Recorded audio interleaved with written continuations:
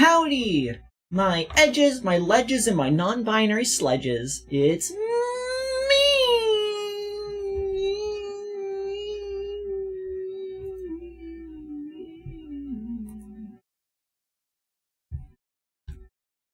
Hi. Hello. It's me. How you doing? I'm streaming. And today I'm joined by the most hedge. It's the most what? I didn't hedge. Hear. Hedge? Hedge.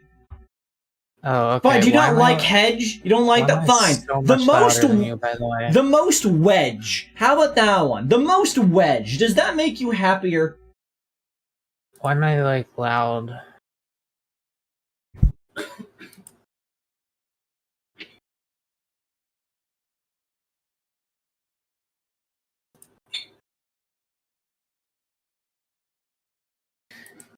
I asked them that question, they just like died on the spot.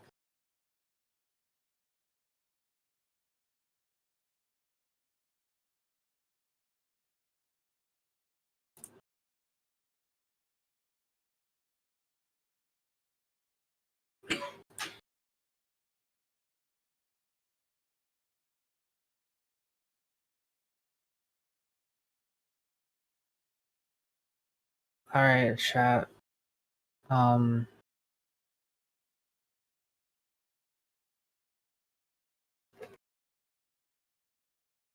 don't know what that song they played was.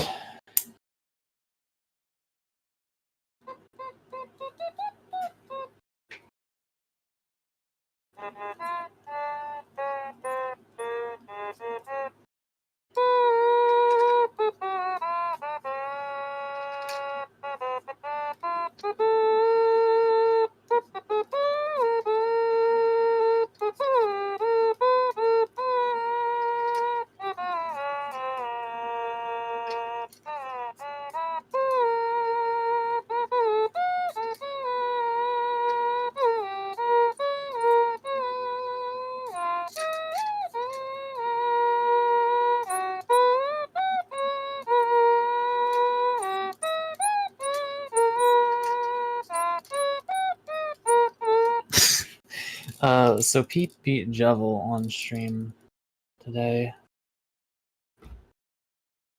And then she threw away her entire inventory. And then she saved. Sorry about that. My sister came in. She's back from her vacation. Mako, should I take the shot? Let's see. What's chat been saying? Yeah, it's worth. That's the first correct thing they've ever said. Avery is squishy. It do be hours. I can't believe Mako lost Asperger's the first 3 minutes of stream. Gotta be a record. The Edge by Lady Gaga. Yes, that was The Edge of Glory. Jane asked if that's the freedom motif. I feel like Mako would have the freedom motif. I was playing The World Revolving on Automaton. That contains the freedom motif, so yeah. How do we know it's called the freedom motif? Because it has been used for like all of the secret like bosses and whatnot, and every single secret boss is related to freedom in some way. Like the Jevil fight says like the air smells like freedom. The other one is like the air crackles with freedom, etc., etc. And so people have called that motif the freedom motif.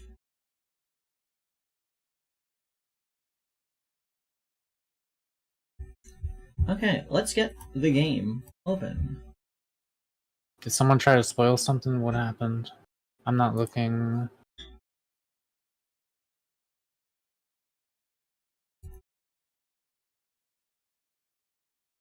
Oh, I think they're just trying to not spoil, like, the Chapter 4 secret boss or something. Oh.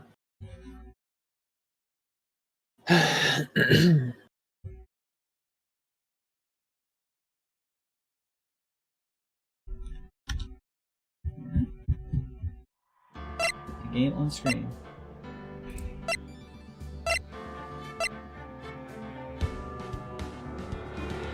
Spoilers get put in the wood chipper.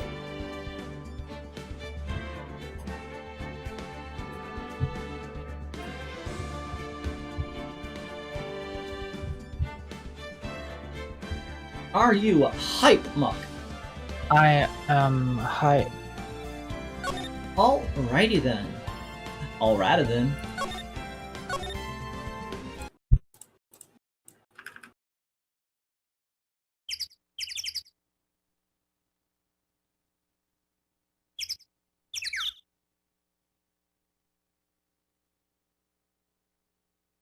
Chat, how are our voice volumes compared to each other? Say something again? Something again. I'm sure like a little loud. If anything, I think you are a little quiet, and I'm good.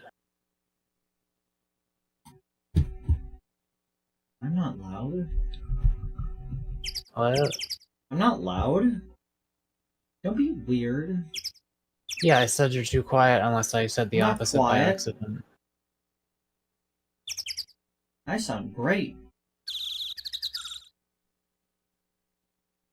I mean, yeah, but you are also quiet.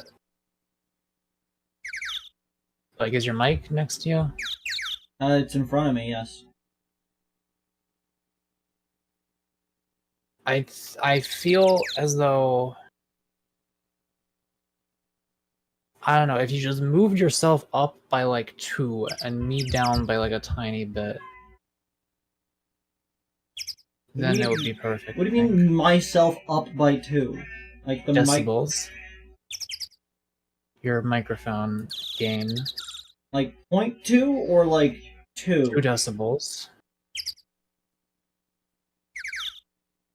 Okay, is this better for everyone now that I'm going to the red on the meter? Wait, really? Yes, I'm going into the red on the meter.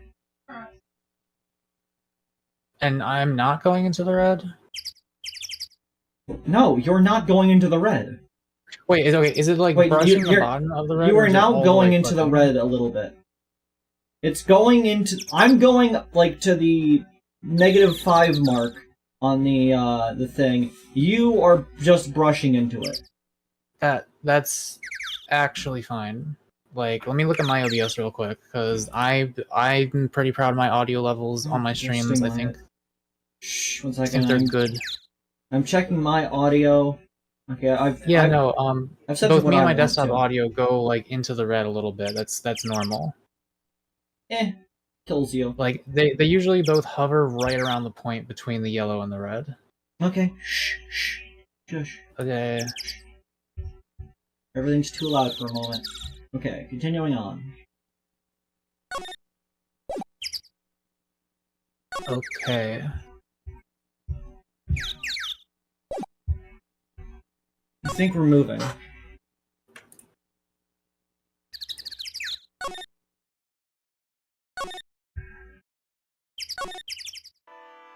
Check, I will never play a gacha game. Or at least I'll never do a gacha in it with my own money. More than $5 in my life. Like, maybe once. I don't know, but I don't think that's even gonna happen. Okay, February 8th, Hazakura Temple Courtyard. And this is where the murder took place, sir.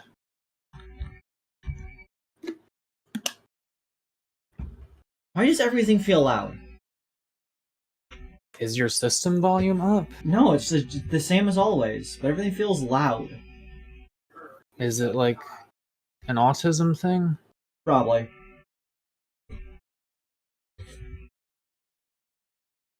Okay. Other than moving the body, and we left everything else untouched. Thanks, detective. Oh, right, yeah. Thanks, detective. I'll just have a look around. Looks like the police are still investigating. Sorry, opening a window.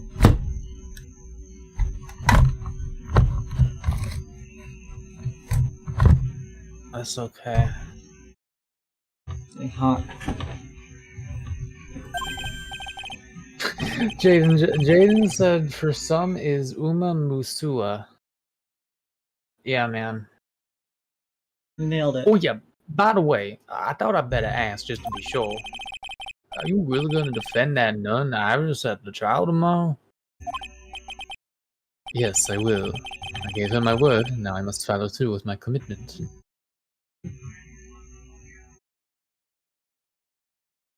Chick says that they can hear the crickets. Like literally or proverbially? Well, in that case, I gotta be careful. Gotta make sure I don't leak the prosecution's whole investigation. Don't worry about it, Detective. Just keep your mouth closed, and I think most of it will flow out on its own. You got it, sir. I'll make sure it flows out like water from a tap. Yes, you do that, Detective. Just how much has your runny spout leaked over the years?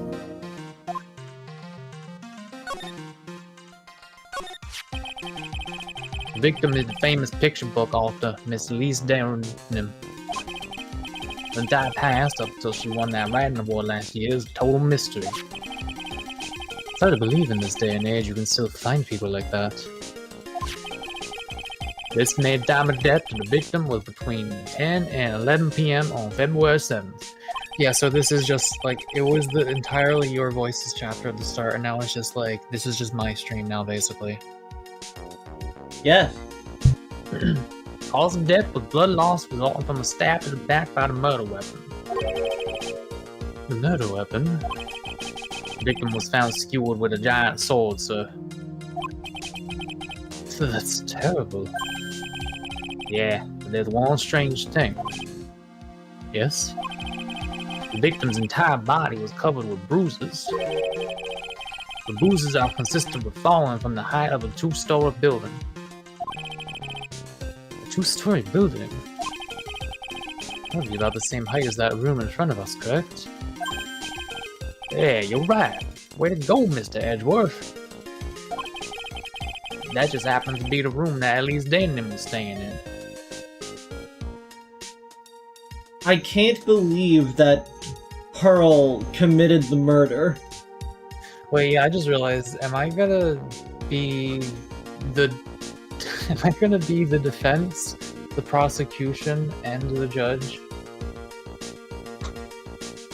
Ideally, yeah. Yeah, I think that's what's gonna happen. Maybe she was pushed out of the window after she was stabbed by the sword?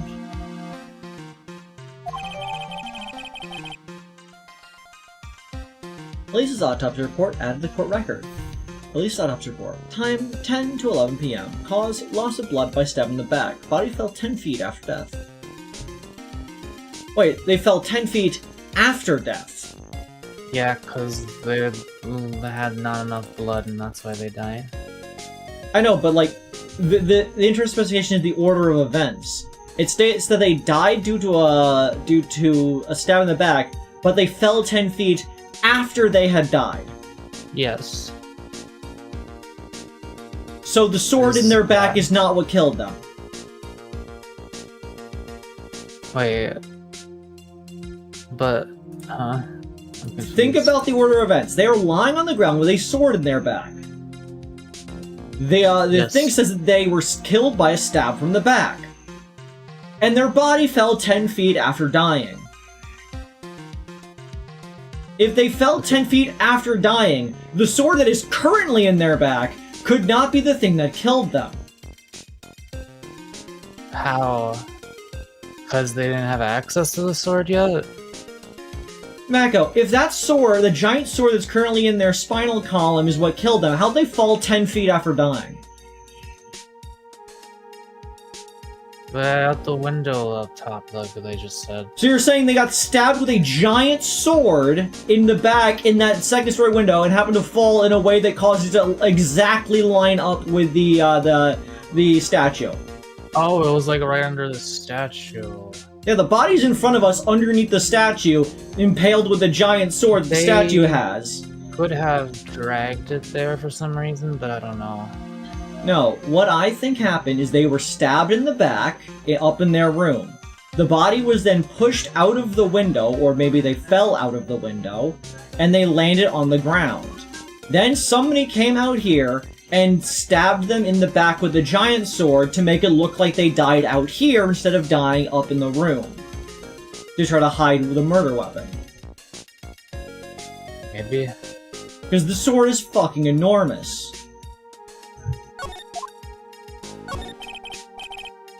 Now then, detective. Let's see if we can summarize what we've done so far. Okay, let's take a look. Okay, let's take a look at the map. Oh yeah, brother. Snap you on a Slim Jim. According to the testimony of Sister Bikini, the head nun, right after they finished dinner, she and Maya Fey headed to the inner temple. Nice animation, dudes. Yep. Having trouble with the turns, huh? At 10 p.m., after ringing the bell for lights out, Iris went to the inner temple.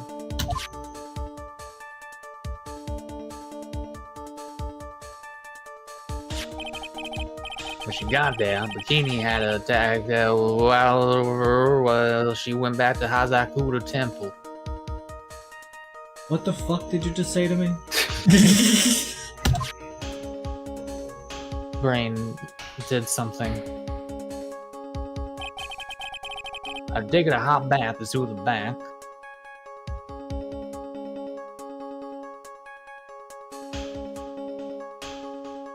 Oh, that's gonna be interesting. Okay, so I just had a thought. So this, as we know on the current version of this bridge, this cable is broken.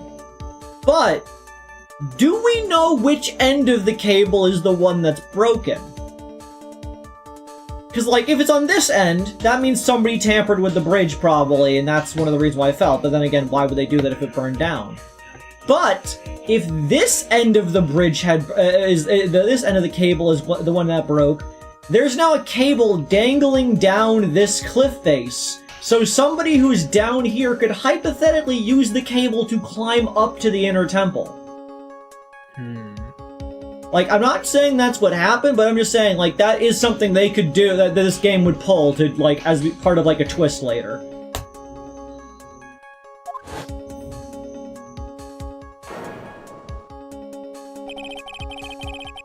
Sister Bikini witnessed a murder in the courtyard.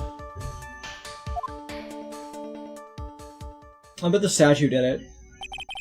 Weeping Angel. One more details, you should ask Bikini herself in the main hall. The inner temple, huh? I'd like some more information about that place. I'm gonna get a water real quick, because I forgot to get liquids. And I don't want to ruin my voice quickly. Mako, entertain the chat. Alright, chat, so,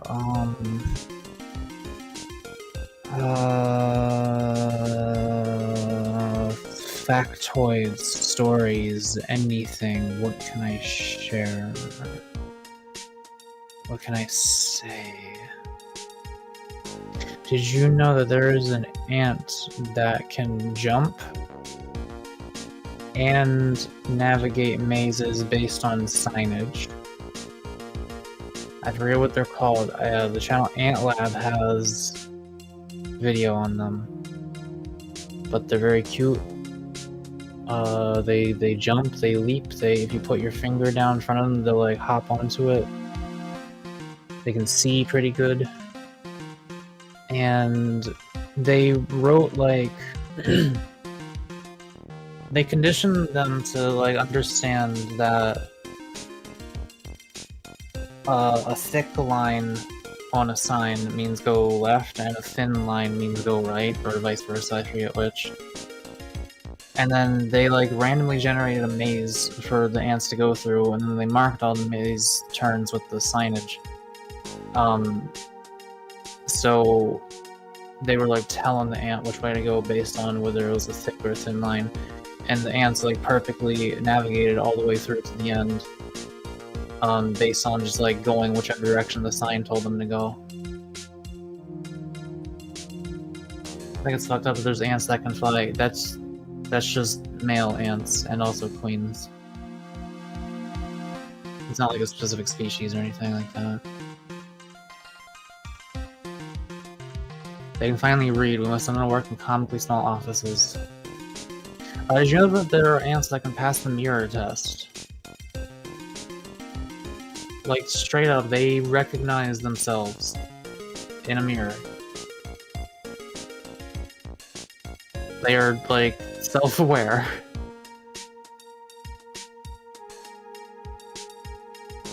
And shit like that is why I think people should respect bugs more.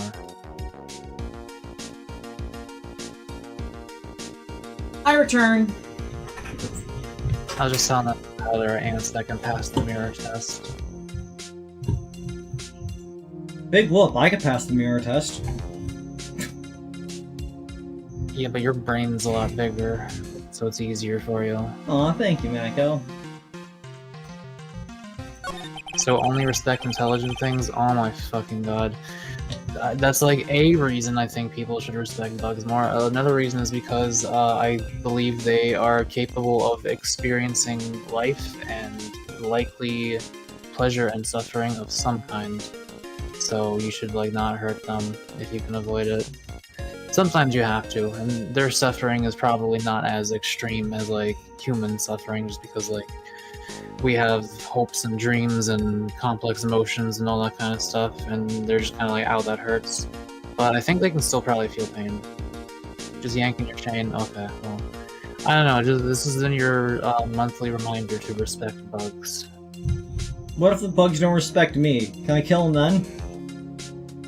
I mean, they don't. They probably don't, but it doesn't mean you can kill them. What if the ants walk in a specific pattern that spells out a slur at me? Can I kill them? No. Why not? What if they knowingly do that? They make a follow-up message saying, like, we know exactly what we're doing, and we are doing it intentionally. Well, would you kill, like, a, If a human being actually called me a slur, I'd say there's a solid 50-50. Jane says, I respect all bugs except mosquitoes. I can kind of respect that. Mosquitoes are the deadliest creature on the planet. I feel like whoever's the deadliest creature can get a pass on killing. I didn't know they were, like, #1. Yeah, they are the #1 cause. Like, by, like, count, they are the #1 cause of other creatures dying. And mosquitoes, like, don't, like, you don't need them, right? No, they are not beneficial to the environment. Alright, I would support genociding, mosquitoes. The fact that I had to pause there because my brain is so cooked right now. Is your original line? No. The trial begins tomorrow, but who's the prosecutor? Pretty sure it's that Godot guy, but... Toe Dog. Nobody can get a hold of him, so we're looking for a replacement. What do you mean? It's really weird. All of a sudden, no one can reach him. He's not real! Right, we'll play as the prosecutor. That would be fucked up and kind of funny, though. I wonder if the rumors are true. Maybe since Mr. Rat caught a cold and won't be defending, he just lost interest.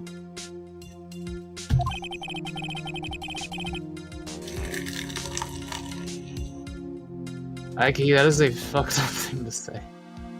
I intend to appear in court in the role of defense attorney. It's like you didn't even watch my fucking video. Guys, watch my video. I put a lot of work into it, and like no one watched it. Watch the free will video. It's good, I promise. Back out. Can I have $100 or else I'll put myself in the Infinite Torture Nexus? What the fuck?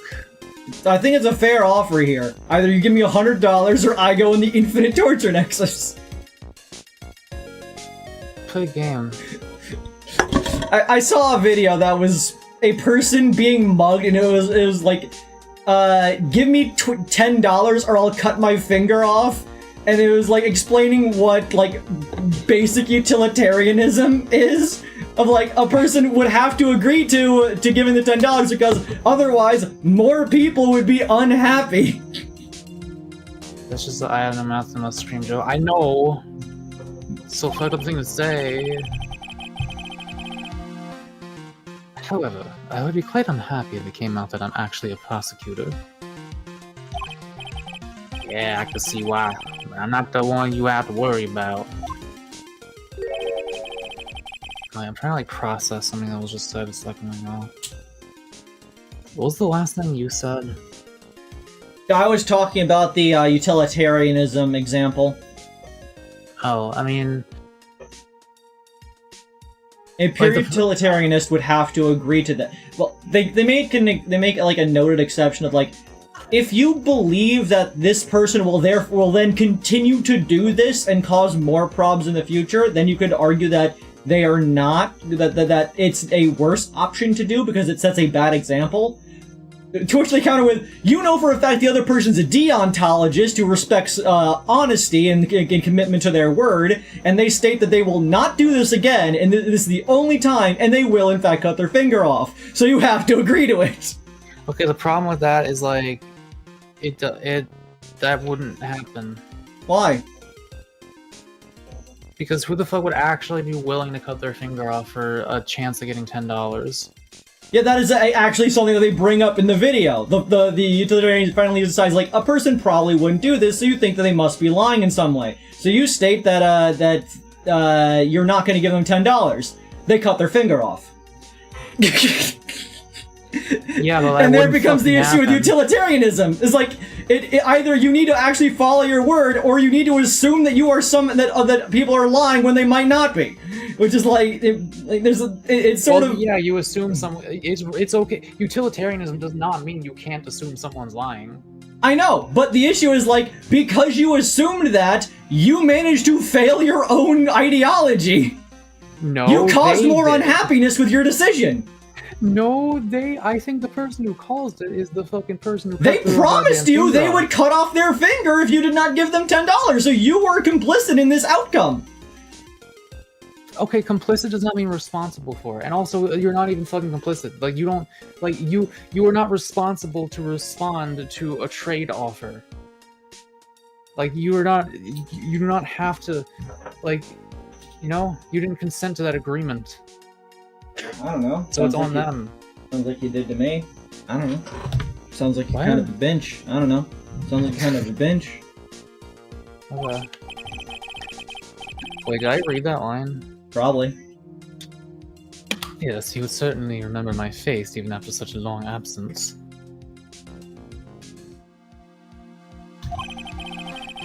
That's why I requested that another judge preside over the trial tomorrow. Oh my god, I'm not gonna be the judge. Okay. I gotta be the Canadian. Oh, not him. Not him. We've only met each other once. There's a good chance he won't remember me at all. Yeah, but what about the prosecutor? Everyone in the prosecutor's office must know you. Wouldn't it be a problem if someone there made a big stink, sir? There's no need to worry. Utilitarian sounds stupid, really. It's like it's like easily the most reasonable fucking position you can have. It's just like good things are good and bad things are bad.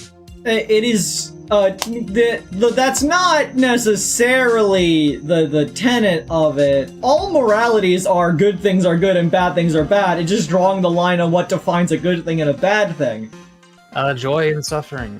Well, yes, that's the basis of utilitarianism.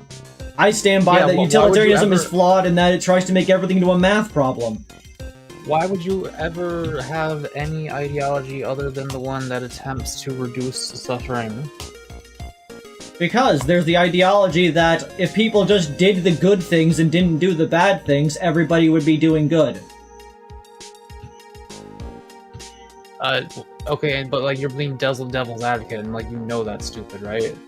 No, if you just have if you just have a set of virtues, which are, these are what good people do, and the thing is that these are what bad people do, then you're a good person if you do the good ones, and you're a bad person if you do the bad ones. No math involved. But you define those things based on what causes joy and suffering. Nope, you can just choose them arbitrarily. Okay, but that's stupid. Why? Because joy and suffering are like objective things that exist that like cause the universe to be either happy or sad. Give me $10 or I'll cut my finger off. I don't understand how you think that this is like, again, I know you're lying. What if I'm not? Like, what if I'm not? Then I could be an idiot.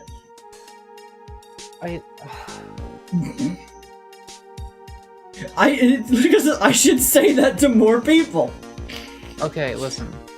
The likelihood of you actually cutting your finger off is so slim that if you do the math, if you do the made-up math that doesn't have any actual numbers associated with it that I'm doing in my head, the guarantee that you will lose that $10 is worse than the tiny chance that you actually cut your finger off, because of like it's a guarantee of like a kind of bad thing versus an extremely small chance of a worse thing. Yeah, but the issue is if the outcome does occur, you have directly been responsible for an outcome where more unhappiness happened than happiness. Well, yeah, but like accidents happen. That doesn't mean it's not an accident. You calculated it and you did the math wrong. But that's what an accident means. No, accidents are unintended outcomes. This was one of the possible outcomes. You accepted it as an option. It's like, if you did the other option, there was a 100% chance that they would not lose a finger and you would just lose $10. But the other outcome resulted in there's a chance they're going to lose a finger. And if that happens, you have failed utilitarianism. Positive utilitarianism, usually, but, you know, if you want. The outcome... Okay. The outcome being the finger cutting off does not retroactively make the decision to keep the $10 a bad choice. Oh no, you didn't make a bad call. You just caused a worse outcome. Yeah, you caused the worst outcome, but like by mistake. Like, if you had known that you would have done that, then you would have. It wasn't by mistake. You knew it was an outcome. Avery, if you knew that they were definitely going to cut the finger off, then yes, utilitarianism says give them the $10. But if you're like 99.999% sure they're not going to cut their finger off, then it's not like you are not disproving utilitarianism just because that tiny chance actually comes true. Well, that does not follow at all. It's like a non sequitur. Well, first and foremost, as stated in the original example, they're a deontologist and stand by that they are honest and that they will follow their word. Second of all, as Salt has pointed out, utilitarianism doesn't believe in intention, it believes in effect. What is the outcome, not necessarily what the, actual action itself is. Oh, that's not how that works. It's... oh my god. Okay, if you follow your line of logic here, then you would be saying that utilitarianism is actually just based on, oh yeah, whatever thing happened, whatever outcome happened, that means whatever decision led to it was automatically the smart decision. Like, if the outcome was good. But that's not how it fucking works. Okay, if a very small chance of something happening actually happens, but you bet on the more sure thing, it was not a bad idea to bet on the sure thing. Like, just because you didn't actually get it doesn't mean you should have voted on the lower chance. It had a lower chance of happening. Like, you made the right decision, it just led to a bad outcome. Like, it was still the correct decision, even though the outcome was bad. Let's get on with the game. Okay. There's no need to worry. I'll pull a few strings and rings for a task of my own choosing.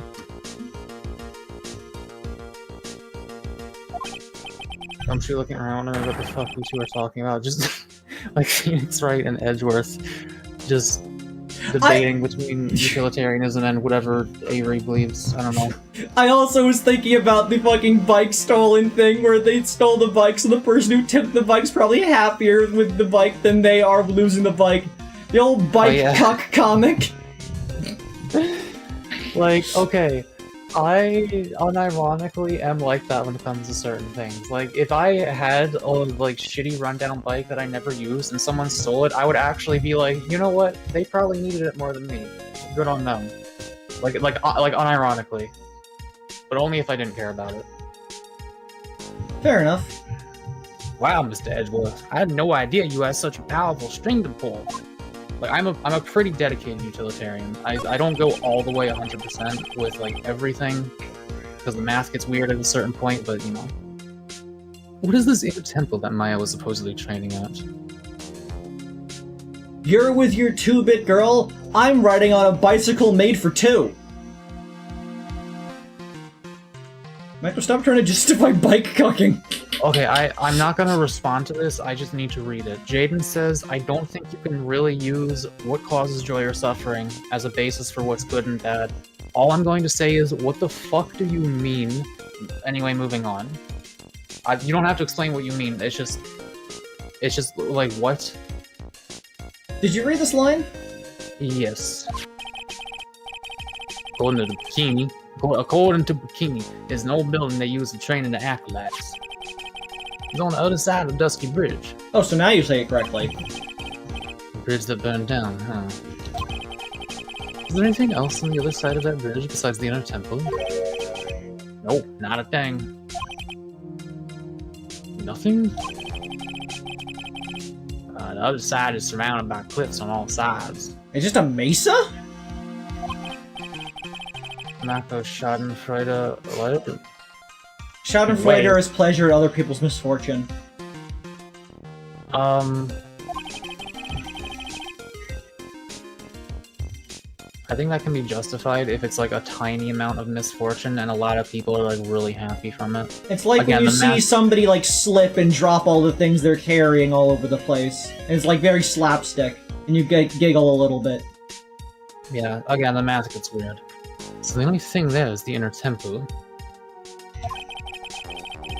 Well, Jaden, then you adapt it to each person.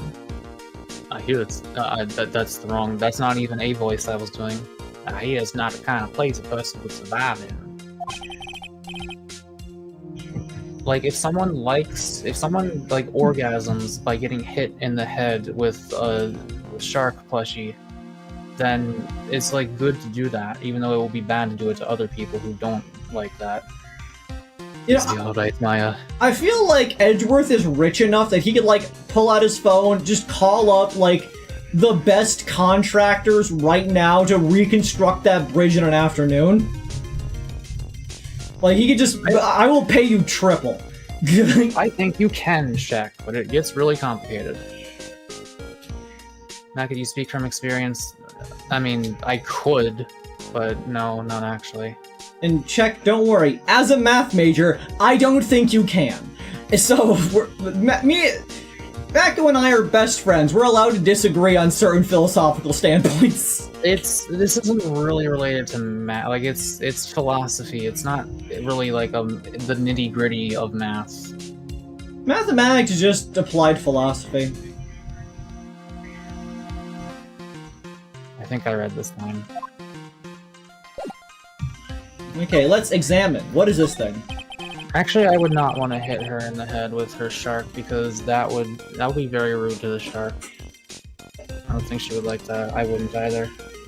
It's the lantern. Suppose they laid it at night.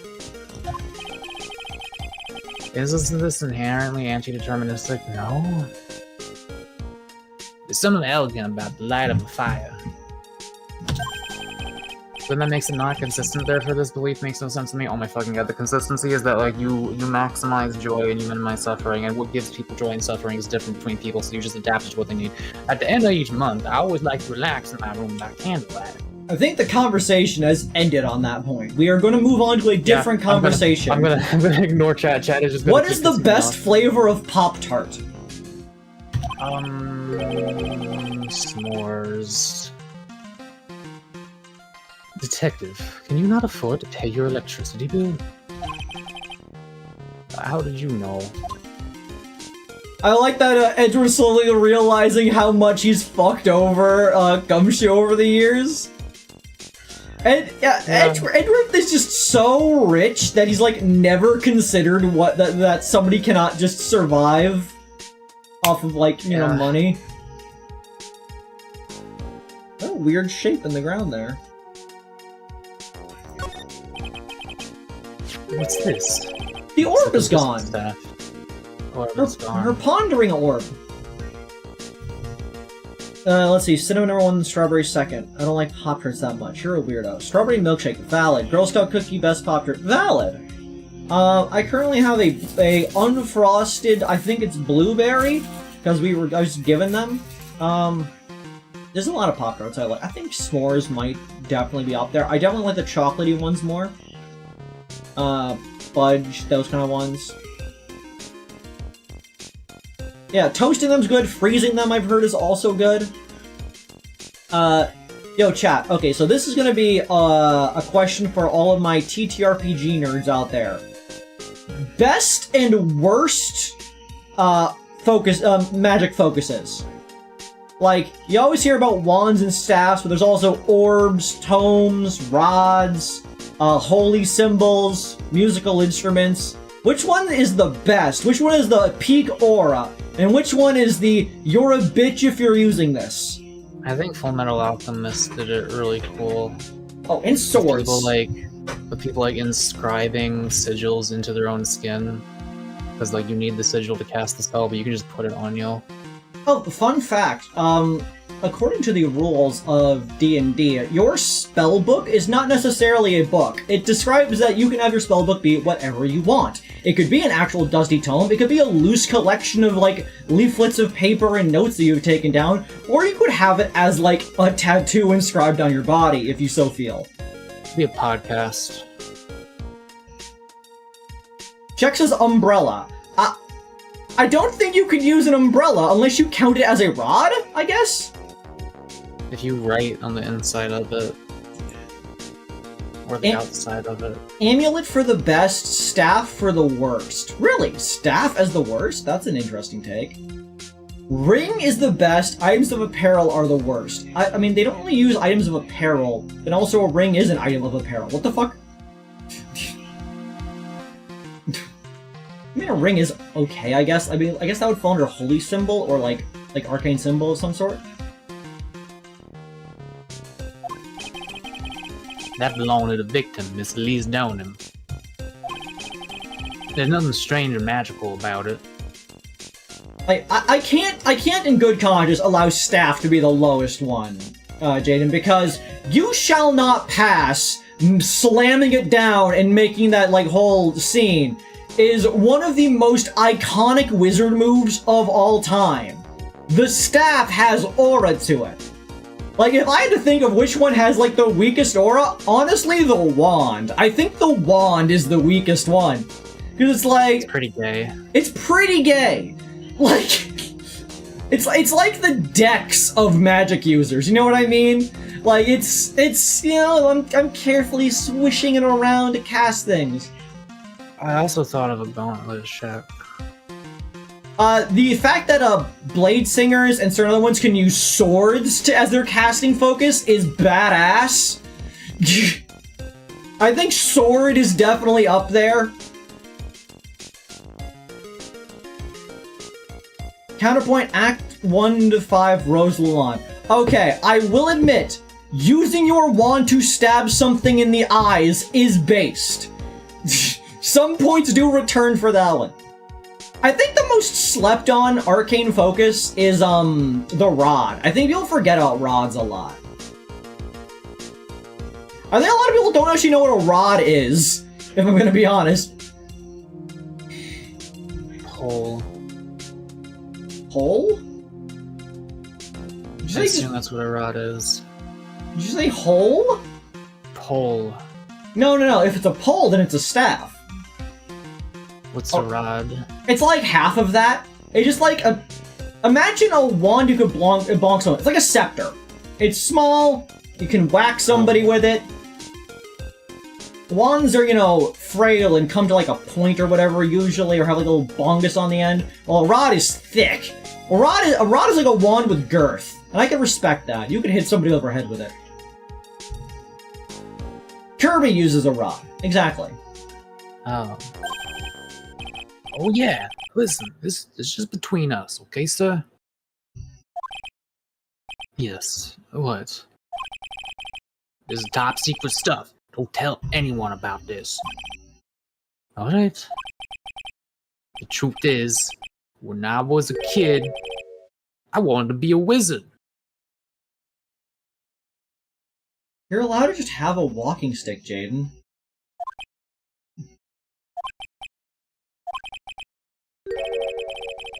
That's it? That's what you wanted to tell me?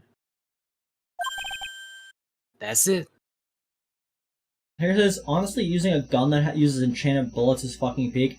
A friend of mine in a game, they aren't a caster, but they have a gun, and they worship every evil god at once, and to make sure that they're all getting equally appeased, they inscribe the sigil of each evil god onto a different bullet, so just in turn, each one gets cycled into the chamber whenever they kill someone, so that each person they kill would go to a different one. I think that's just really nifty. This staff was made from a very strong kind of wood.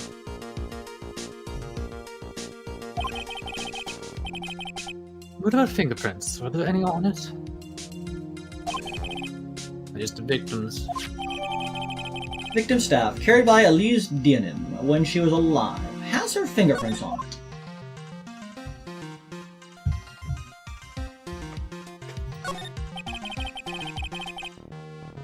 The main gate must be just over that stone wall. 1 second.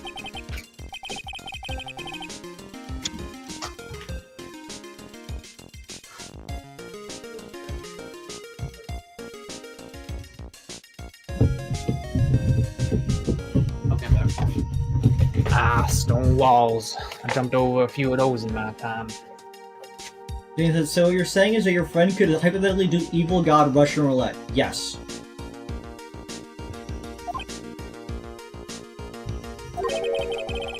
Most of them are good memories, but not all.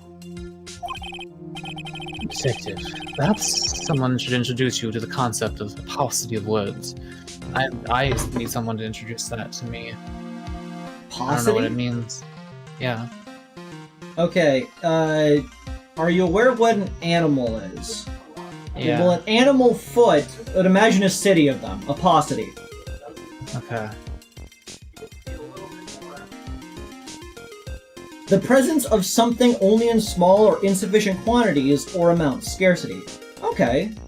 Alright, that's a new word for my dictionary. My lexicon. Paucity. A small collection of something.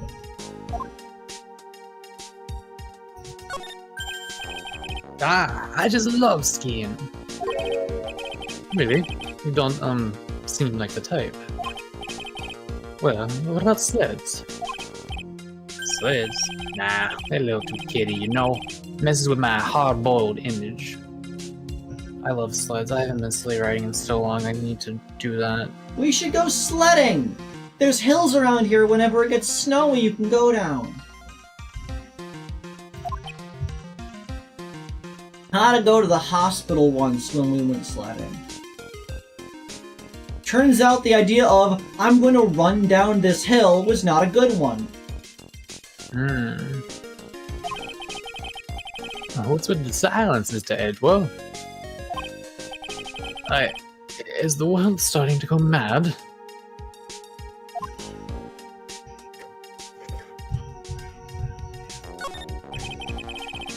The main hall of Hazakura Temple is above us here.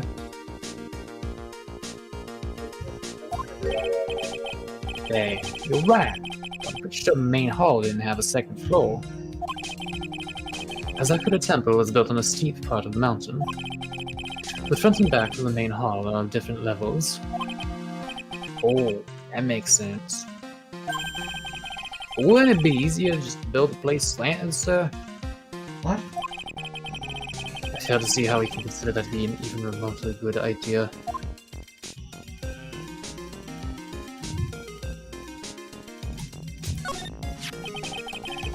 So the sword from this gold statue is actually the murder weapon. You should always called Shido, by the way. Nasty piece of work, sir. There's still blood on it. Suppose this is the victim's blood? I like how we've been hemorrhaging viewers. Fucked up. Yep, it's all over the blade. Speaking of all over the blade, there were 10 people when we were talking about philosophy. I thought that was like what caused them to leave. Yeah, I think it was too. Oh. They have fingerprints all over the hilt of the Cheeto tool. Akai says, why do they have a solid gold statue? Religious spiritualism always gets the money. And they always build gold statues. Naturally, they match the prints we got from the younger nun, the defendant. The fingerprints on the murder weapon? That's always a good sign. What was wrong? You're looking real solemn. Is this how it is for right? Is this what it's like to be a defense attorney? Feeling everything's stacked against you? Yeah. Yeah, figure it doesn't feel really good. I am Mako. I might be playing Settlers of Catan later. Would you want to join?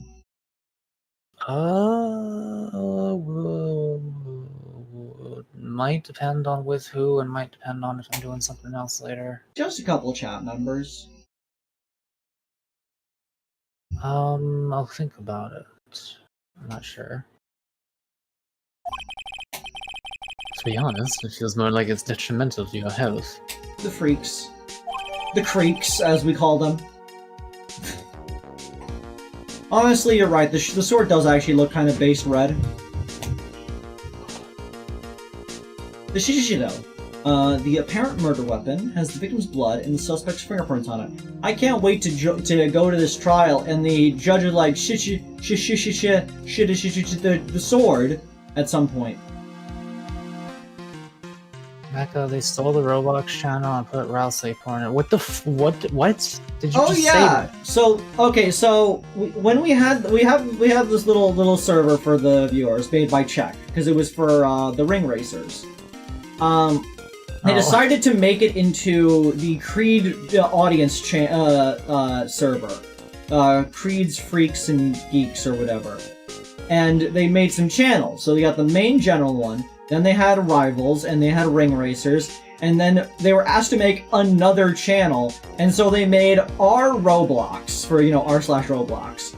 And while I was just in a call with the others, we just decided to post anything in r/Roblox. The rule became, you can post whatever you want in r/Roblox with only 2 rules. It cannot be related to Roblox, and it has to be censored. Like, okay. Every image needs to be censored.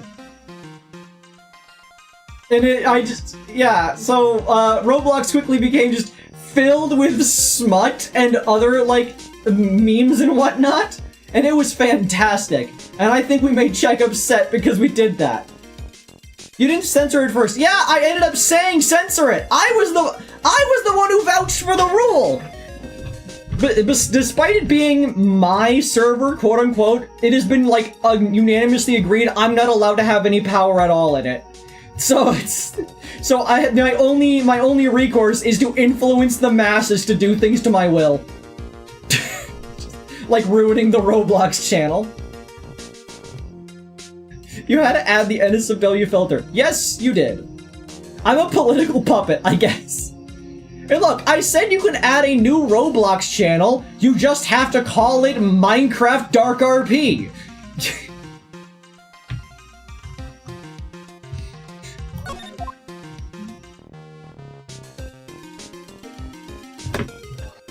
So, is my iPhone charging cable, broken? There it goes.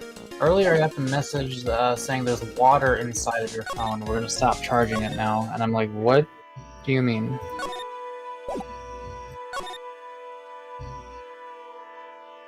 It's charging now.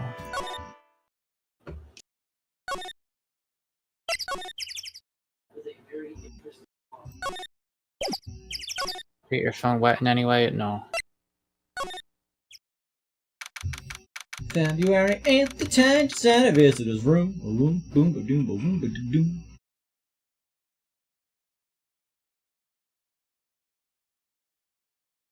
Do you have to deal with Makos' check? Look, I'm a great and powerful leader. You can't stop me. Oh, Mr. Edgeworth. I came back because I need to ask you a few more questions, if you don't mind. But I've already told you everything that Iris, please remember. I'm on your side. You can tell me anything.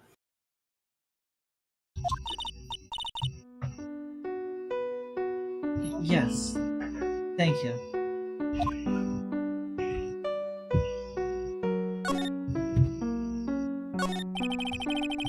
I just finished speaking with the head nun of Hazakuta Temple. She testified very clearly as to what happened. She said she saw you stab Miss Elise Danon with a sword.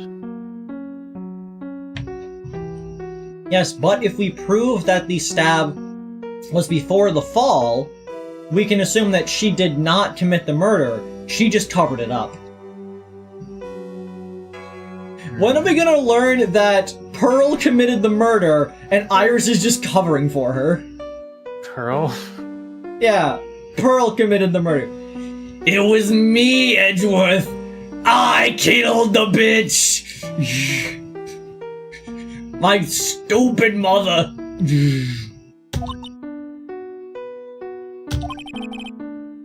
And one other thing.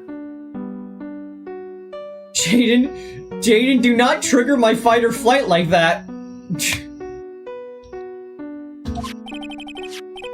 She said that when Maya Fey began her training at the Inner Temple, you were there as well. What? When I spoke with you last, you claimed that you never went to the Inner Temple. It is a good song, but don't trigger my fight or flight, as stated. Have you ever seen the edited version of that where it's just the first two lines, like, pitch shifted to match every other line in the song? Welcome to the underground, how was the fall? Welcome to the underground, how was the fall? Welcome to the underground! And yes, Sister Bikini says she met with you at the Inner Temple that very night. But How are your balls? I didn't go there. I didn't go to the Inner Temple last night. Looks like she's unwilling to tell me the whole truth. Okay, so I'm not one for call-out posts, but like... Okay, so I'm watching this one streamer playing through Undertale and Deltarune. And... like, I'm not going to give away who what the channel is, because I don't, put somebody on blast. But, like, I thought it was a really interesting concept, because the person is a psychologist, they have, like, a degree and everything. And so they, like, psychoanalyze all the characters, and are actually able to, like, read into, like, motivations and such, like, pretty early on, which I think is pretty nifty. Like, they do a really good job of, analyzing the characters, breaking them down for, like, what their, like, responses are, what their sort of, like, where they are mentally, like, their, like, that kind of stuff, like, their mental stages of, like, age and that kind of such. Like, they do, it's really interesting to see a person do this, like, in real time as they're experiencing the story. The issue is that I'm almost 100% certain that they are lying about having never seen the game before. It's like they keep they comment, like, people like say that they're pre-watch and that kind of such, and they point out, like, they've not done that, and, like, many times it feels like they've not seen the entire game before, but it definitely feels like they've seen some things before. Like, they know of certain secrets to do, but they don't know of the general gist of how the game goes. You know what I mean? Like, they I try to give them the benefit of the doubt 90% of the time, but, like, there's a few key instances where it's like, they are very obviously trying to trigger or do something that they should not normally be doing. And it was the end of Chapter 1 of Deltarune. And you know how the flower shop, Asgore's flower shop, has the second door on the side of it, like the secret door? I don't remember. Yeah, there's like a second door on like the side of the building. They kept seeming to try to click on it. But for whatever reason, they kept misclicking and clicking on and checking the truck instead. They checked the truck like 4 times, even despite twice looking at the other wall. And they even, once they went in the building, did the stuff there, they came back out, went back to that location, looking towards the wall, and still triggered the truck, and then continued on their way. And they even, like, reacted to it. They even, like, reacted to as if they were seeing dialogue that was interesting at some point. And it was like, they're intentionally trying to check the door as if they are discovering it for the first time, and they're just missing it somehow. They keep fucking it up. And so I'm like, dude, I'm pretty certain that you've seen this game, that you've seen these secrets in some way, and you're just trying to lie about it. But also, the other things that you're doing with this, like, well, this is really cool, and so I'm continuing to watch, but like, come on, just take things genuinely. It's okay to just miss shit sometimes. Like, I don't know. It was just, I wanted to get that off by just because I'm the only person who would know about that.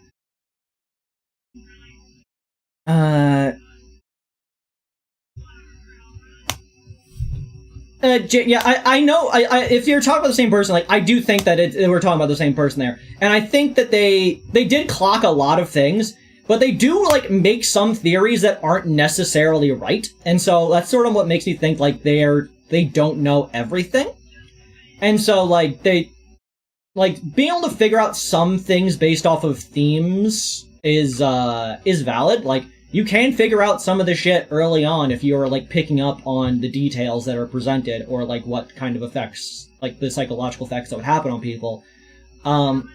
It just, that's kind of stuff I can forgive. It's when they're clearly taking actions to locate or cause certain events. Like, the fact they found the fucking egg. The fact they found the egg in Chapter 1 makes me incredibly suspicious of them. Anyways. I'm very sus of anyone who finds egg. Well, they had some sort of justification to it in like, the opinion, is they saw they had managed to get Starwalker, the Starwalker encounter at that long hallway, and when they talked to Sham to try to get the key, one of the things that they said was, you gotta walk where the stars don't shine. And so they thought, okay, walking, stars, Starwalker. And so they go back to there. And they just happened on one of their passers into the room and then leaving that room to trigger the egg encounter. But also felt like they were going through the door a little more than they needed to. I don't know. So it was very suspicious. Like, everything they do at the is very suspicious. Anyways. I wonder if I'll find the answers I'm looking for if I break those psycho locks. More like suckococks. Am I right, gamers? Am I right, gamers? Gamers. There are no gamers. Am I right?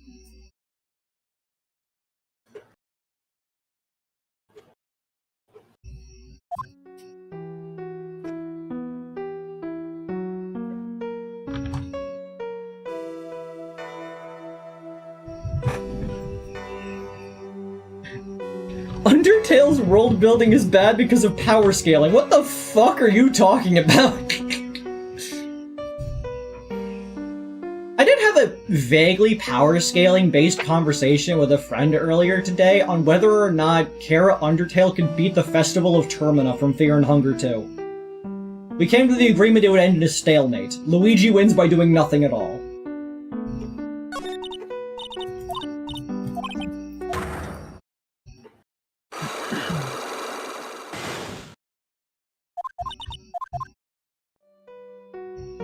Okay, let's do the... Oh, I guess I should also probably try to present the other things.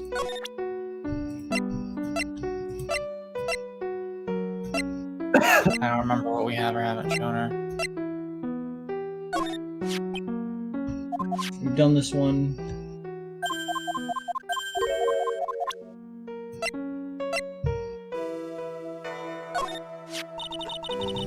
That's Mystica Lee's DNM. She's a picture book author, or so I've heard. Does she come to Hazakura Temple often?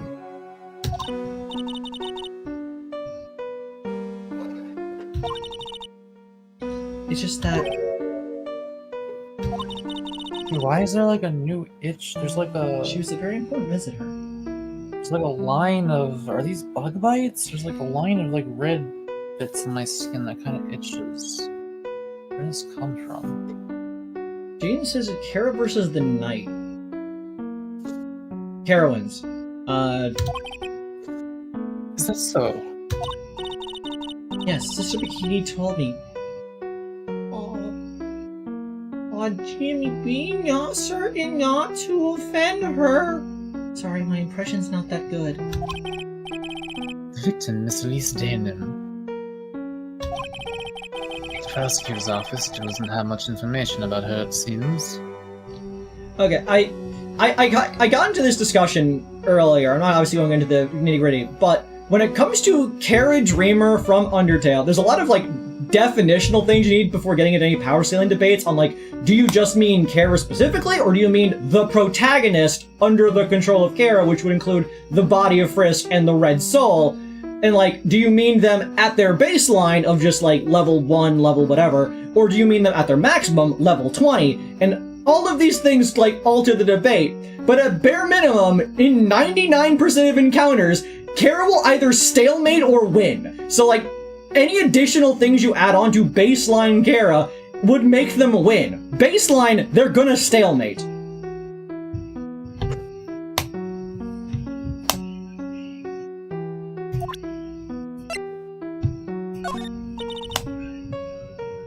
I'm sorry. Okay, so yeah, that's just the generic response. Okay.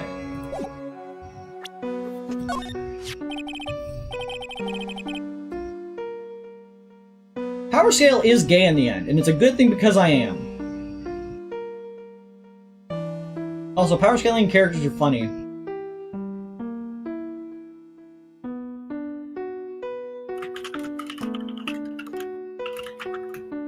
Okay, Jaden, I could see your argument, but... like, baseline, Kara is an essence with determination with no physical body and no soul. They are completely non-attackable. So they just stalemate because they can't do anything to anyone, and nobody can do anything to them. As soon as you add the other components to them, they can either erase the world, or they could just save and load and eventually win any combat. There's no debate here. Kara wins. It's sort of their thing. Eventually, they win.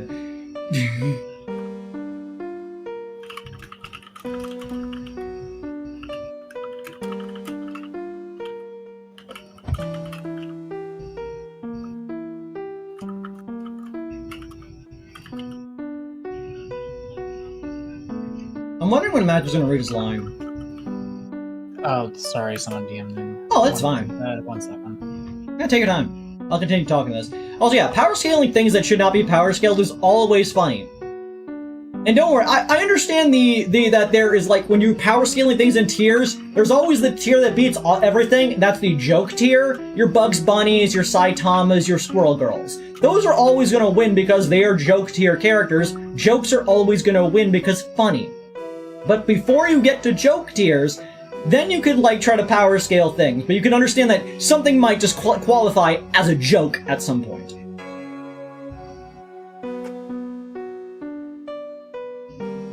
Okay, this letter appears to be addressed to you. Yeah, that's a normal way to read that line.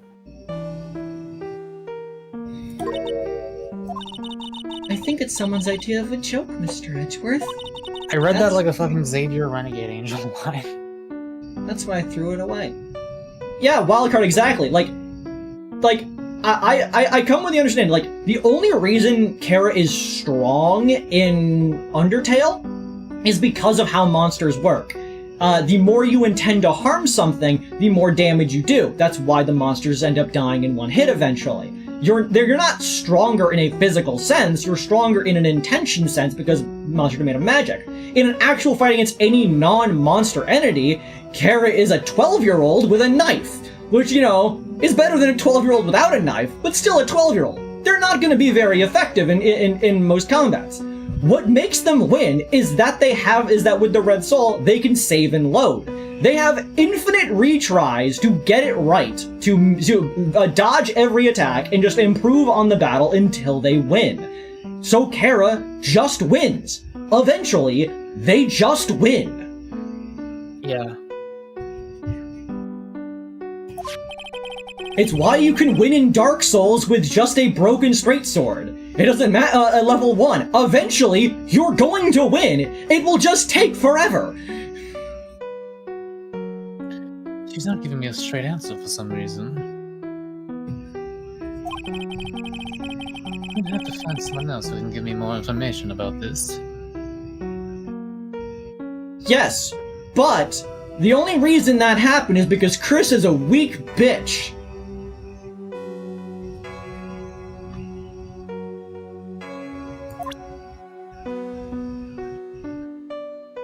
Sans is not a fourth-dimensional reality bender. Don't be fucking stupid. Sans can teleport and that's it. Anybody who reads further into that is a donk ass.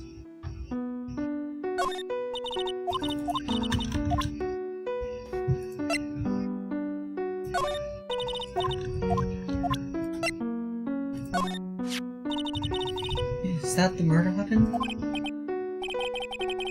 Yes, it is. Have you ever seen it before? They said he was a reality murderer because he cheats in his fight. That's not bending reality, it's just him not abiding the rules. The universe isn't forcing people to fight like that, they're choosing to because that's just how they do it. No, you're allowed to dodge out of the way, does that make you a reality bender? No! He just decides to sidestep! You gotta actually think about what the intended design space of these things are, not just trying to justify stupid bullshit.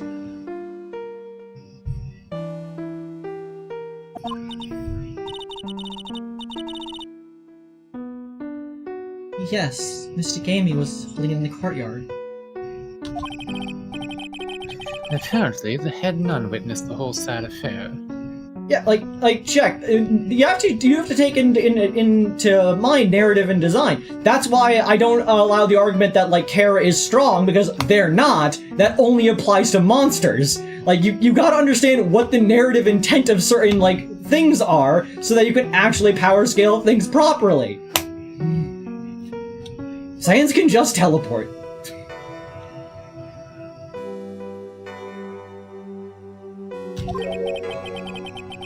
She saw you stabbing Miss Elise Danem with this very sword last night. How did they get that sword through them that much, you fucking weirdo? Also, the statue's visibly still holding the sword.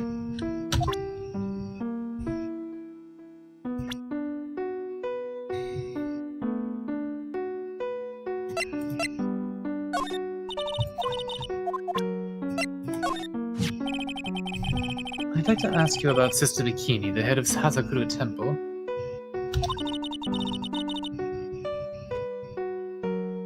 She raised me as if she were my real mother. As if she were your real mother? I was left at Hazakura Temple when I was just a small child, and she's taken care of me ever since. Forgive me for sounding rude, but what about your family? Exploded in an explosion accident. I'm sorry, but I'd rather not talk about this. Never heard anyone describe it like that before. What? You like explosion in an explosion accident? Yeah.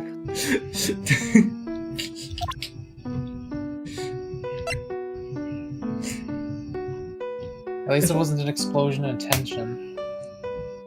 Check says monsters must be really weak to pass at least. They are canonically really weak. That's the point. They lost at war without getting a single other person dead. Hundreds of them died. Like, that's sort of the point. They're not physically strong. They can do magic.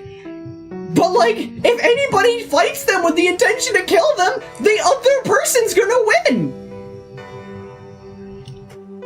Stupid!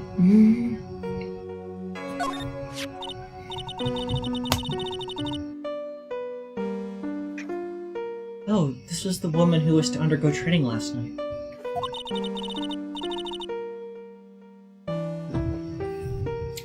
She seems like a very strong, reliable woman. Definitely. Though, if I could think of words that describe Maya Fey, very strong and reliable are definitely the top two, followed shortly by woman. We have to actively intervene to stop her from stealing evidence. We have to hold her back from eating all food in a mile radius.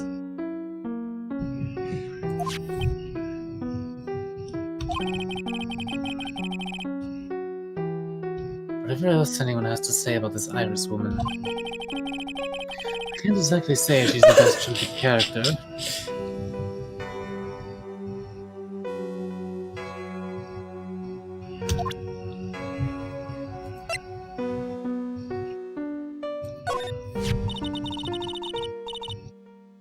This is the trainee's younger sister, correct? She's cute as a button, and she seems to really love mashed potatoes and gravy. I love the fucking gravy! Oh? She said she was going to have the leftovers for dinner the next night. And then she took the leftover potatoes and the whole pot of gravy with her to her room. I fucking love the gravy! Just the whole pot of gravy. I will admit, gravy kinda bussin'. Mashed potatoes hit or miss for me, but gravy kinda bussin'. Gravy seems gross to me. It's just meat juice slop! Wait, it's meat juice slop? I didn't even know that. Well, now I'm never gonna eat it. Why? It's gross. Tasty. Meat juice slop. I don't ever want to drink meat. Just chug the gravy, Mako! The only Chug meat I the want to gravy. drink is kombucha. Read Hopeless Organic. I'm gonna make a food that contains gravy and make you eat it just to watch. Like, I might actually gag, I'm not joking. Just like knowing what it is. I'm confused by your existence. It's just food.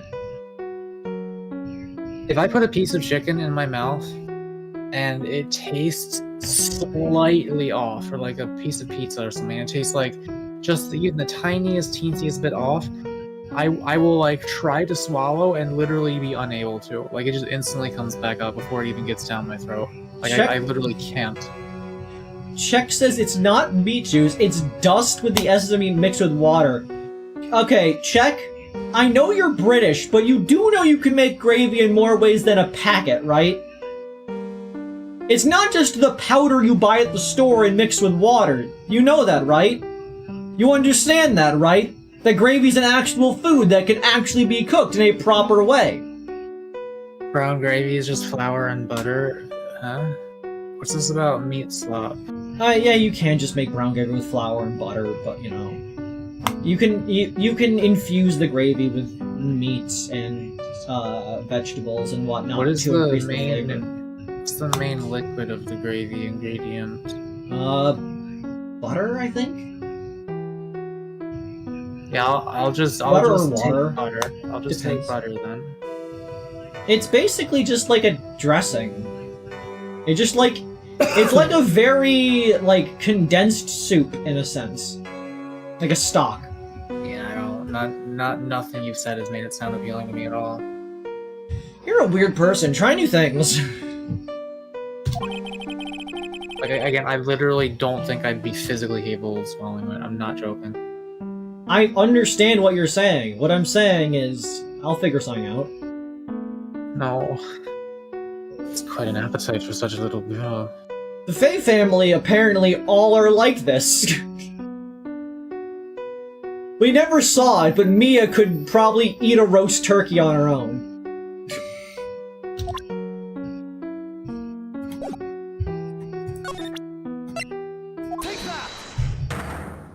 I like the Edgeworth gravy. It's the same as salad dressing. The only salad dressing I like is the vinegar-based kind. Like zesty Italian, you know? You're a zesty Italian. I am not. My torso is not hairy. That was frightening. That reminds me, I need a shave. Ugh. I was frightened. Since I have been handed this case, it is my duty to dig up all the answers. Understand? All the turkey goes to her boobs. Shut up, Check. That's a joke I'd expect from from other chat members, not you. You're supposed to be the normal one.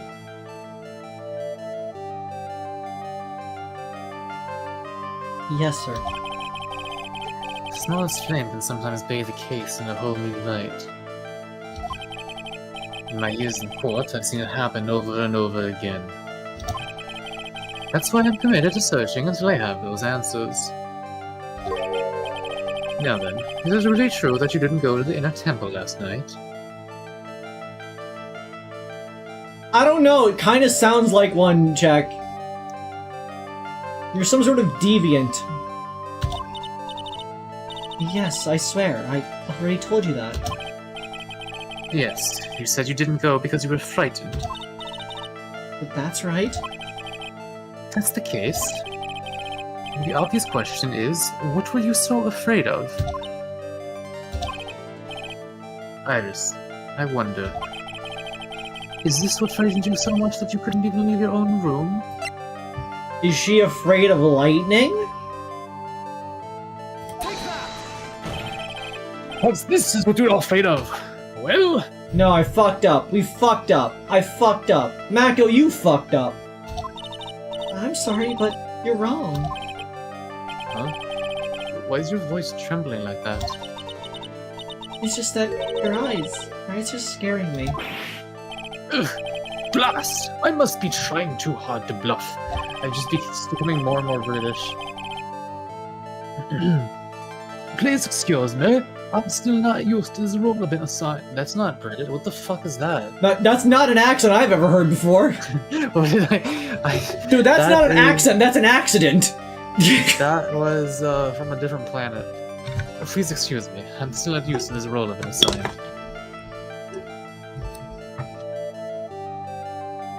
I could have invented new people. No, I should apologize. I'm sorry for being such a scaredy cat. Anyway, I'm still determined to find the answers to this mystery. I'm telling you, I really was in my room all last night. If that's the case, the obvious question is, what did you so learn? What were they so afraid of? I mean...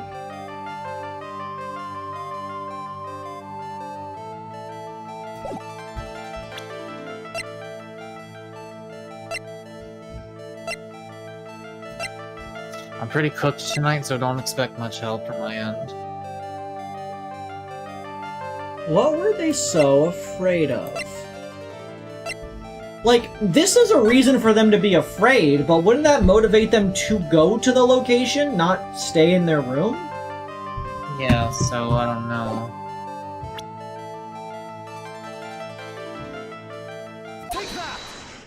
Apparently. Take that! I found this in the main hall. It is addressed to you.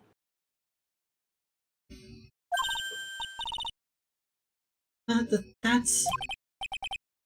You're always cooked, only evenings. Well, Iris? Mako cooked like a fucking deli ham. Why are you glaring at me like that? You were scared of the blackmailer who wrote this to you, isn't that correct?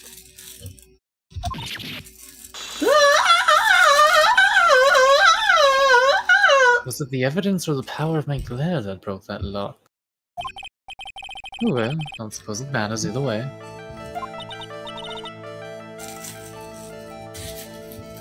Speaking of cooking and getting baked, I made brownies last night. Yes. I want to make wheat brownie. I thought that letter was just someone playing a prank on me. A prank? Well, yes.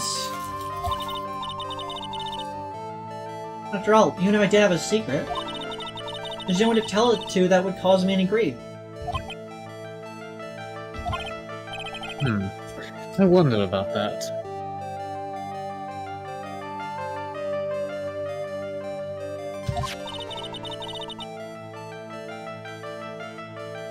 Bikini is like a mother to me. I would never hide anything from her. No, you may not have anything to hide under normal circumstances. However, last night was different. Unfortunately, I don't know the exact nature of your secret yet. However, whatever it is, there's one person you didn't want your secret told to.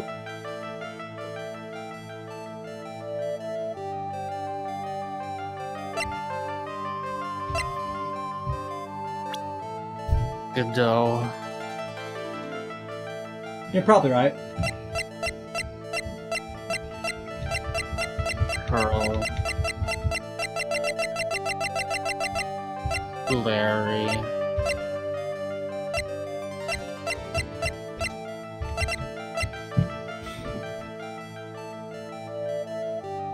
There's one person you didn't want your secret told to. While you're thinking about this, I would like to pee. Like, the first instinct is right, because obviously the history is right, but like, we have nothing to prove that, do we?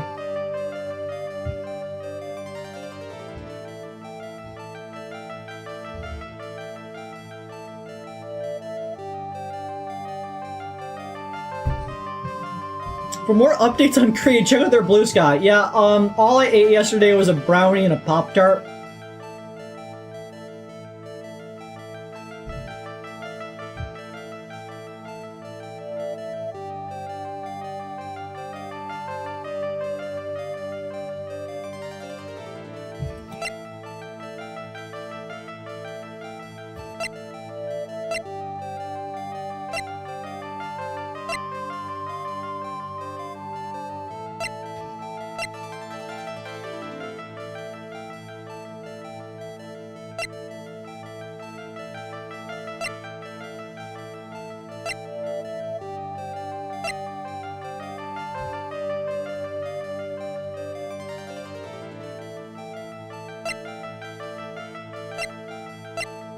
Herm, Herm, Herm, Herm, Herm, Herm, Herm, Herm. Please eat more. I have $2 to my name, maybe. I can't get food. I managed to make brownies last night because the ingredients were the package and 1 egg, and then oil, water, and butter, which I just happen to have. The sink creates infinite water.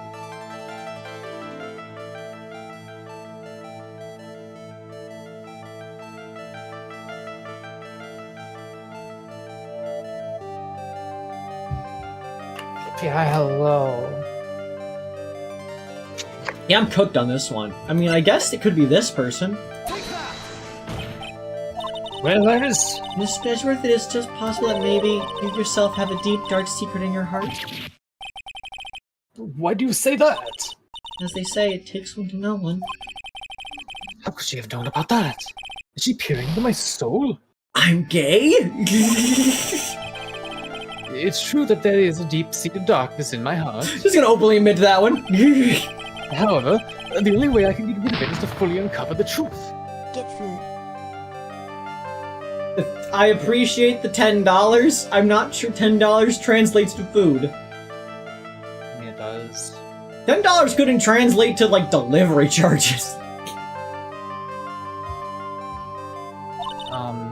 You buy it on grocery. There's a dollar store, like, a couple roads away from me. I would need to drive there. Should we find my secret? Unfortunately, I don't know the exact nature of it. Oh. Who did they not want their secret told to?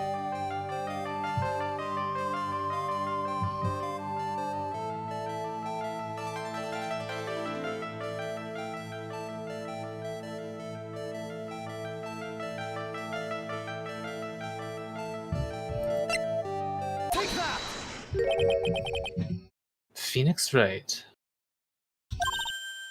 Huh? You mean something to write, it seems.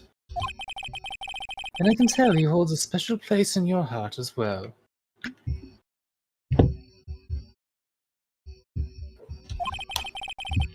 That's why you didn't want him, of all people, to know your deep, dark secret. Well, what do you have to say? Skibbity.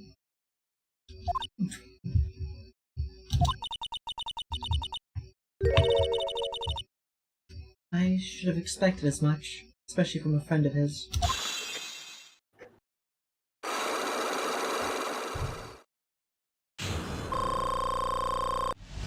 Hell yeah! Fucking gaming!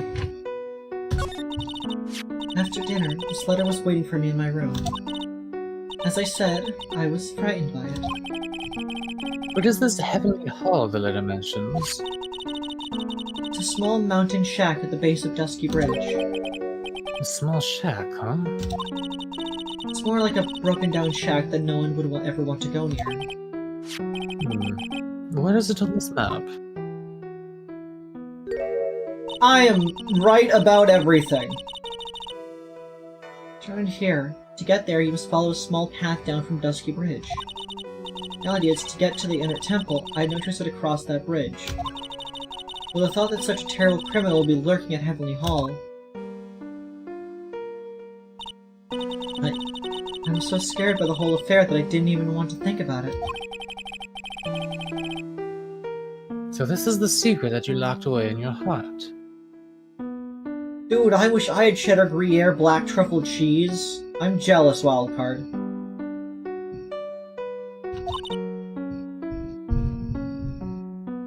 Yes.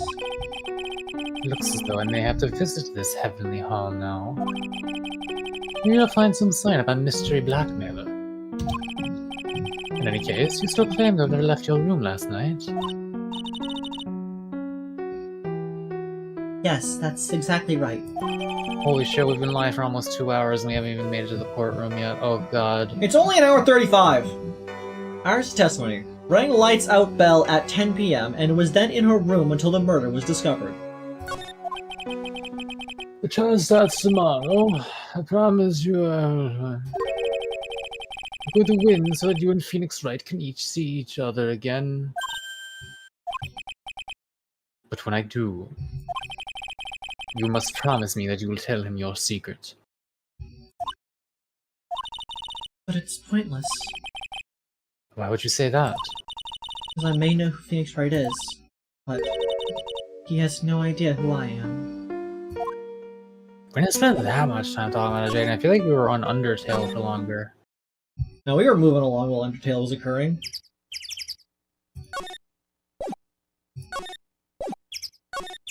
Heavenly Small! Geez, I wonder who's been staying here.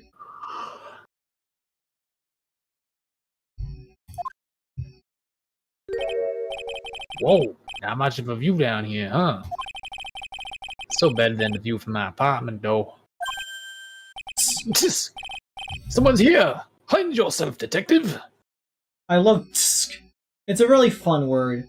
Did you know that tisk tisks is the longest word with no vowels in the English language?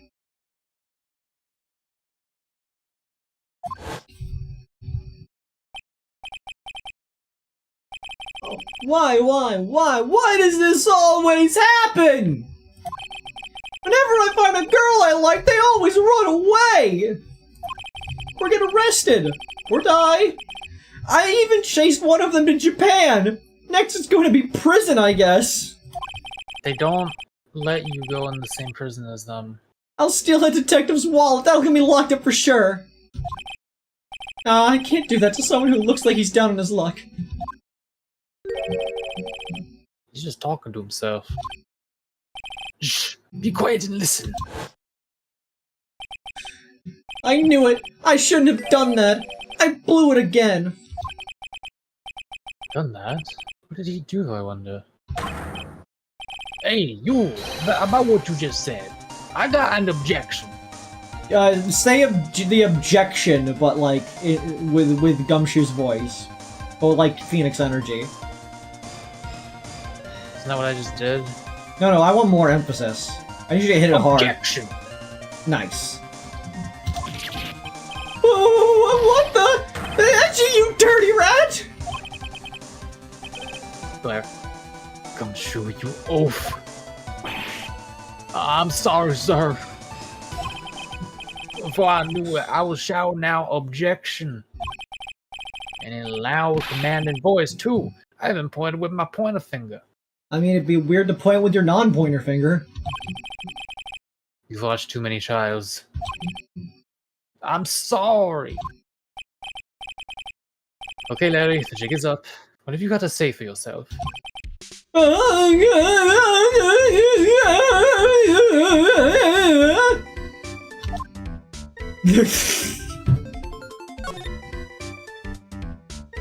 Okay, Mako. What country is this? England. What country is this? The blue is like a weird color, but I'm pretty sure that's Russia. What country is this? Canada, Germany, France, United States, Japan, Switzerland? Poland? That is Switzerland. I don't think that's Greece. Was it Greece? That is Greece. Oh, one of them. One of them? One of the Koreas. There's a solid guess on which one it is. South. That's like a really fucked up Italy flag, and then British again for some reason. No, wait, Irish, Ireland. Either way, it's fucked up. That shouldn't be yellow. Also, yeah, Check says, did you just say England? Is that Australia? No, that's Britain. That's Britain. Wait, there's a... Okay, unironically, I am asking, is there a difference? What is the difference between England and Britain? Great Britain is the name... Oh, Great Britain. England is part of Britain, and Britain also has, one of the funny accent places. What does all Great Britain have inside of it? Mako, I want you to try your best to name the 4 constituent countries of Great Britain. There's 4? One of them's England, so that's a tip. Okay, England...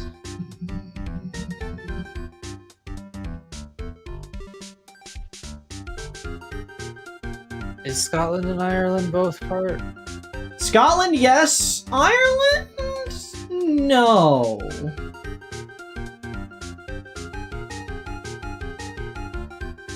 Okay. I know that there were some troubles about that. I just didn't know, like, if currently what the situation There are was. troubles, yes. I wouldn't say there are the troubles. The troubles were a different time. Wait, they were? There was a bad time in Ireland called the Troubles. Yeah, that's what I was just alluding to. Ah, I said see. there were some troubles. I know, I did not realize you were making a pun. You had no fucking faith in me. No, anyway, I never do. I have literally no guesses as to what the other two countries are. I don't okay. know. So the reason I kind of gave a half a thing when I like hesitant on the Ireland one is because Ireland is not part of it. Northern Ireland is part of it. And the other country is Wales. Okay, I was just thinking, is Wales a place? No, Wales is just like a town in England or something. But no, apparently... Wales is its own country. I didn't know that. The Isle of Man, also a constituent part of the British Empire. So Isle of Man, Wales, England, and Northern Ireland? And Scotland. Wait, that's 5. Well, the Isle of Man isn't really a country, but it is. It's sort of its own thing. It's the Isle of Man. They get their own flag.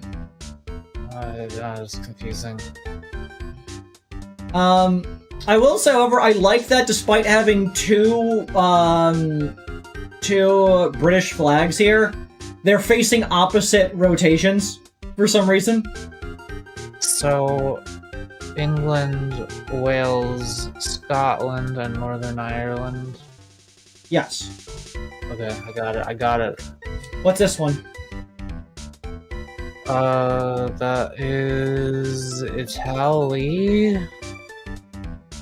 That's the United States. That's the red dot. I can't move the cursor any further to the right. That's, I think that was Poland. No. That's Switzerland. Damn it, my first guess was right, I thought it was wrong. Yeah, so I do not know why this one is green and yellow, but yeah, that's probably supposed to be Ireland.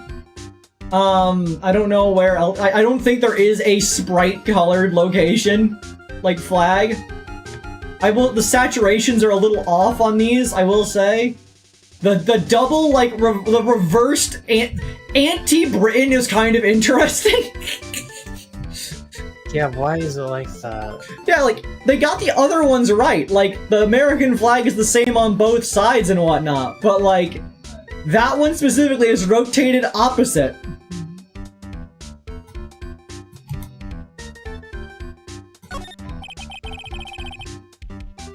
What is this festive-looking ornament?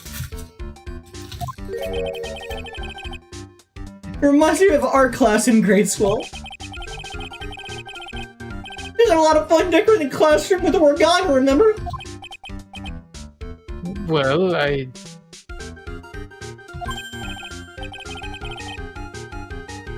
Oh yeah, you were never any good at it. Really? And this guy was so bad he couldn't even fold $1, let alone crane. Everyone tried to comfort him, but he would just sit there, sobbing, openly on the floor, fetal position, crying. Really? I never would have expected. Be quiet already! I'll never forgive the shame of that day. Fucked up. Rip and piss at you. What a crane! I can now make a perfect quarter-inch crane without a single flaw. Yeah, but it took you this long, so... Kind of weak sauce, if you'd ask me. Mako, you ever done an origami before? No, I don't know. I only know paper plane. I have a bunch of origami axolotls on my desk.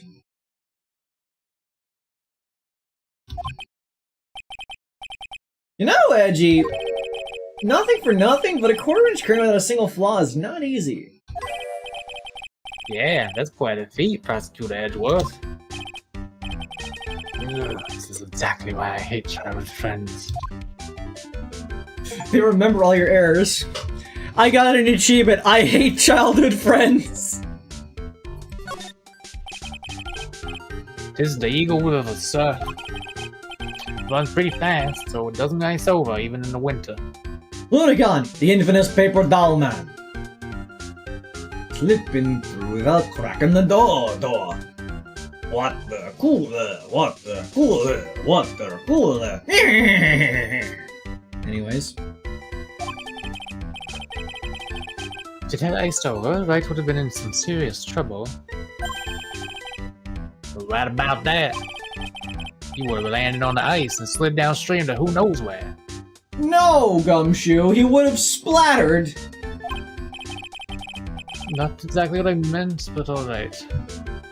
Edgeworth could solve the case of the origami killer, says Check. Sure?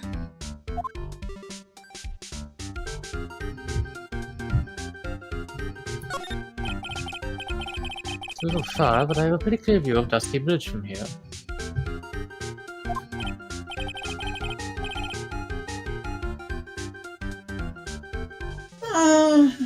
I still can't believe it, really. What is it, Larry? Nothing. It's nothing. Sounds pretty suspicious to me. Also, my prior stream guess was entirely correct. There's clearly a dock here, so Phoenix fell and Larry's the one who fished him out of the water. Something about that statement smells. You know what they say. When something smells, it's usually the mine. The straw roof is totally covered with freshly fallen, powdery snow. Wow, makes a nice image, doesn't it? I always did like the rustic look. Heavenly Hollow. I suppose it's an appropriate name in some sense. You got that right? Look at that bridge up there! This place has gotta be heaven! Because that thing is hell! You do well to remember, Larry, that this is a sacred place to some people.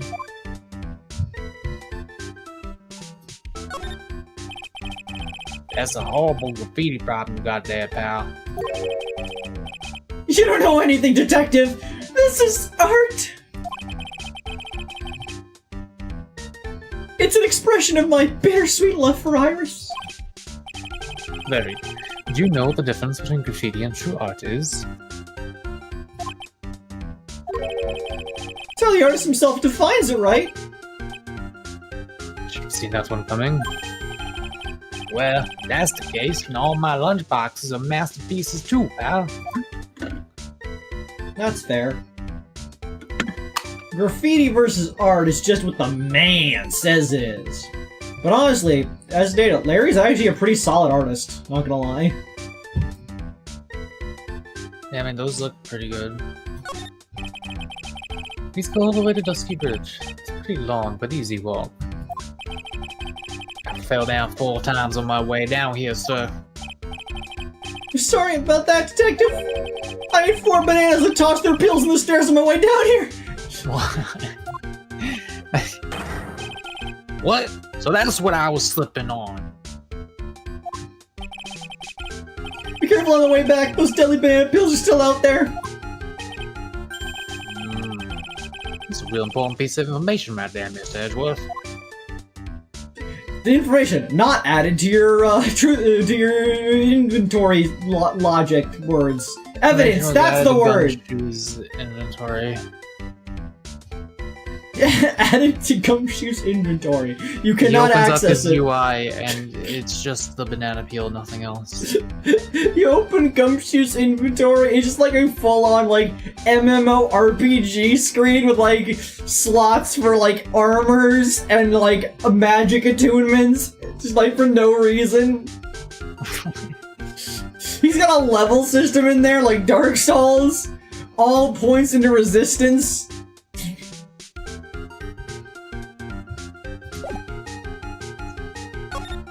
Alright, Heavenly Small. What is this little shack, anyway? Well, I just discovered it myself yesterday. And why were you down here in the first place? Alright, come on, I'm an artist! I was looking for a good place to sketch. And this is a sketchy place. This is a great little place. It's artistic. 1 second.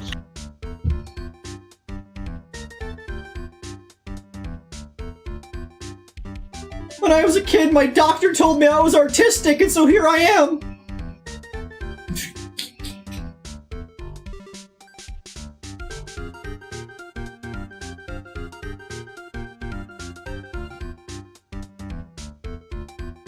Gumshoe's inventory is a dark world. Honestly, Gumshoe gets the Resident Evil inventory system, not gonna lie. Yeah, probably. It's quiet, it's cold, it's got no power, and it looks like it's about to collapse. Dude, dream girl, honestly.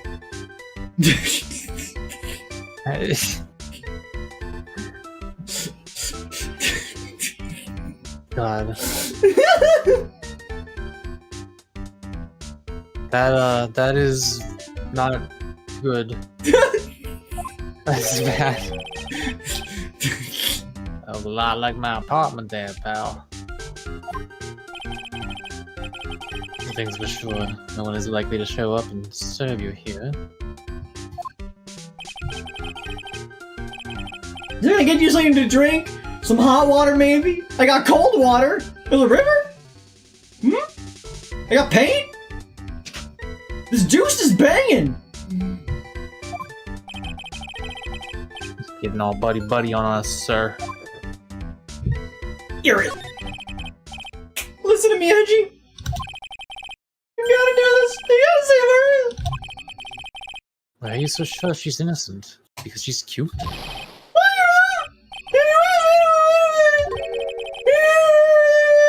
I didn't even understand anything you just said.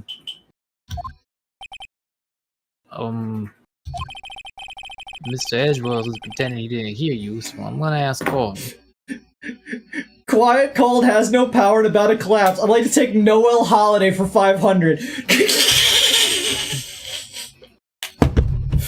Shut up! Shut up, Jaden! Perish! Gumshoe gets solo Mr. X. Accurate.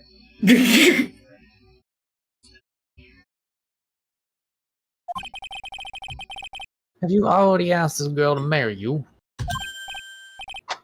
No, not yet, but I can tell how she feels by the look in her eyes.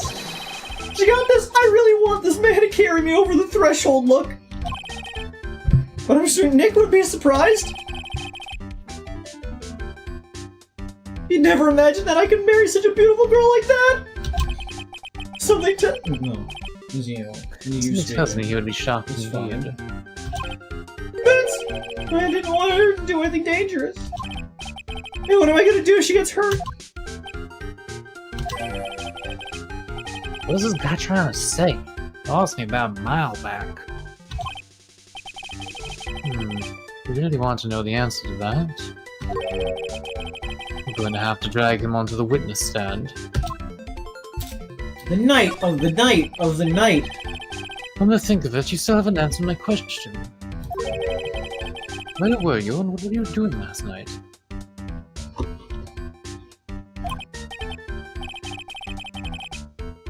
Oh man, don't you have anything else to talk about? I can imagine you'll never get a ladies' man like me. Okay, chill out with those scary eyes, I got it!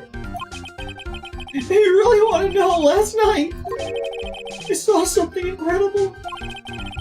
Something incredible? Without credit? I'm going to lie to you. I'm secrets. Yeah, but let's not talk about that right now. It's like the good old days. What do you think? Come on, pour this hot water. Why hasn't he realized? I absolutely despise talking about the good old days, especially with him.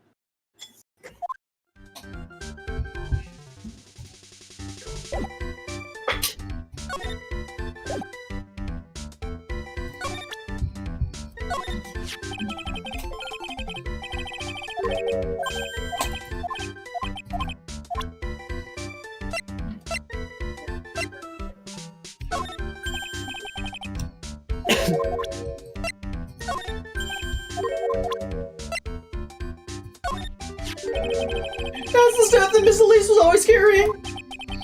Miss Elise. What? Huh? What is it, Larry? There's something missing from the staff. I just can't come around to think about it. My head's not on the ball today, you know? Org. There's something missing? Mako, as the local expert on orbs, where do you think it is?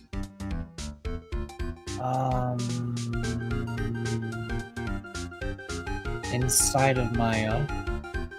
She would. Honestly, she would. Comically large jawbreaker.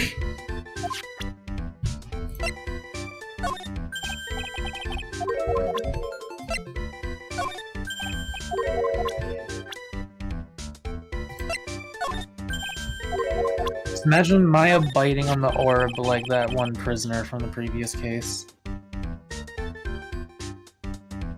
Yeah. There's no good people like her. She reminds me too much of my mother. May I speak now? Sure. I don't care how you feel about her personally. Just tell me what you know about her and how she's related to the case. I think you're expecting a little too much of me. I'm just a 25-year-old jobless bum trying to be an apprentice artist!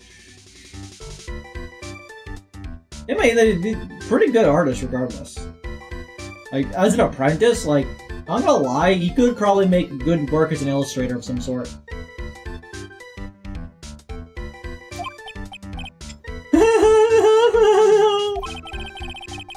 I'm actually starting to feel jealous of this guy. Just a little. Oh, it's Maya! She's short! Maybe sure to go save her, you know? Just cross the bridge. Instead, he wound up falling off the bridge. Died. Not surprised, though. Nick always gets himself into trouble and dies. Well, if that isn't the pot calling the kettle black. I just hope the Maya doesn't catch a cold, too. Or something worse. Like a knife to the neck.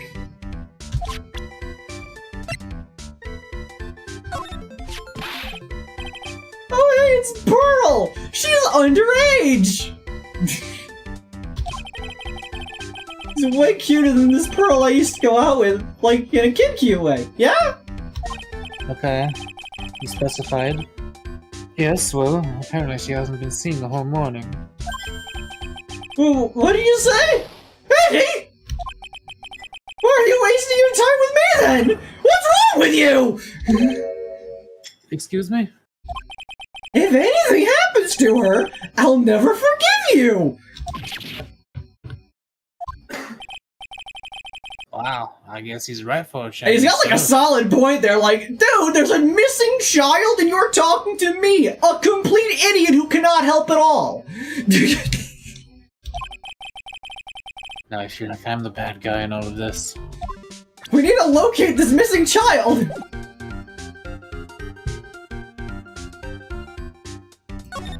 I don't suppose we can do this.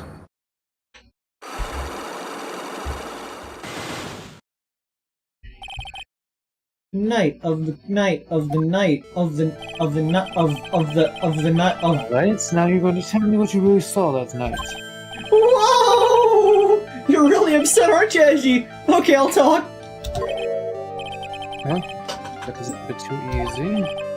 Yeah, anyway, it was awesome. Never seen anything like it. And around 10 o'clock last night, it started thundering. I'd been sleeping, I'm not sure for how long. And suddenly, zing! The world in front of me went white. I had just been slapped in the face by my old girlfriend, Naomi. And then? And then, it was on fire. The bridge was on fire. Dusky Ridge caught on fire? Are you saying you saw it with your own eyes? Hey, why are you giving me the evil lie? I'm telling the truth. There's still 3 Psycholocks remaining. That means he's still trying to hide something. By the way, Larry, where were you when you saw that happen?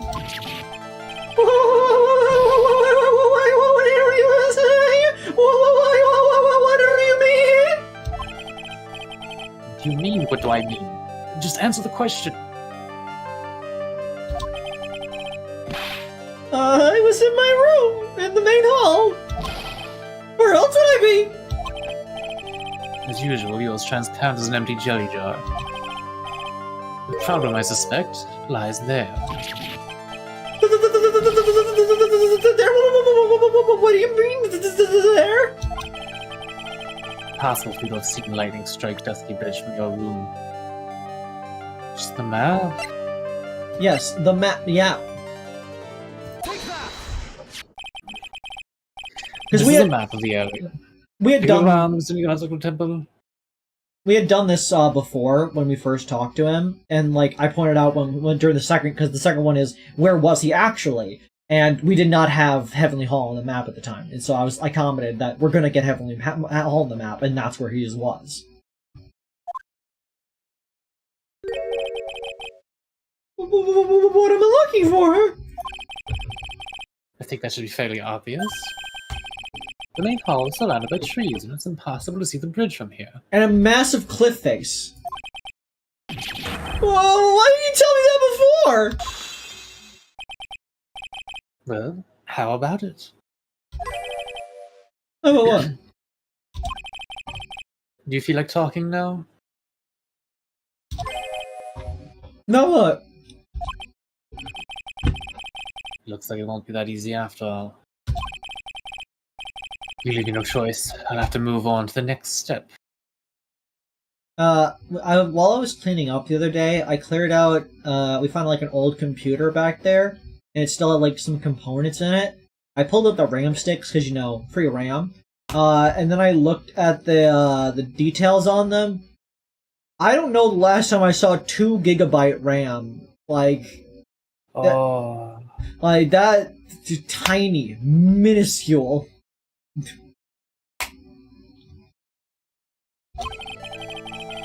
You weren't in your room at the temple, so then, where were you? I will say, I once saw, I believe it was 5, I think it was like, I want to say 500 megabyte RAM before, but I think I saw that in the basement once. I didn't know I saw a small hard drive though once. That was very fun. Minuscule, tiny. You don't know that I wasn't in my room? So it was Larry, and why was he there? If I've read the situation up to this point correctly, the answer is fairly obvious. Very well then, let's test my theory. The place you The place you saw the lady strike from was, naturally, Heavenly Hall. What am I hanging on this all night? It's freezing cold, there's no electricity, and it can fall apart in a minute! Larry, how do you know that anyway? How do you know there's no electricity? After all, it's not that dark yet. What? Uh-oh. That's not good logic.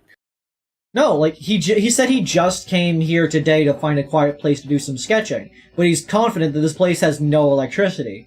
Why would he know that there's... side of it and not seen any lights. The place has windows. Presumably it gets lit up. And also, he's just been outside of it, as far as we could tell. Maybe, In other words, please be true. You have just provided evidence to prove my theory. In other words, I love you. My theory is that you've at least once in your life visited Heavenly Hall of Sunset. That computer has been used since the first Apollo rocket ship went to the moon. Fair.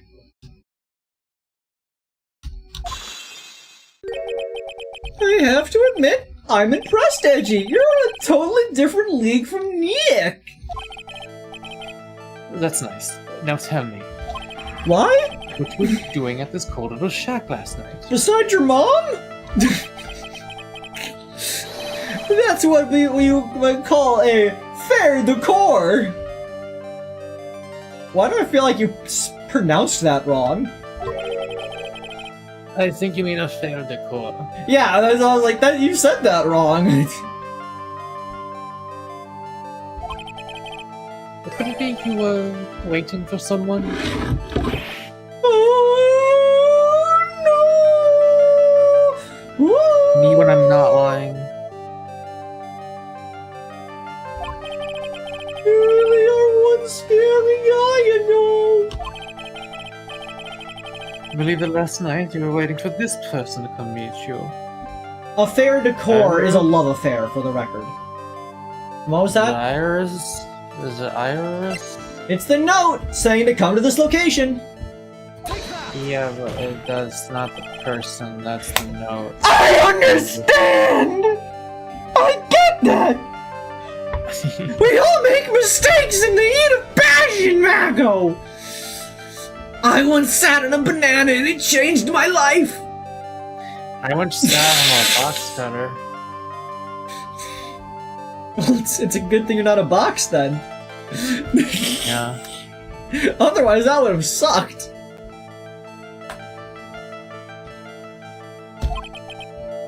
You know what? You should save your fingerprint for the morning.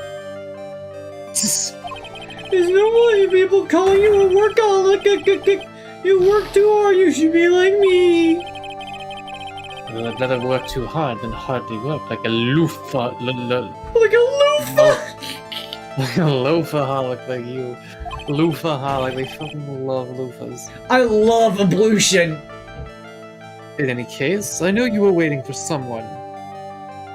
Lenore says, so, Kreed, and watching Jimmy Neutron again? No. But I should.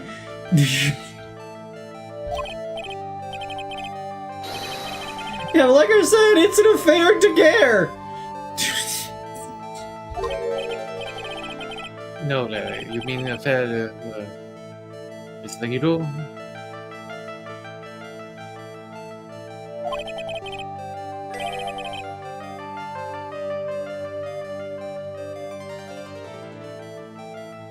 Did you read this line? This is repeat. Oh. For the record, affair de guerre would mean war affair.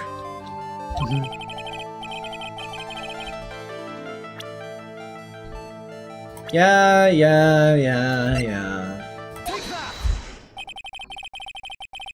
So he actually does basically have the voice I gave him. Kinda. Yeah, good enough. There's only one person you'd wait for in a horrible place like this, Larry. Tiger says, bro, I was just thinking about Jimmy's dad sitting on a banana when you said that. Why are you thinking about Jimmy's dad? When you could be thinking about Jimmy's mom. Oh, Jimmy's mom is a hot piece of ass.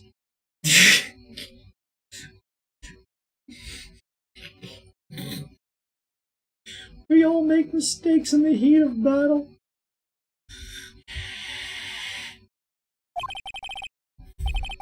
I told you before, don't call me Larry! The person you were waiting for was Iris. Don't call me uncle, don't call me uncle, baby. Don't call me uncle. Chat, make out with the enemy in the enemy's trenches. It'll work out.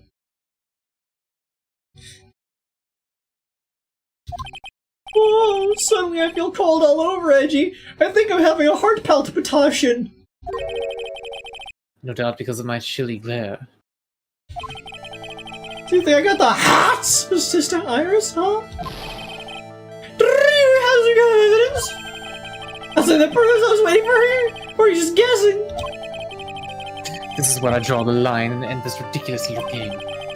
Here's the evidence that proves you're waiting for. Okay, now it's the fucking thing. Here's your evidence. You called me the spot with a pathetic blackmail letter. Oh, hey, give me that back and you're embarrassing me! What did you do with it anyway? That's not important. I misjudged you, Larry.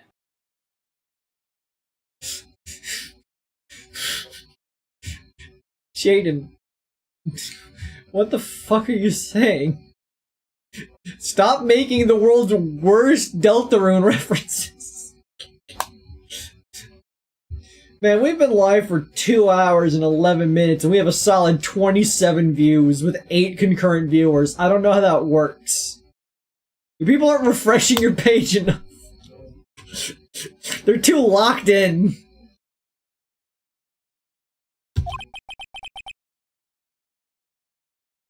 What do you mean? Taking advantage of a woman's frailty like that. You should be ashamed of yourself.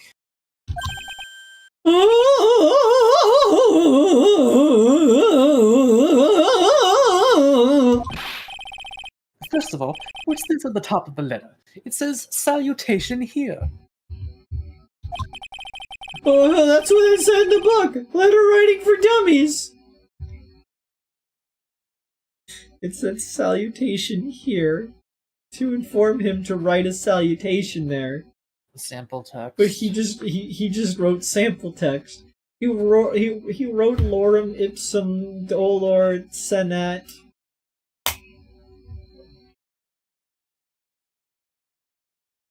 What a fucking tool. Larry, you're a goddamn idiot.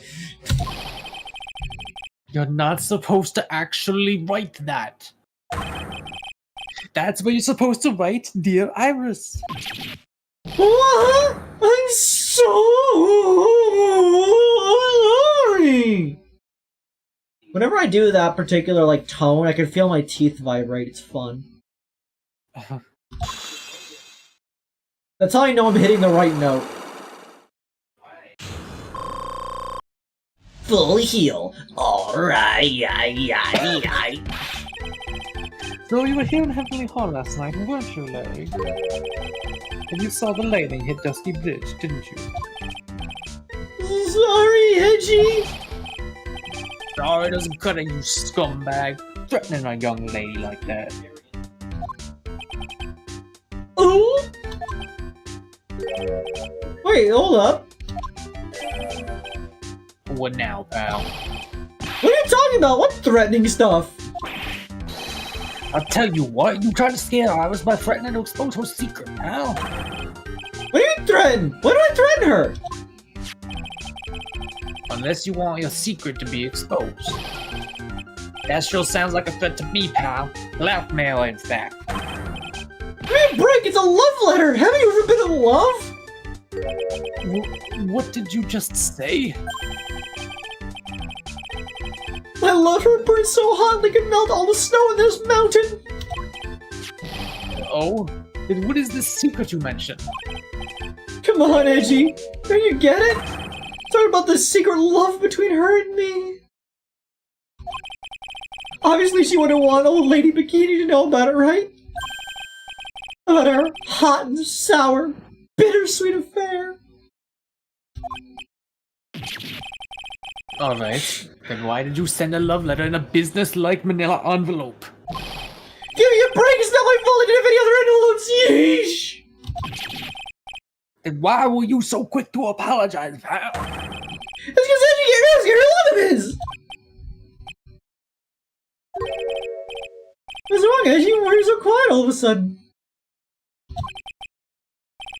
That's it? That's what all those huge locks were about? I don't understand why you were so defensive. Oh, I don't know either. I guess the thing is, you shouldn't expect too much from a guy like me. Hey, come on! Don't let it get you down!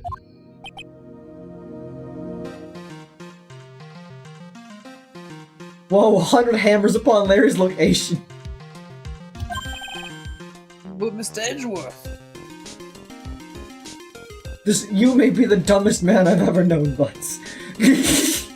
Like, Gumshoe is here, you're making him look like Albert Einstein. This guy's still hiding something, I know it. What do you mean, detective? Don't forget what this guy said just a minute ago. What's that? It's so incredible. He's right. What? You're looking at me like a hungry dog that just found a bone. Was this something incredible you saw last night? Your mom. You're going to tell me, Larry, one way or another. Something incredible. Incredible. I already told you, didn't I? Like straight Disney Bridge. Yes, and I believe it was the incredible sight you saw. But now that I think about it, something doesn't quite ring true. What doesn't? That's all there is to your story. Your heart wouldn't have had all those locks. Yeah, Edgeworth, you sound like an insane person. Therefore, Larry, I do believe you saw something last night. Something more incredible than lightning. Are you wrong? Oh, what? When? Where? Why? How? Hey, what you think you're doing? The opening song to the Flumes from Spy Kids 1! You hide anything with Mr. Edgeworth, I'll arrest you on the spot, pal.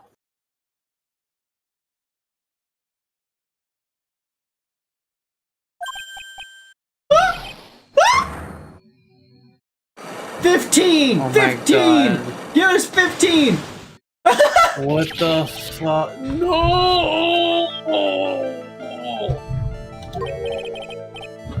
What was wrong, sir?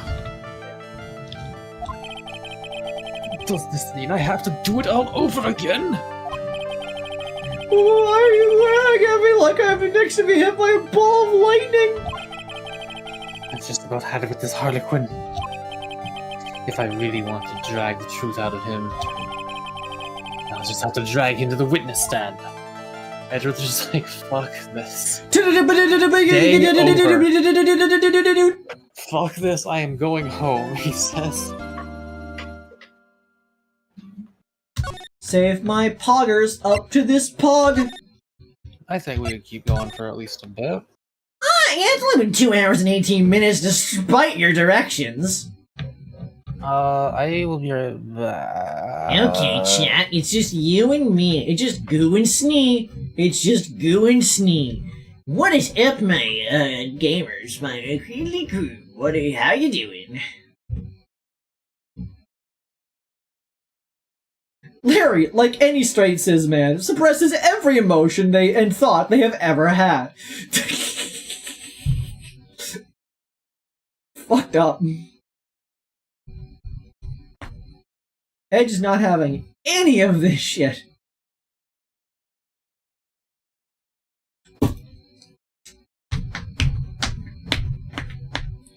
Okay, I'm gonna go fill up my liquids again. Chat, in the meanwhile, I need you to discuss,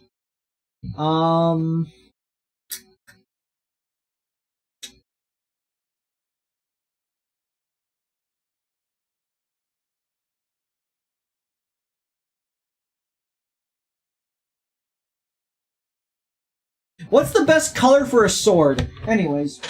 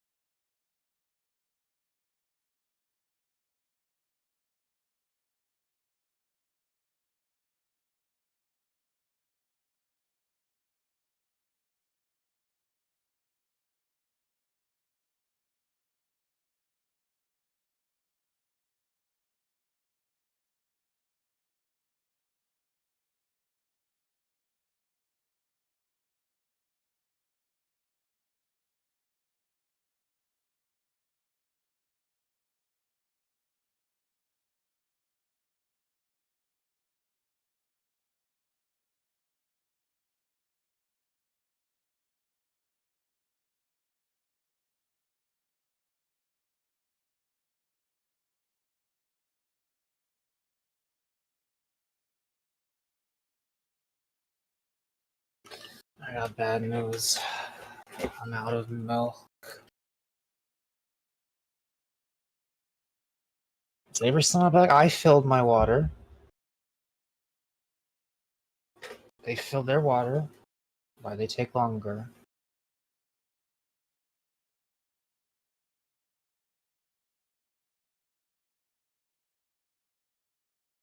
Why is there like black shit on my finger? What? Hang on.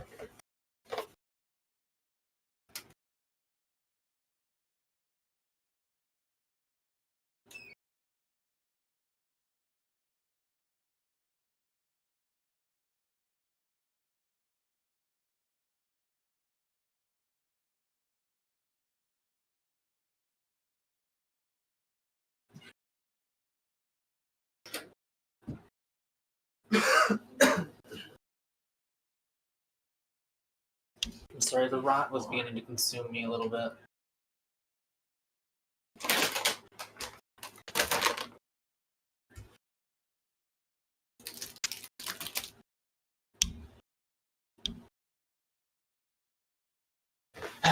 Thankfully, the rot consumes.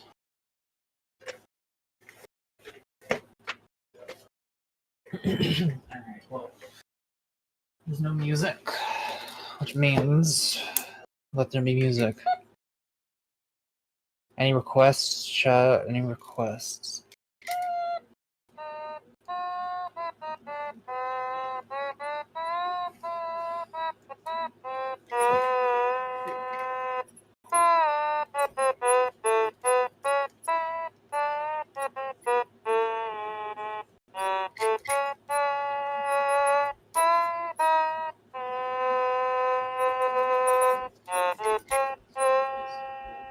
I don't actually remember how Mr. Brightside goes. Oh, it's like Mr. Brightside. Is it that one? I don't remember the entire rest of the song. I only remember that part. Spear of Justice.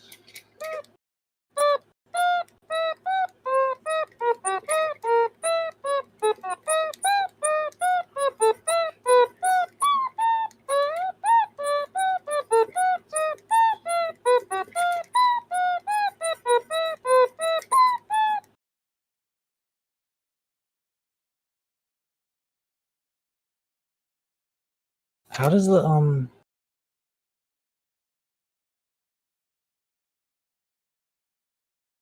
does it go like shit, oh my god, everything's leaving my brain. Oh, I remember now.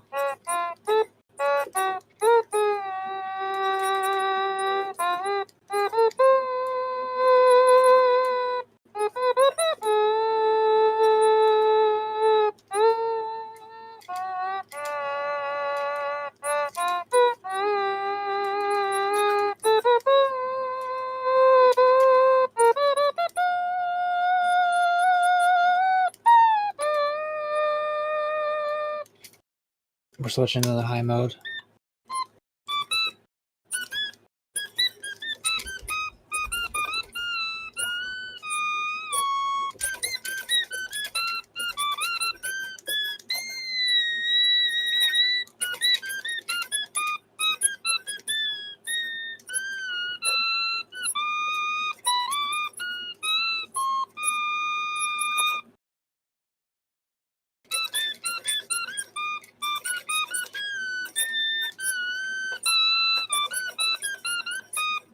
That was like a major key. Alright, Jaden, how did I do? How did I do? Was I good? Any other requests? Because this bitch is taking fucking forever to get that hydrogen dihydrogen monoxide. Mr. Blue Sky?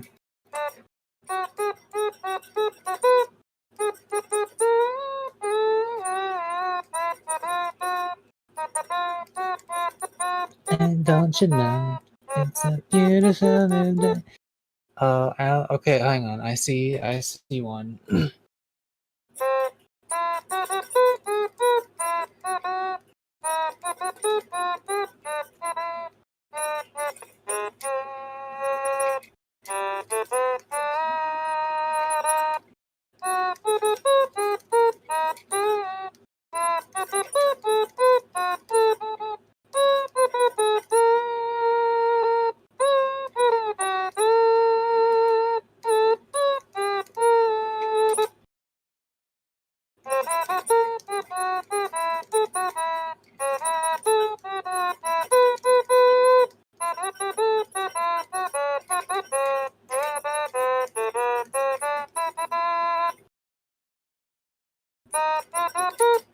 The planets fell to dust.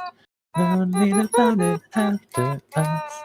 Gonna forgotten. I return. Hello. Okay. Yeah, sorry for the delay. I wanted to try to get something to eat, but it seems my air fryer broke. Yeah, there goes eating.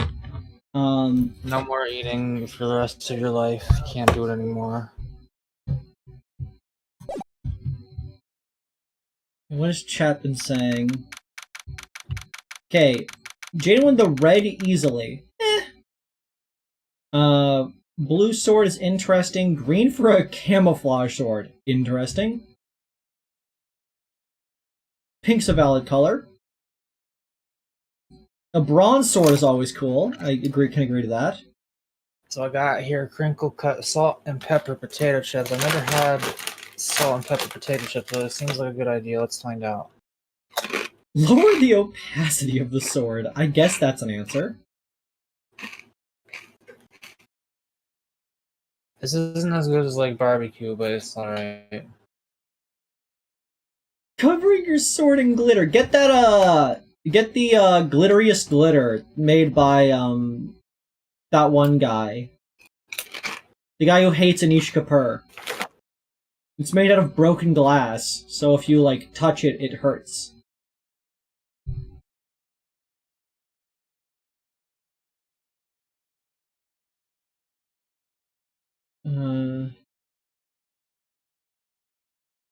Okay. February 9th, 9:47 a.m. District Court, Defendant Lobby Number 1. Why? Mr. Lyris feels that way about me? Apparently, he's aware of your real secret and all. I love glitter that makes me feel pain. If you do not know about the guy who hates Anish Kapoor, I recommend you look into the guy who hates Anish Kapoor. If you don't know who Anish Kapoor is, he's the guy who designed the Chicago Bean. What was that? The what? You know the Chicago Bean? The giant reflective bean-shaped thing? Oh. Whereas he calls it Cloud Gateway. No, it's the bean. That guy's Anish Kapoor. All-around asshole. So, are you aware of the color Vanta Black? Yeah. Okay, so Vanta Black is effectively the darkest black we could physically make at this moment. We could potentially make a darker one, but it is like a hole. Light does not escape this thing. And it's highly toxic, can only be made in a lab, and Anish Kapoor owns the entire rights to it. He just got the rights to it, and he won't let anyone else use it, because he's an asshole. Like he has the rights to a fucking molecule? He has the rights to the color, to the use of the paint. Well... So this other guy, whose name I can't remember, but all I remember him as is the guy who hates Anish Kapoor. He was like, man, that guy's an asshole. And so this guy makes, he's another artist, and he runs a paint company. Yeah, he's the only artist allowed to buy the paint. But yeah, so he invents a color he calls Blackest Black, which is effectively the same. It is also pitch black, and as dark as the human eye can perceive the difference of, basically. It isn't technically the same molecular thing, but it is as dark as you can, as one can reasonably get for them. He charges the cost of it at the same charge of all of his other paints, which is surprisingly cheap. It is also completely non-toxic. He just makes a better version of the paint, and the stipulations on the website are like that anyone can buy this except Anish Kapoor. By buying this, you have assured that you are not Anish Kapoor, you are not associated with Anish Kapoor, and you have no intentions to give this paint to Anish Kapoor. That's really good. So basically, if Anish Kapoor can only get the Vanta Black, then anybody but Anish Kapoor can get Blackest Black. That is like completely 100% fair. And so, basically, he wound, Anish Kapoor inevitably wound up with a copy of the Blackest Black, and depicted himself doing it, like, his middle finger dipped in it, pointing it out the screen, you know, as like a fuck you back. And so, the guy who hates Anish Kapoor, in all of his wisdom, invents another thing, the glitteriest glitter. And the glitteriest glitter is another paint also labeled that you cannot give this to Anish Kapoor, you cannot be Anish Kapoor, etc., etc. And it is a glitter that is incredibly glitterly, and it is made out of broken glass. So if he puts his finger into it, he will cut himself. So, like, just like, hey, take a dip in this one, is his response. He also Wait, why did he put his finger in it? Because he put his finger in the blackest black to be like, fuck you, I got the paint, regardless of your rule saying that I can't have it. And so, additionally, he also went on to invent a paint called the Lightest Light, which is like, it is incredibly bright, if I recall. I can't remember if it's like, I can't remember if it was like just reflective or it's photoluminescent, like it just light glows, but it is incredibly bright for a paint.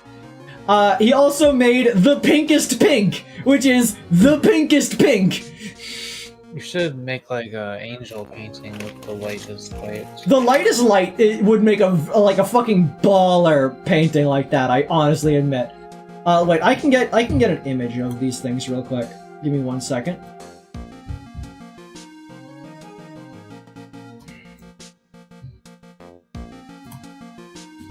Okay.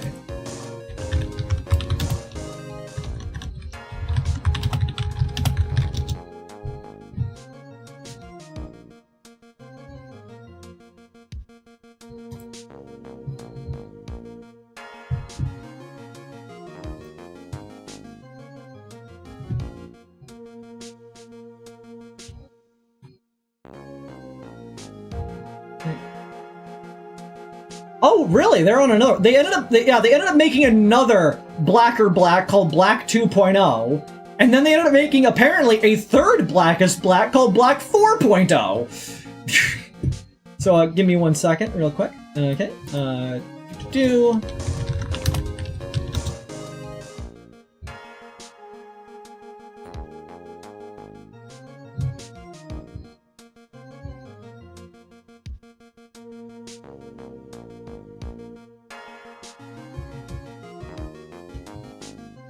What are we doing?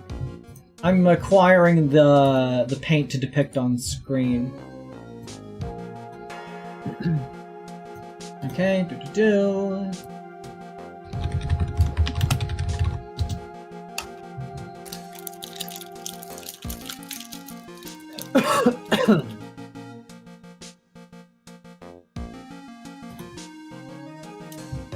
Stuart Semple, that was the name of the guy.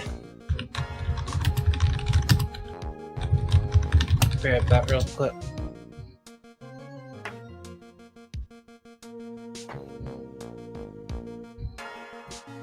Okay, get that one. And lastly, not least,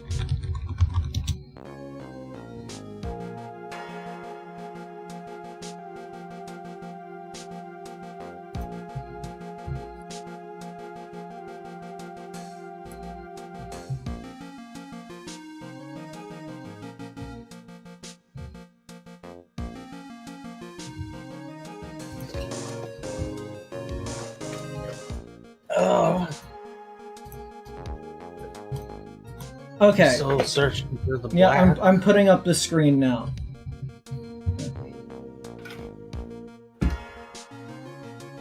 Okay, Windows capture. That's the blackest black. That's pretty crazy to look at. Yeah, it's just gone. What do all the atoms do with all that trapped energy? Do they just jiggle a lot and get really hot? I guess they just get kind of hot. Yeah, it's just black. Okay, now that pretty simple. The pinkest pink. It is very pink. Next, the glitter is actually called Diamond Dust. And there at the bottom you can see important. By adding this product to your cart, you confirm that you are not Anish Kapoor. You are in no way affiliated with Anish Kapoor. You are not purchasing this item on behalf of Anish Kapoor or an associate of Anish Kapoor. To the best of your knowledge, information, and belief, this high-grade glitter will not make its way into the hands of Anish Kapoor. Beautiful. Very glittery. And then, last but not least, the light is light. Yeah, it is basically how glow-in-the-dark paint works, and that it absorbs light and then gives it off, like, in the dark and whatnot. So yeah, if you shine a light onto it, it will just do that for a while. Huh. Yeah, it just glows. Who is Anish Kapoor? What do they do to get this expulsion? They created the bean and hate that everybody calls it the bean. And they own the exclusive rights to Vanta Black, the blackest black that science has made. And it was kind of a dick about the entire thing.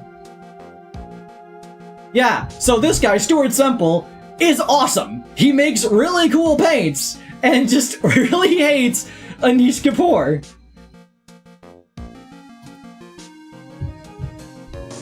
Anyways, back to gaming. Meow. I think I heard this line.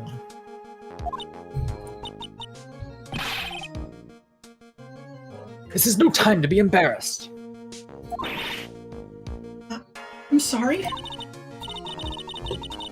I'm just hardly accustomed to that sort of thing. Worry not. And in any case, whatever it was that he saw the night of the incident. Mark my words, I will drag it out of him. Does that mean Mr. Larice is the witness today? No. I believe that none will be the first to take the stand. Sister Bikini. She claims to have seen the very instant in which you carried out the crime.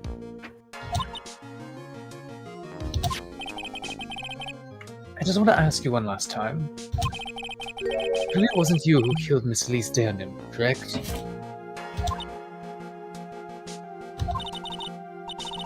That is correct. It wasn't me.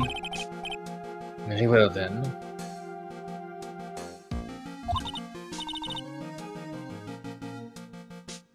Mr. Edgeworth? Yes? So are you, like, gay? You are a prosecutor, aren't you? Are you sure about this? If your true identity is revealed... Don't worry. I have made the necessary arrangements. I see. Iris. It is a prosecutor's job to doubt people.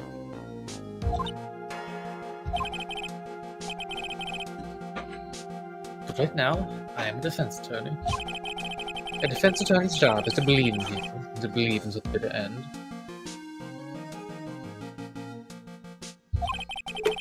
That's what my friend told me once.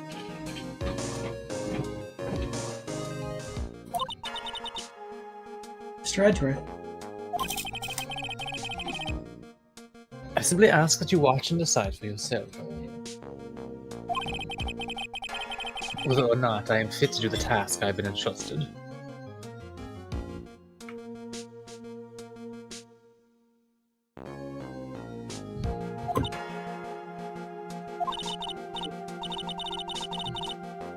Very well, sir. I leave my defense in your capable hands.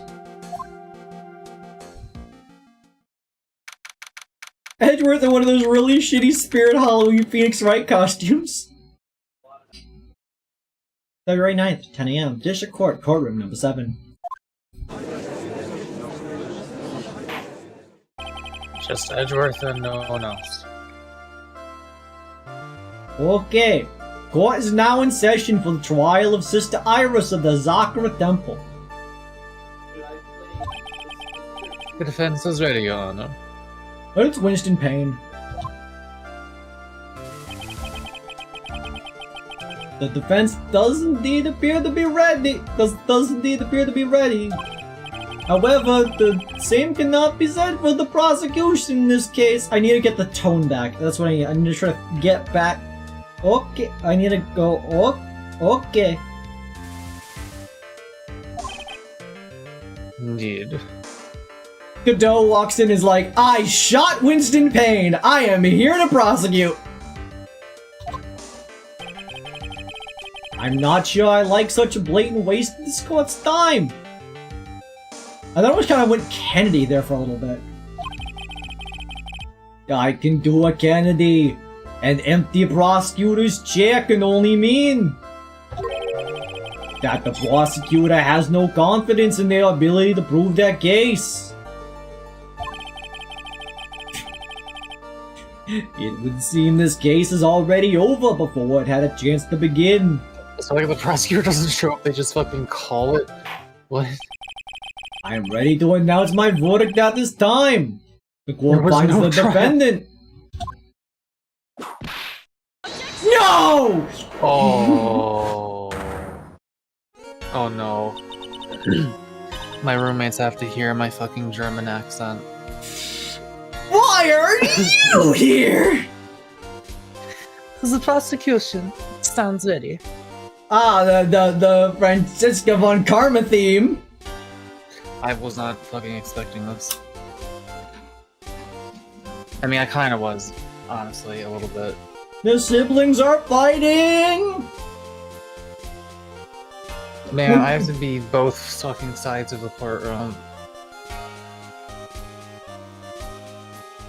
Imagine if it was the normal judge. Fucked up. Yeah, because all three voices are like completely different from each other. That would be horrible. Now you know what it's like when I have to switch between, like, Maya, Pearl, fucking, Baki, and Wright. Yeah. And you are! Franziska von Karma, a prosecuting prodigy. Von Karma, you say? Perchance you wouldn't be of any relation to the legendary prosecutor Manfred von Karma.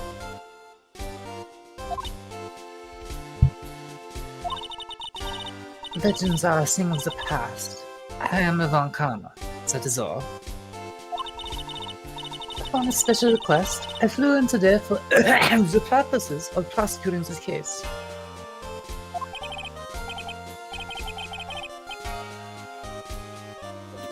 You did?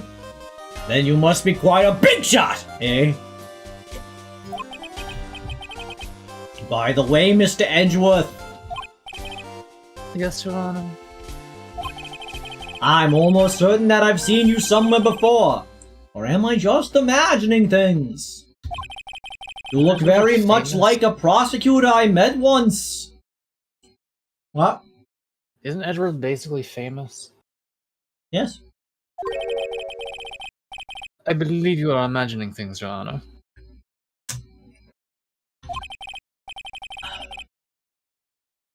Mrs. Von Karma, do you have anything to say? There is no such weakling as this man among those of the prosecutor's office. Oh look, the other judge is back. In that case, did you know Chuck Norris has a grizzly bear rug in his bedroom? It's not dead. It's just too Oh yeah, scared the to joke comes back! I can make Chuck Norris jokes again! Thanks for reminding me, Donor! Okay. I was wondering why you weren't doing it, but I didn't want to say anything. 1 second, I gotta do a Google. Oh, it's doodle time? No, I gotta do a Google. Oh.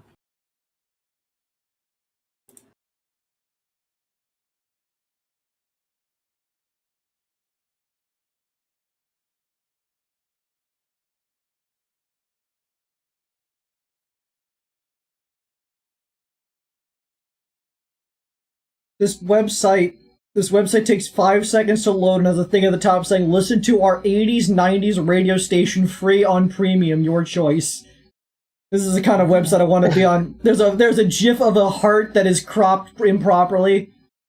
What? What are we doing? They're Chuck Norris jokes. I need to look them up. Oh my god. Chuck- I want to play the game. Chuck Norris invented rock music by intimidating a mountain. Hell yeah, thanks chat! The motivation is coming! There isn't, but I'm sure once in this courtroom. I told you, there is no such thing. Well, what is that? A whip? I'm not sure how much I care for such a thing in my courtroom. Chuck Norris does in fact use a stunt double, but only for crying scenes. The bailiff removed the whip. Hold it.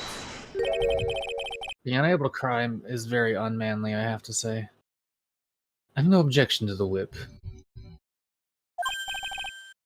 You don't? I do. I'm the judge. She whipped me. In prosecution can wield a whip or drink 17 cups of coffee.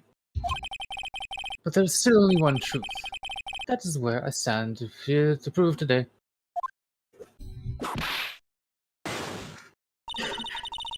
This promises to be interesting, Miles Edgeworth. Looking good. I had expected to face Phoenix Wright here today. But looking at you now, maybe this is what I have been waiting for this time. Miles Edgeworth, I will allow this chance to cut you slip through my fingers. I was distracted. I see you brought your flair for the histrionic. If I'm remembering correctly, inflammatory?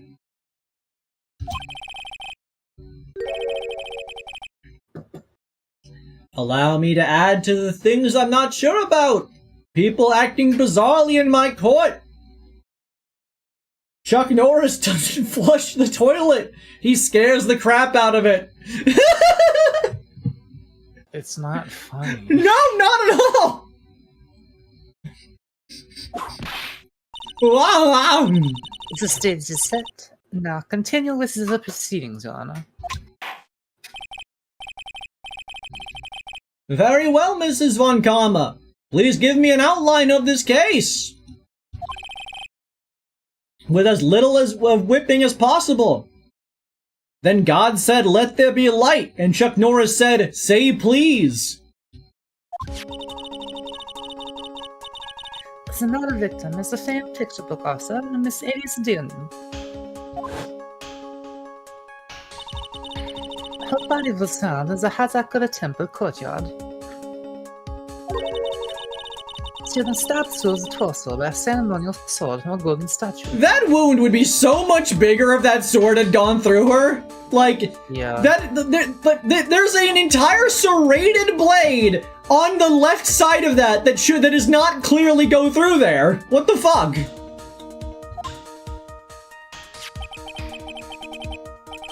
The sword in this picture? Is this is the weapon in question correct? Very well. The court accepts this photo of the crime scene. Chuck Norris went skydiving and his parachute didn't open. Chuck took it back for a refund. Crime photo. The courtyard where Elise Dionim was murdered.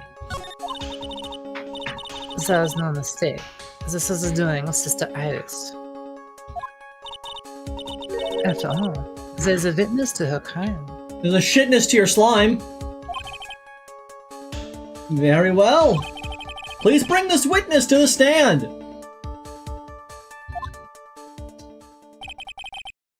And so it begins. My first and last trial as a defense attorney. Don't assume you'll get off that easily.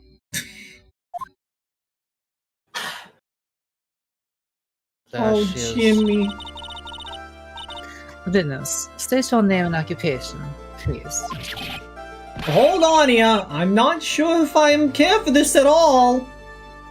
Chuck Norris was awarded the Nobel Peace Prize for letting so many people live.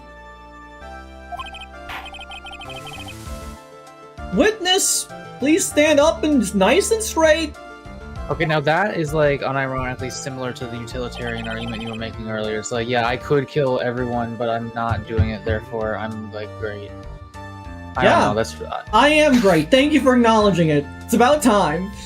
If I recall correctly, there were a few milk crates in the defendant's lobby for our back pain plagued witness. Bailiff! Fetch a crate for this poor lady, please! Superman wears Chuck Norris pajamas!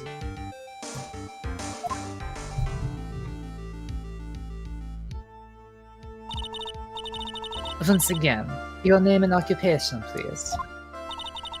Oh, little old me. Well, I'm just the head nun of Azakura Temple on the Eagle Mountain. Aw, Jimmy. My name is Bikini. You got it? Bikini. Nice to meet everyone. But you don't appear to be wearing a bikini right now. The courtroom is the garden of holy judgment. What the fuck are you saying? Those with lechery in their hearts should leave the sanctuary at once. You want me to leave? Chuck Norris once won a game of Connect 4 in 3 moves! Jimmy, no need to get your bikinis in a twist. Let me tell you, I'm a sight to behold in the summer.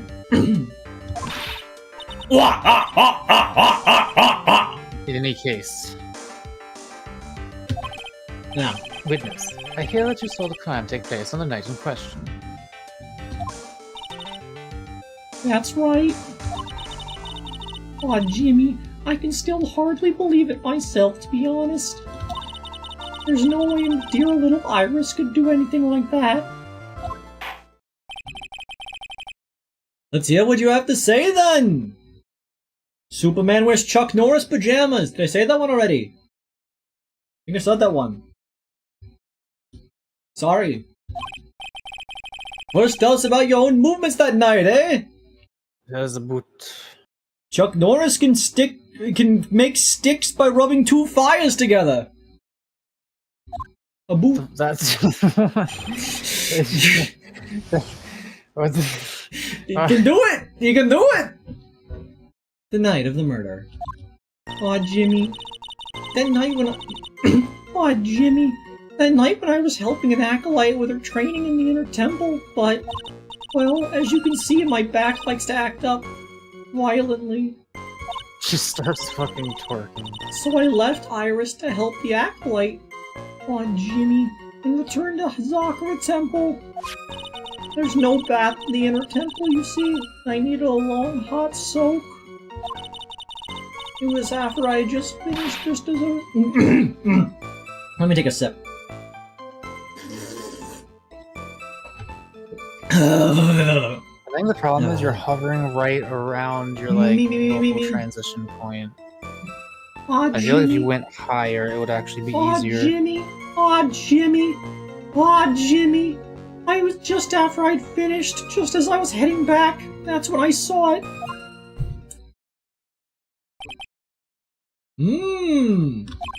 So it was simply a coincidence that you found yourself returning to Hazakura Temple! I think I got the voice of the judge again. I think I've gotten that. Took me a minute. Aw, Jimmy! Yes, you could say that. If my back hadn't been in so much pain, I would have stayed in the inner temple.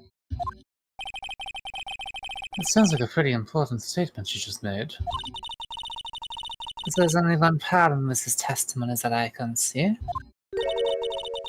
And you're not about to fall at the first hurdle, now are you, Miles Edgeworth? Mr. Edgeworth, please begin your cross-examination. Night of the murder!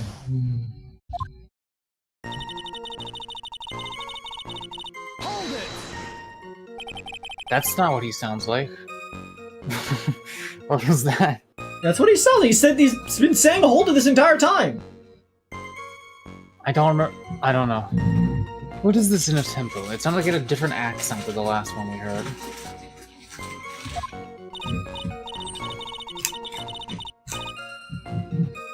Oh, Jimmy. Well, you see, conversing with the spirits is what we train people to do, right? I'll be the first asking you the questions, madam. When Chuck Norris lifts dumbbells, they get smarter.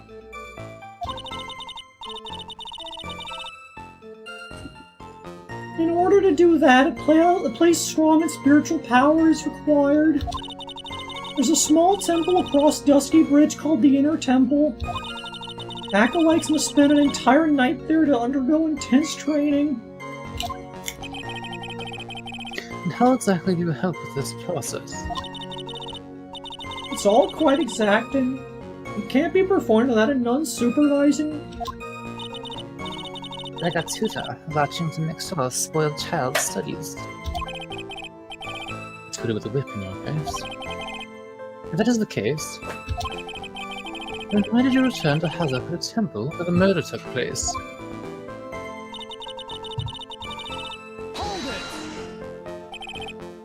Violently. That's right. Aw, Jimmy, it's no laughing matter, especially in the winter. I could really throw it back.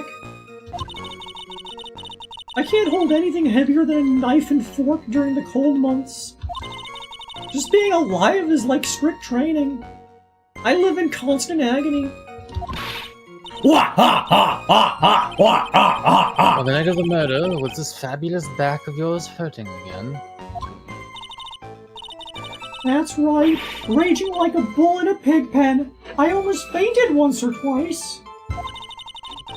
I just knew that unless I warmed up, it was gonna finally finish me off. Kill me, even.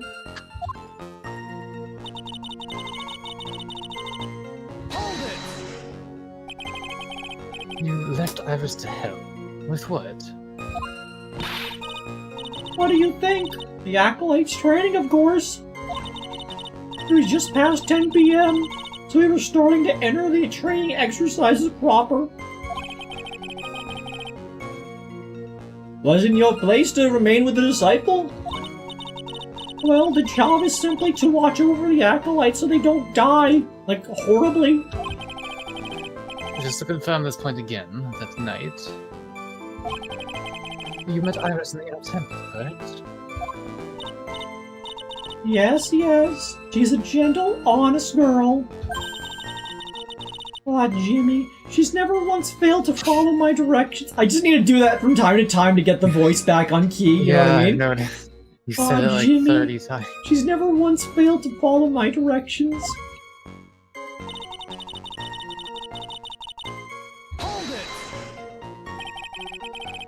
So you returned to Hazaka Temple in order to take a bath.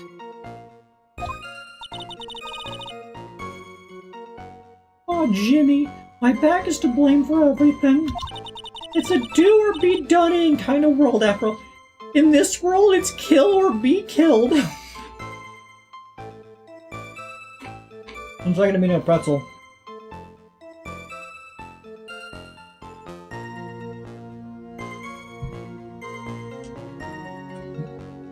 I recently had pretzel from like a hard pretzel from a local business.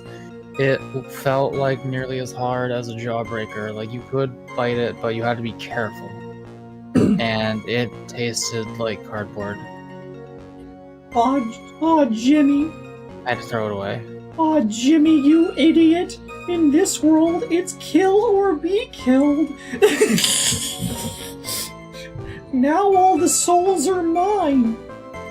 Wait, the human souls, they're supposed to obey me.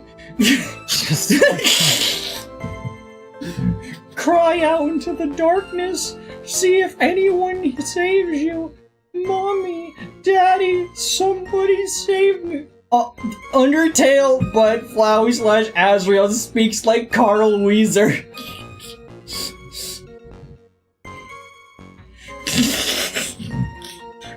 Little white friendliness pellets.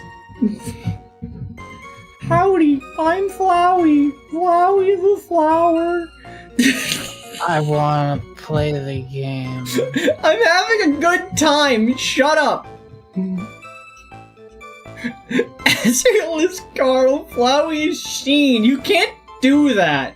You can't have it both ways. Evelyn is playing XCOM and I'm missing her because we're taking forever to get to the next to be continued. I apologize that we're taking too long, but it's going to be fine. I just need to make, whenever an Undertale or Deltarune joke comes up, I just have to make it, you know? Chat gets it. Anyways, How long were you in the bath for, if you don't mind me asking?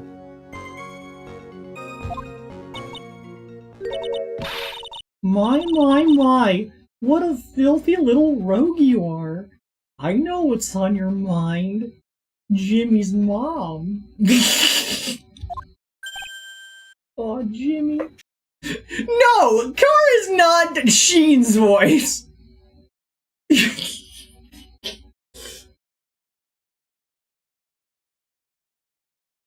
I don't even know how to do a Sheen voice. I don't think anybody can do a Sheen voice. Ultraman! Honestly, if any character has the Sheen voice, it's Lancer.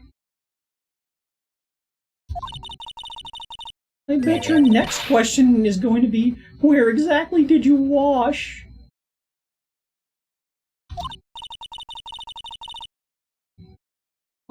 This is why you have to watch the young ones. What are you going on about? I was... Pathetic, Nils Edgeworth.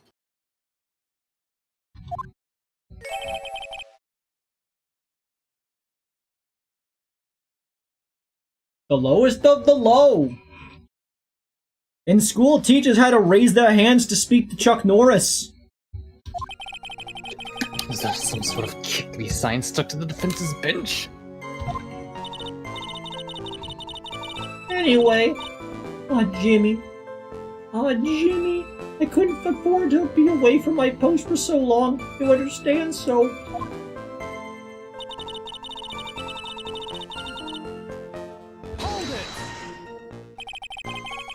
Crime took place in the courtyard, correct? When you go from my room to the main hall, you have to take a winding hallway from which you can see the courtyard. Is that right? In other words, it was pure coincidence that the witness saw the crime taking place before her eyes. And there was no complicated setup in this case.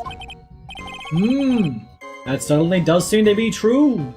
Speaking of which, Chuck Norris once took a lie detector test. The machine confessed everything.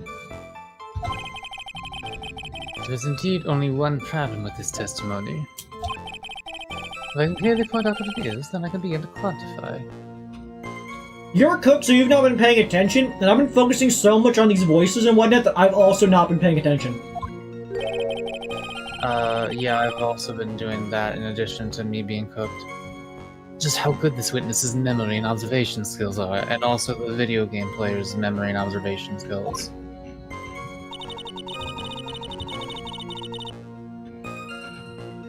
Okay.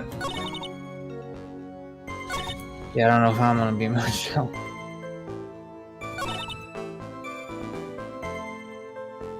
It feels crazy in this spot right now.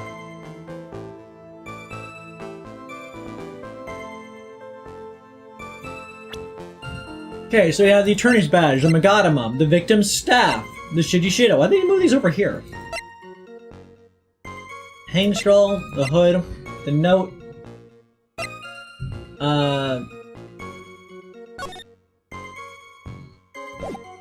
That's not gonna be relevant yet. Weather data.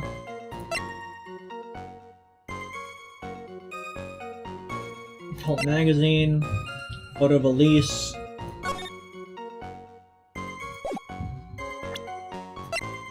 Testimony. Touch report. Oh, I am fucking gone right now.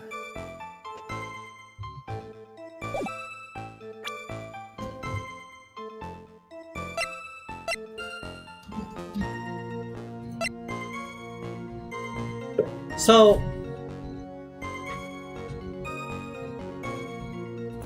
she says that she saw it when she was heading back. There's just a window from the courtyard to the courtyard. But like,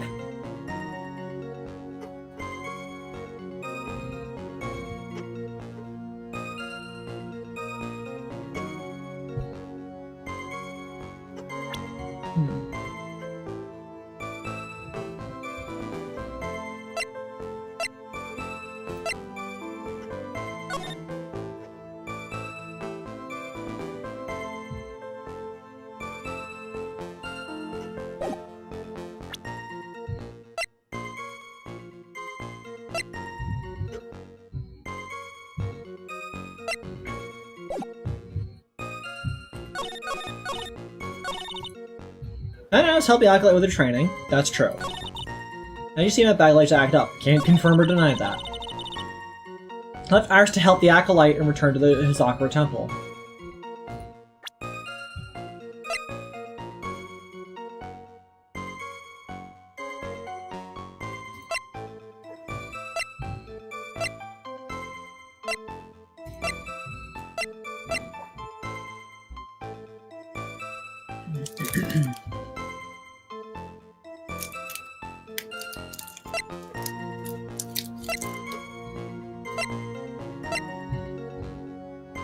Time was 10 to 11 when they died.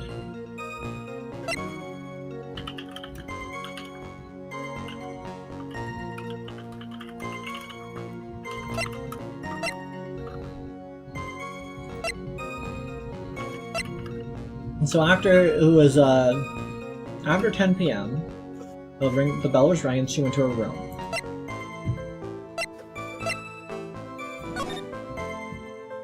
Lightning was from 10 to 11, so again, when the bell started, once the bell rang, things started happening. Snow was from 7 to 10:50.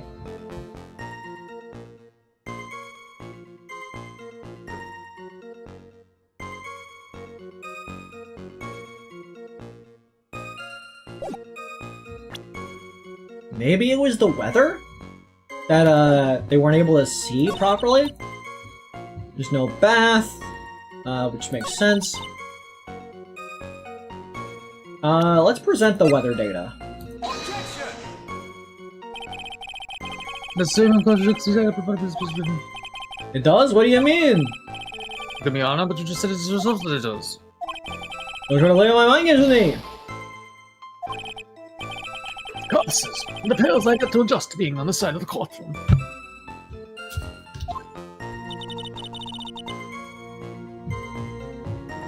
Press this again. Press the corner correct. When you go to the hall of the main hall, you have to take a winding hallway from which gets to the courtyard. In other words, it was a pure coincidence the witness saw the crime taking place before their eyes.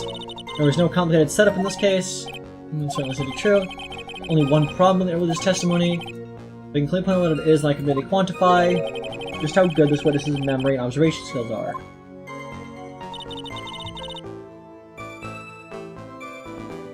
So yeah, we gotta find something that is incorrect with her memory. That night was helping Acolyte with the training. Correct. I didn't see my back likes to act up violently. Correct. I left Iris to help the Acolyte. But she said that she was in her room. She states that she was in her room all night.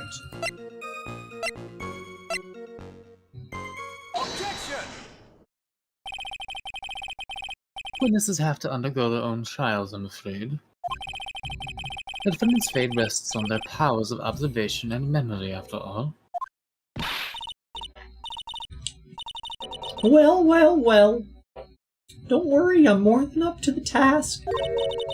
I'm a woman of faith, after all. The head honcho of the Hazakura Temple. In that case, Miss Honcho, I'd like you to explain something for me. No. The discrepancy between your testimony and that of the defendant, Iris. She claims that after ringing the lights out bell, she went back and stayed in her room.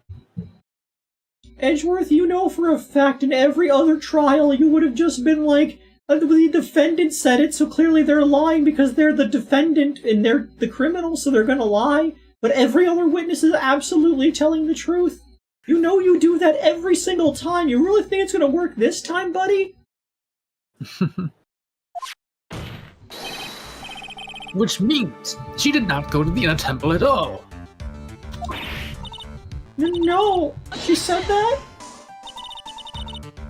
A defendant or a witness. Who is more likely to lie, do you suppose? See, even she's doing it!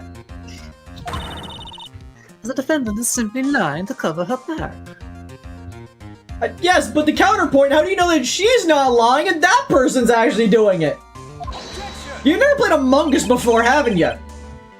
But that is completely illogical. This person never played Goose Goose Duck.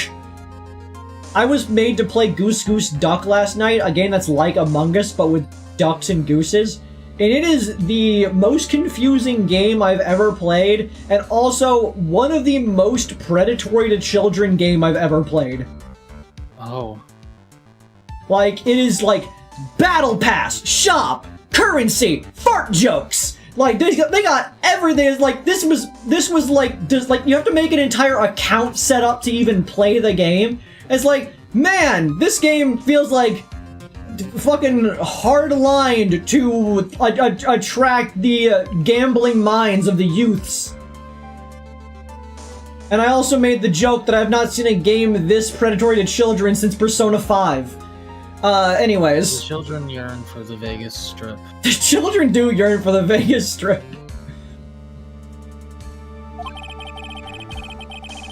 The matter was committed in the courtyard of Hazakura Temple. Claiming that she went to the inner temple would make for a much better alibi.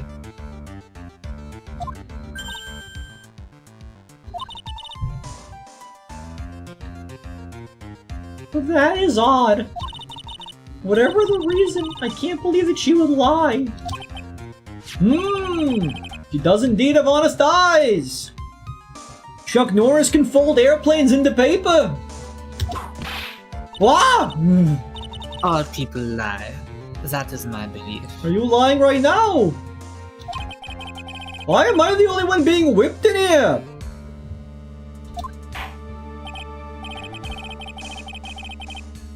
Anyway, neither the witness nor the defendant have any reason to lie. When Chuck Norris left for college, he told his father, "You're the man of the house now." Which means... must call your memory into question. Dear, dear, dear. You're older than me and yet you want to play that game, do you? Ah, well, that isn't exactly what I...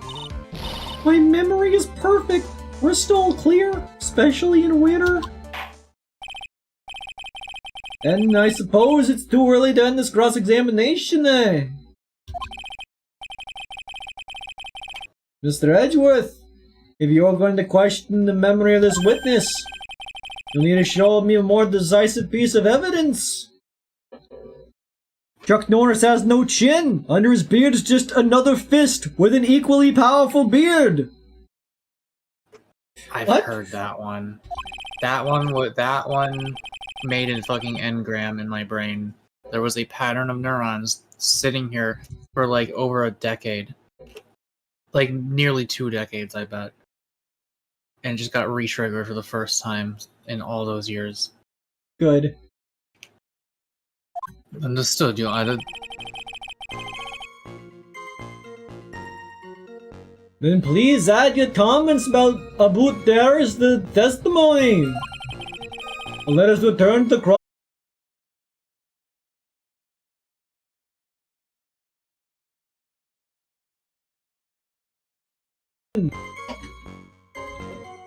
Oh, this one's gonna fucking kill Mako.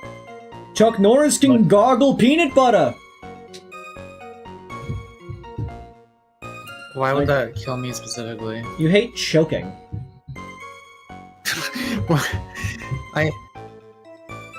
Who doesn't? Do you really want to ask that in the room you're in? Okay, being choked externally is not the same as choking on peanut butter. I don't think people are like sexually turned on by like having their fucking trachea stuffed with goop. I don't know, I'm kind of into it. That's a joke. Also, I learned a really cool fun fact. The fear of suffocation is different than your fear of other things. But in what way? It's in a different location. Your amygdala, handles all of your fear, usually. So, things that you're afraid of go through the amygdala to figure these things out. And there was this one person, known only as Patient SM, who was born without an amygdala. And so they, admitted themselves to tests to help scientists figure out how fear actually works in the brain. They could not be afraid of things. Like, they enjoyed watching horror movies, they were not, like, bothered by normally scary animals. They were also really bad in conversations because they could not pick up on negative social cues. But one thing they managed to figure out made them afraid was suffocating them.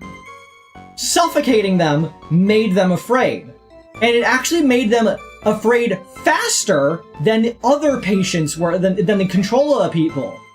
Because the control people's amygdala was able to be like, this is a reasonable scenario you're in, there are scientists, you're not actually as in danger as you think you are, so you can last a while, you could probably handle the lower, the more CO2 going in.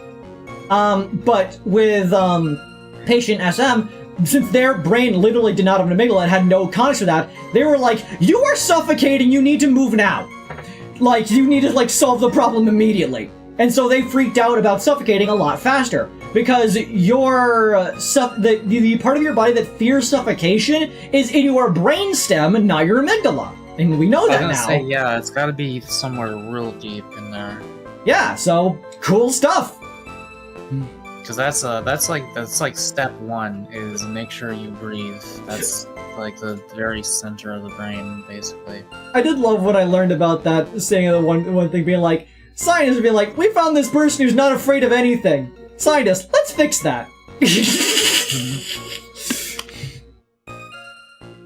Let us return to the cross-examination. Like, I don't, like, the fear of choking is not, it doesn't feel the same as other fears. It feels like an immediate panic rather than outright fear. That's fair. It's a bit different.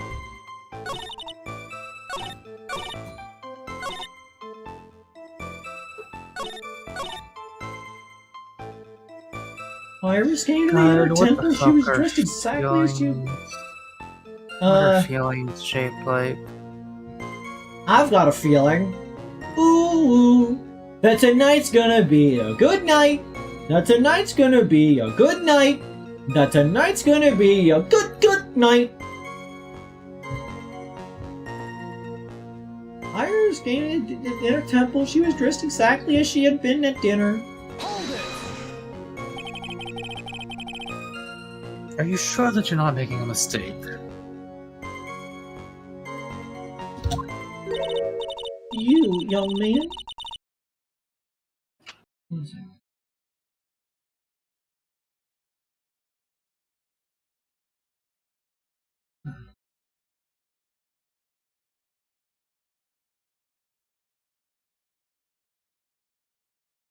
Got an itch in my ear.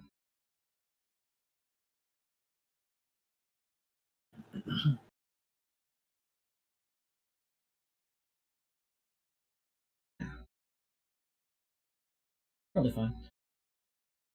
Oh, Jimmy, you young man. Oh, Jimmy, you young man need to get your estimation of me up from the floor.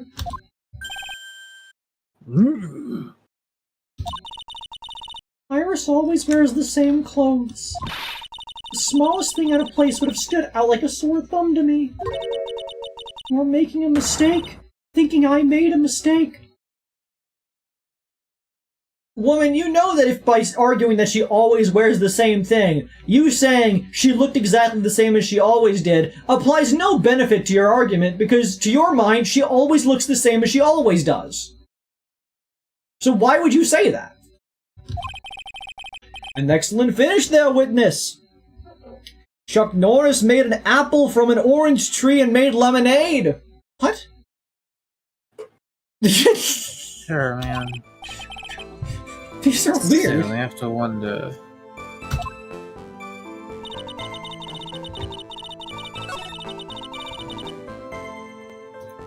She was not wearing her hood.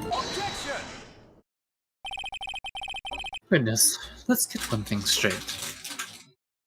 Someone's gotta be. The defendant whom you claim to have met. She was wearing this demon warding hood, correct? Well, of course. That is a very important piece of clothing, I'll have you know. Wah ah ah wah ah ah ah ah. Wait a minute. Hold it right there. Why do you have that? It just occurs to her like, wait, you're holding that. Fuck.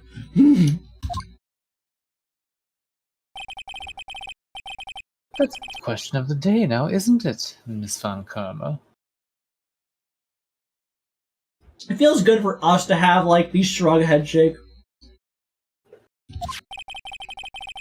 Well, you know that this hood was given to someone as a gift that night. Before the lights out bell was rung. Huh. What?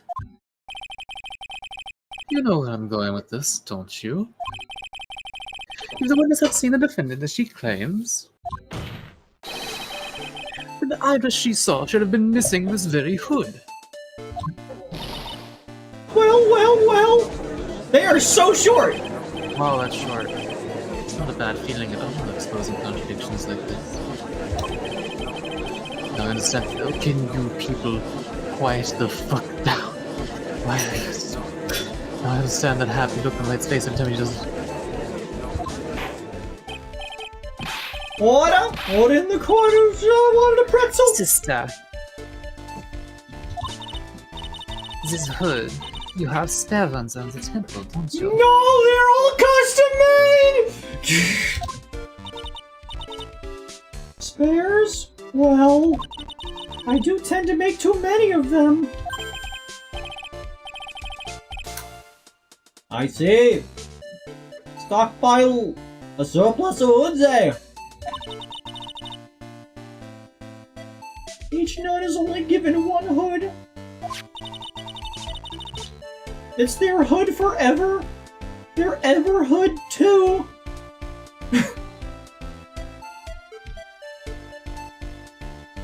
This should be the only hood that Iris owned. And this is quite strange. Chuck Norris is so fast he could run around the world and punch himself in the back of the head. Why would he do that? Sounds stupid. Ah! If there was a surplus of hoods, then she could have one of those. So there's no contradiction here. Then why is she not currently wearing it?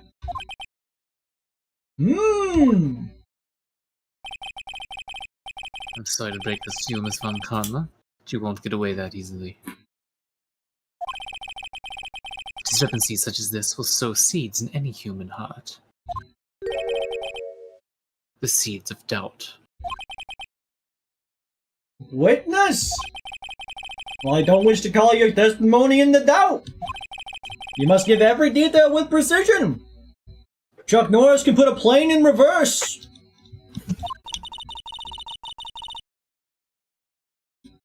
I'm not sure I'm comfortable going along with this. Sister, you shall continue with your testimony. Tell us what you saw after finishing your baths on your way back to the inner temple.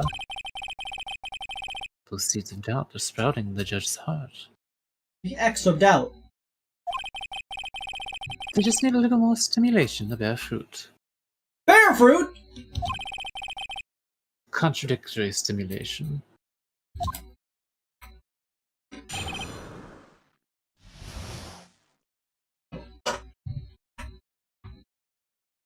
After my bath. I finished my bath around 11, and I thought I should return to the inner temple. And as I was walking back, I heard a noise from the courtyard. I took a look and... Iris was... Oh, Mystic Elise!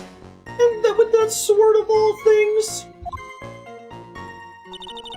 Mystic Elise was staying in the corner room, which faces onto the courtyard.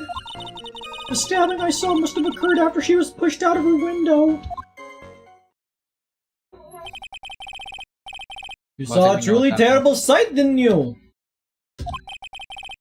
If I was in your place, Chuck Norris is able to build a snowman out of water. I mean, technically anyone can do that. Snow is just a form of water. It's still It does not stop being water just because it's in a solid state. What the fuck? And it would be much like Miss Von Thomas whipping Mr. Edgeworth in two in court. And me seeing it all from his very chair. Well, something like that. This judge. His imagination is about as vivid and creative as Detective Gumshoe. I would look the fool if I commented on such foolishness. Pretend I did it good.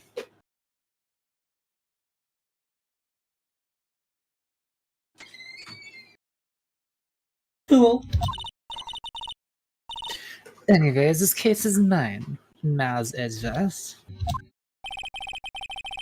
Calling everyone by their full name. Can't you do something about that habit of yours?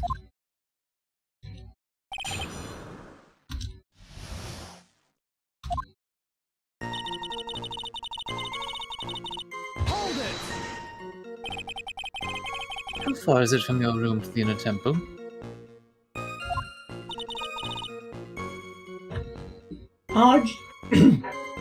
Jimmy, let me think for a moment. About 20 minutes on these stumps of mine. I lost my legs in the war. It's about 15 minutes to Dusky Bridge from Hazakura Temple. Did she kill 50 men? I killed 50 men. You might not know this, but I killed Adolf. The inner temple is just beyond the bridge.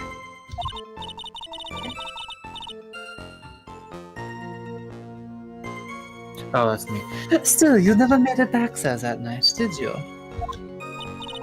I served in Nam. I served in Iraq. I served in World War II. I served in World War I. I served in the War of the Roses. You gonna step to me, bitch? I've doubted German before. Don't make me do it again. I killed 50 Cent. I killed Tupac. I killed a $50 piece. It was me, right? I killed Elvis.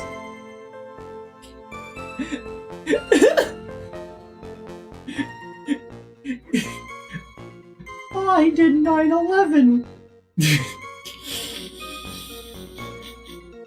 What if we just did this entire joke again? Like a second time, but with this voice.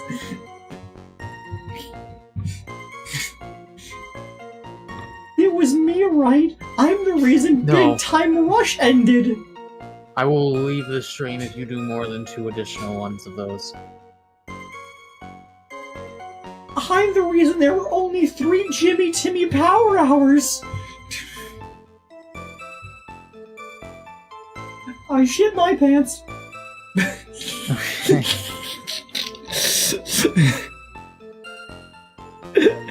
Bikini Bondi 100-year war for 117 years. That's right. I was heading along the walkway toward the main hall. What was that, Muck? It was me, right? I pissed your bed during that sleepover. It was me, right? That wasn't apple juice. We're not doing this. We're not doing this.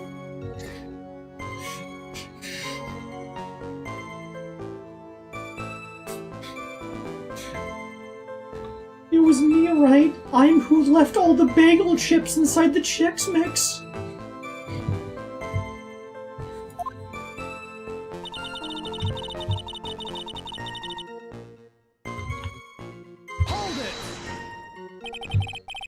You say you heard a noise. I made that noise with my mouth. Don't ask how I did that like I did your mom last night. Jimmy's mom?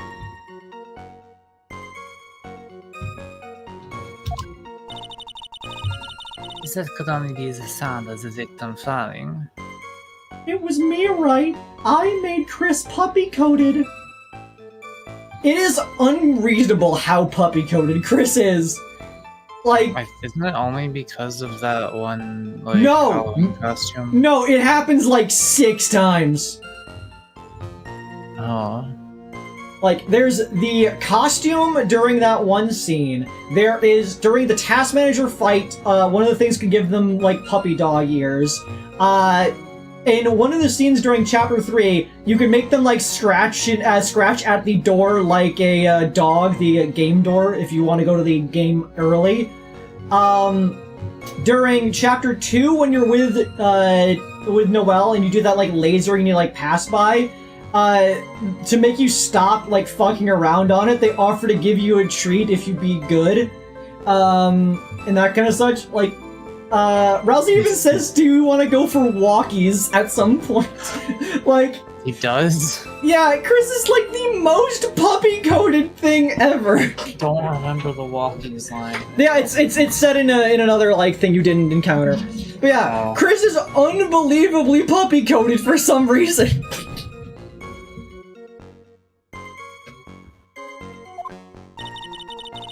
It's very quiet in the temple, you know. You can even hear the snow falling from the branches. Thump, just like that. Thump-a-dump-gump-a-gump, if you know what I mean. Jimmy, Smom. But then Jimmy's Snom, Stacy's Snom has got it going on. It's all I want, and I've waited for so long. Jimmy, can't you see that your Snom's the one for me? I know it might be wrong, but I'm in love with Jimmy's Snom. Like how you transition from Stacy to Jimmy like in the same song. Shut up. Stacy is Jimmy's sibling. They left for hell. No, I was thinking like he transitioned like just right between the one sentence on the other one, like He that was the transitioned- exact he's moment trans the Jimmy now. King. It's canon. I said so. Anyway, hey. Toby notices audience. Yeah, that's fair. Thank goodness noise you've heard been the snow falling on the ground? Chuck Norris didn't cheat death, he won fair and squarely. I never thought of that. Wah ha ha wah ha ha ha ha. Oh oh oh oh oh oh oh.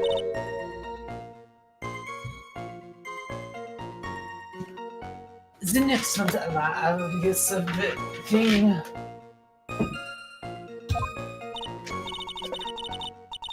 Well, wherever the source of the sound, I looked over at the courtyard and...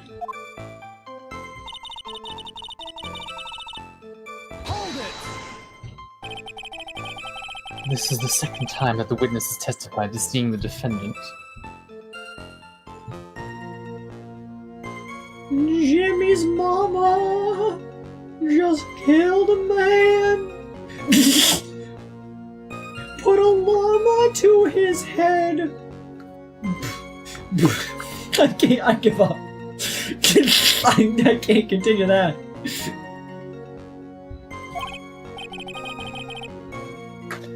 But some doubt remains in these claims. I just what does that mean? Just because you're a good-looking young man with a tight bod and a ripped ass doesn't give you the right. Tight bod and ripped ass, rather than the other one. I know what I fucking said, you 3-bit harlot! This strumpet about to hear the trumpets, if you know what I mean, bitch, square up! Murderer who stabbed the victim with the sword. Sister Bikini, try to recall exactly who it was you saw, as clearly as you can. I clearly remember fucking your mom! Well, you're a handsome young man with a tight bod and a ripped ass.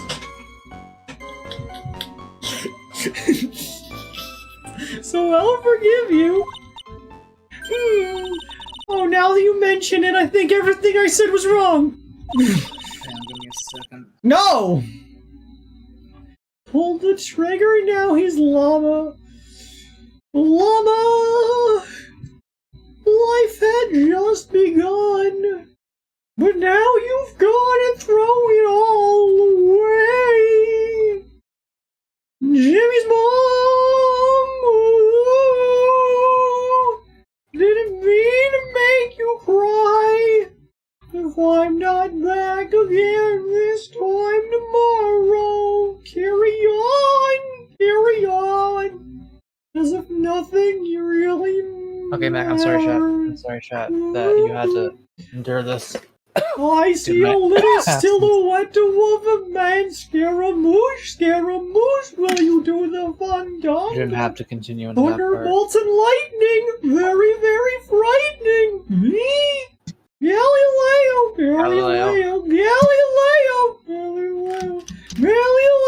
Figaro, Magnifico, whoa. I'm just a poor boy, nobody loves me. Oh my god.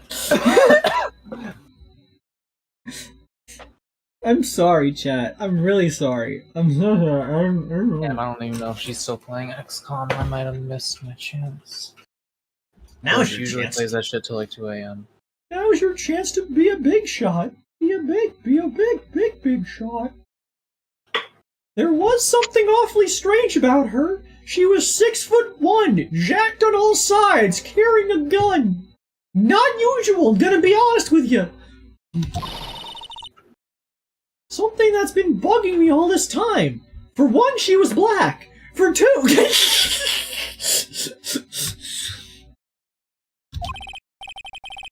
Please don't keep us in suspense. Okay, ripped ass man. Her hood. A hood? Yes, the town where she comes from. Her hood. That's right. It's coming back to me. Irish, she wasn't wearing her hood. I thought something was out of place, but... Which is why I stated explicitly that nothing was out of place earlier. It all makes sense now, doesn't it? After all, you're my wonder wall. She'd given that hood away to someone, right?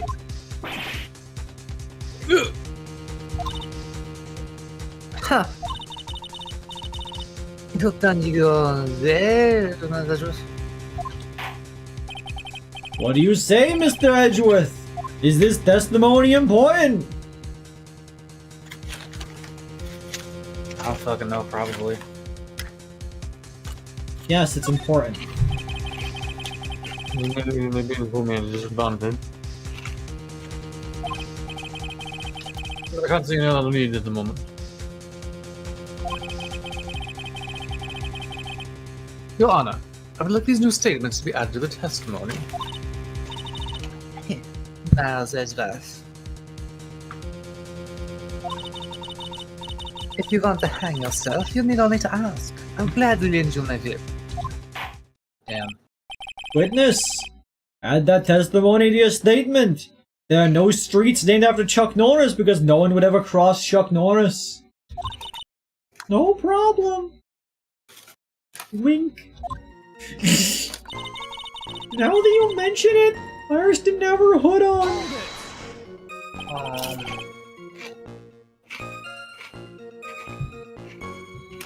Take your fucking time! Sorry, I have a hot chip, and it's really good. You're sure about that? I swear, Mako.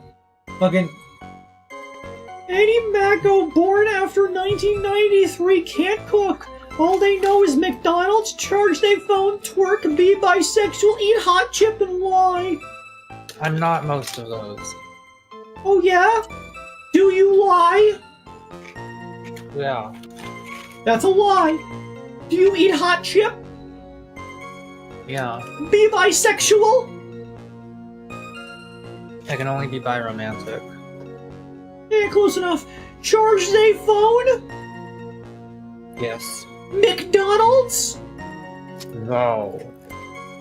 I didn't say eat, I just said know of. All they know is McDonald's. Do you know McDonald's? Not personally, I don't know the guy. Close enough. He has a farm, E-I-E-I-O. Twerk? No. Well, that just sort of happens whenever you walk. Anyway, That's not what that is. close enough. We're working on approximations here. Hand grenades and horseshoes and, you know.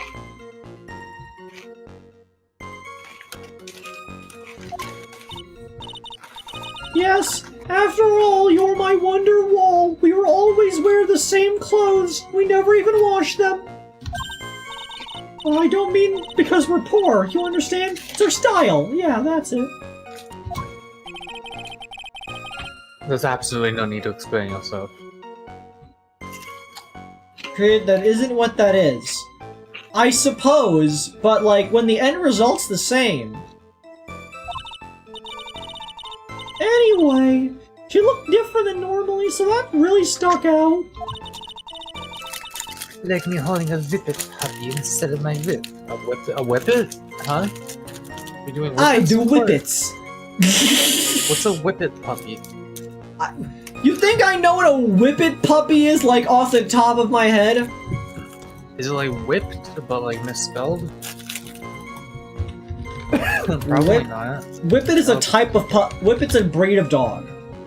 Oh. Oh, that's a pretty cute dog.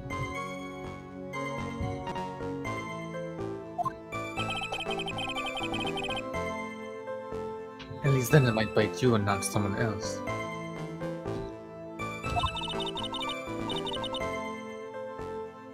Ira sure didn't have her hood on, I'm sure of it. Very well! Now please tell us about the victim, eh?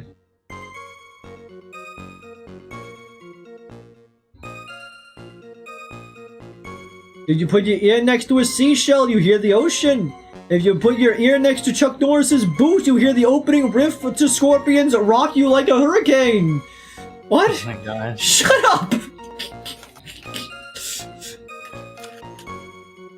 Also, we've all seen the GIF I made. Anyways, carrying on.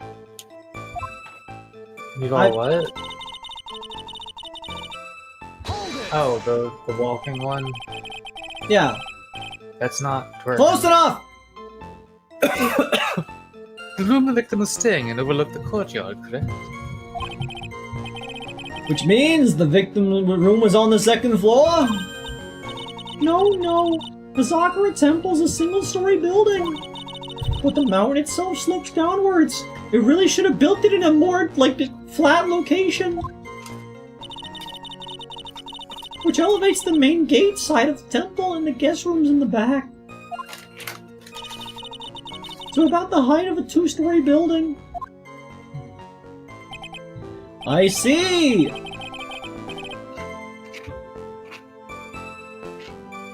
And the victim was staying in one of these elevated rooms, correct? Yes, I should know. I'm the one who carried her things to her room after all.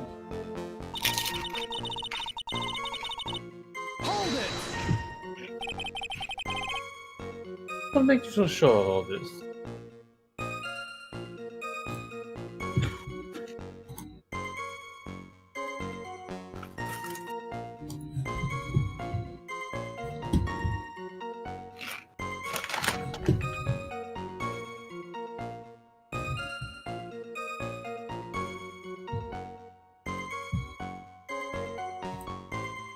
Un momento, por favor.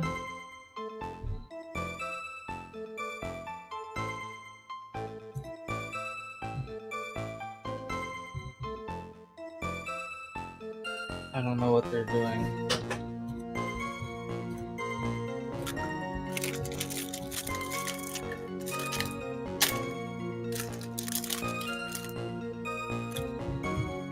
There we go.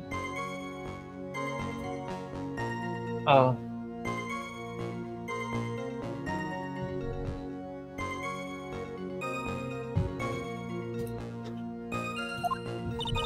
It's just like I told you earlier. I heard a noise from the courtyard, okay? Well, just like that.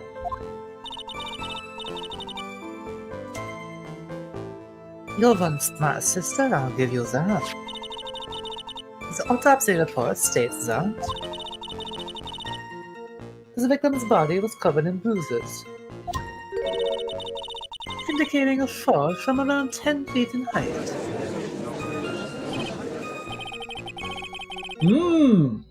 It appears that the witness was not mistaken then. When Alexander Graham Bell first invented the telephone, he had 3 missed calls from Chuck Norris. Yep. I'm more than just a pretty face, especially in winter. I'm a woman of faith, after all, and the head honcho of a Zakura temple. There's only 2 of them working there. If it's all as that, no snappy comeback remark. It doesn't feel like she is lying. It is very powerful testimony, too. He claims to have seen the incident in which the defendant stabbed the victim. There are only 2 things I can believe in right now. My client's iris, and my own abilities as a defense attorney.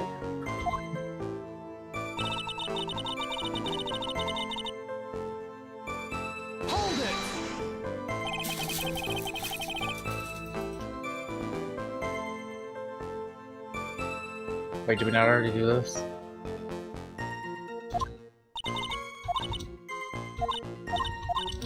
Oh, not bad. I'm so mine. I'll be right back on set. You okay? Chat, what is cooking? Good lookins.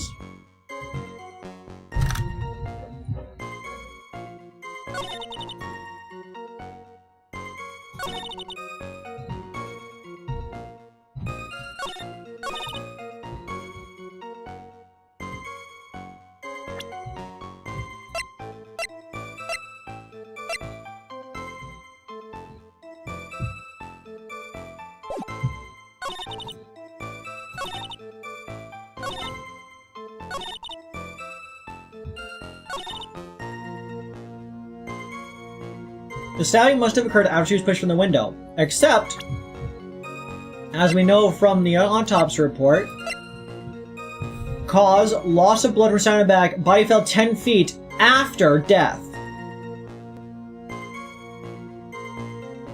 Chat! Talk to me! Respond to my words, or else I will be forced to call upon the mighty wrath of gods unknown. Like Jimblthy and Squongo. Don't bring up my mom. It's rude. Don't you know my mom's in the room with me right now?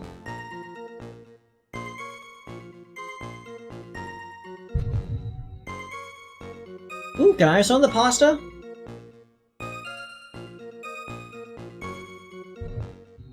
Give me the pasta. I have not eaten. Yay!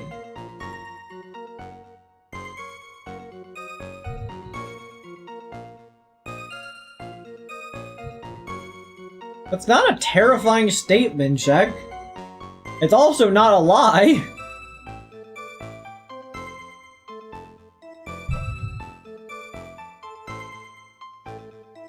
What kind of pasta did you make? Was it like spaghetti? Or was it like linguine?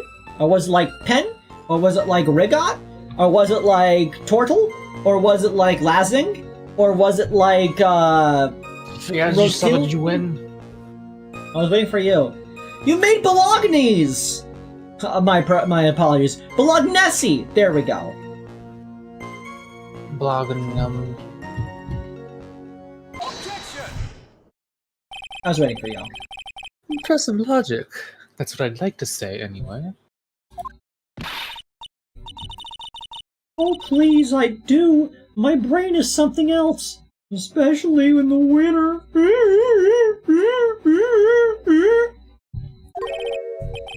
However, I think you were overlooking one thing. You're an idiot. Miss Von Karma, would you be so kind as to take another look at the autopsy report? The autopsy report?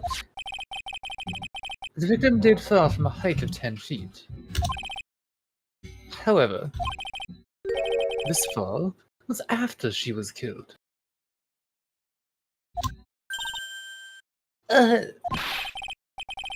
That's right! It says after death right here! The scene the witness claims to have seen is contradictory. The defendant stabbed and killed the victim there in the courtyard. How did the victim then go on to take a 10-foot fall? What? Order! Order! Blueberry Pop-Tart. The victim was killed and then fell? When Chuck Norris plays dodgeballs, the balls dodge him! If that's the case, then the victim must have been killed in her room, don't you agree? That is the logical conclusion. Yes, that's right. The victim must have been stabbed by the defendant in her room. And she was then thrown out of her window down into the courtyard below. Was there any sign of a struggle in Miss Denham's room? She was stabbed with a sword. That would leave a blood stain, wouldn't you agree? Oh, well, Miss Von Karma, was there any blood? Chuck Norris doesn't pay taxes. Taxes pay Chuck Norris? Ah! No traces of blood were found in the victim's room.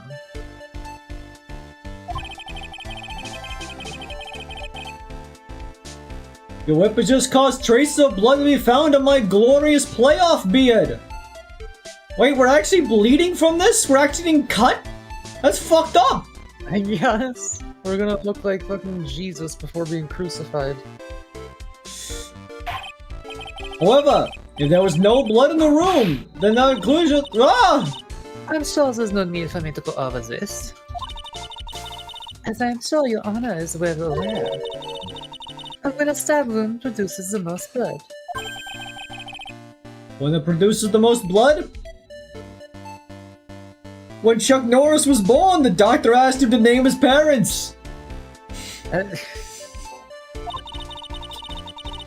little blood is actually lost at the moment of the blade's insertion. If you want to talk about when the most blood will be lost from a body, It's when the blade's removed. that will be when the blade is removed. That's why they say to, if you get stabbed or like such, don't remove the blade. You want to keep the blade in and let the doctors handle removing it. Indeed. The weapon's still in place. It acts like a lid on the wound. That's true. With the weapon still in the body, there wouldn't be much bleeding. Chuck Norris lost his virginity before his father did. A perfectly reasonable line of thinking, unlike what I just said.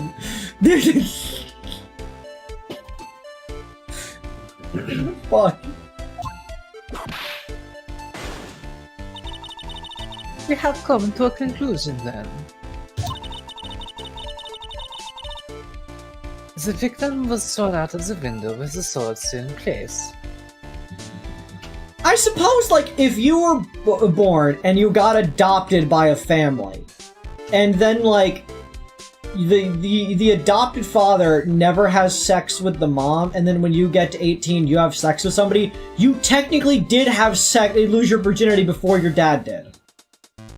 Yeah, actually. I suppose that would also apply to, like in utero transplant kind of things as well, where you don't technically have a father have sex to make you.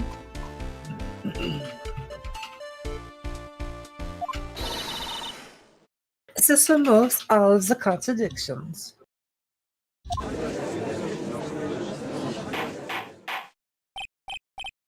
Order! Order! Order! Bugle. I must admit that this is a probable version of events. I expect no less from Franziska von Karma. She locates and takes control of every vital point.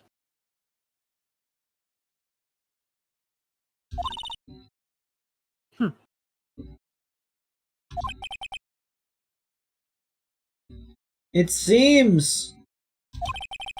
Now we need clear testimony from the witness. Chuck Norris eats his meat so rare that he only eats unicorns and dragons. Remove all supposition from your pots and tell us only the facts, please. Witness, please, remain standing on the crate.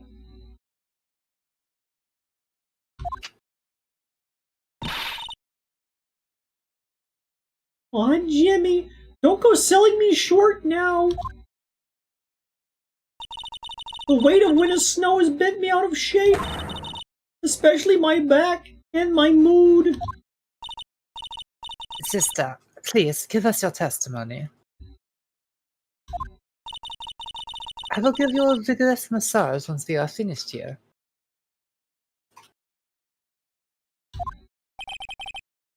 With the whip? Oh boy. Alright. Jimmy's mom.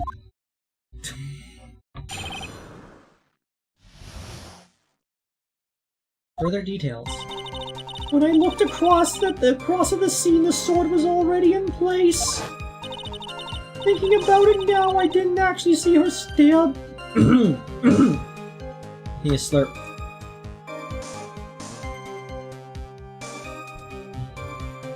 Ah. Aw, Jimmy. Thinking about it now, I didn't actually see her stab Mystic Elise. I've never seen so much blood before. That's when I fainted. You can't blame me, can you?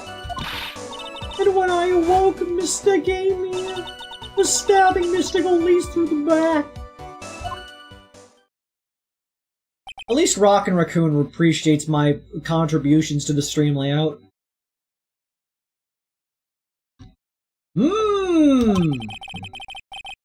This all confirms Miss Von Karma's theory. Chuck Norris was born with two umbilical cords, one red and one blue. The bomb squad cut the wrong cord. What? What the fuck? What? Huh? Von Karma's strive for nothing but perfection. Putting together such facts is nothing funny. You should know that, Miles Edgeworth. Perfection is an impossibility, Franziska von Karma. Yeah. And I'm here to teach you just that. Why be perfect when you can be Glurkin?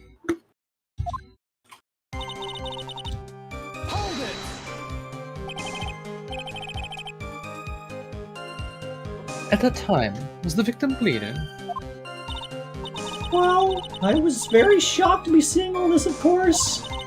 So I'm not entirely sure. But I don't think I saw any blood, not then.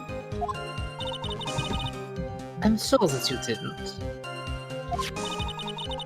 The weapon was acting as a plug in the wound. In any case, let's be clear on one very important point. You actually see the instant in which the victim was stabbed.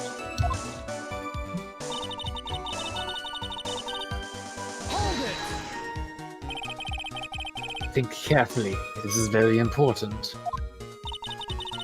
It's Irish we're talking about here. I'm thinking for all I'm worth.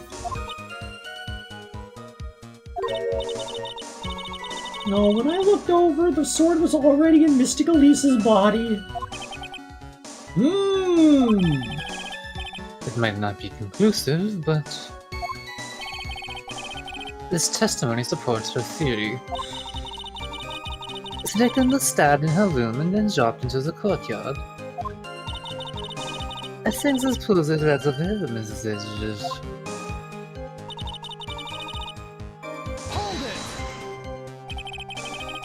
So you're saying that you saw the victim's blood?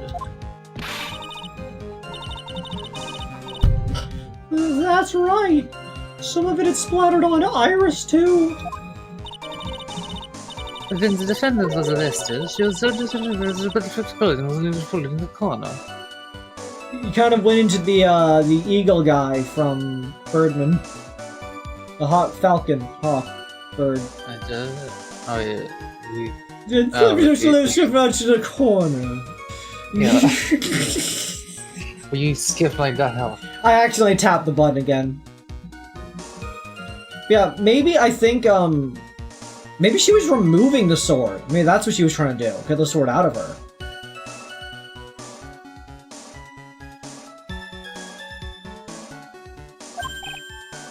What? Her clothes were blood-flecked as well.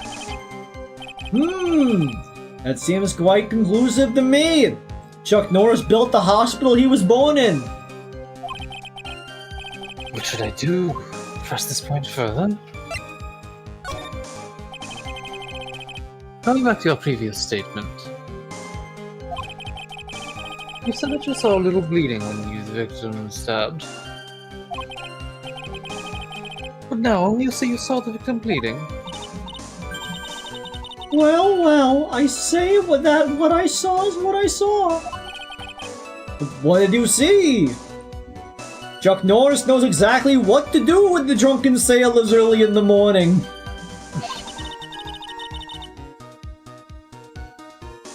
Maybe I didn't see the poor woman get stabbed, but I saw the girl pull the sword out of her, plain as day. Pulling the sword out?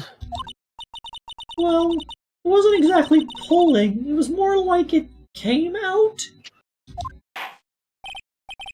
Witness, you will add this statement to your testimony. When Chuck Norris went to Burger King and ordered a Big Mac, they made it for him perfectly. Oh, was that important? More important than you can imagine.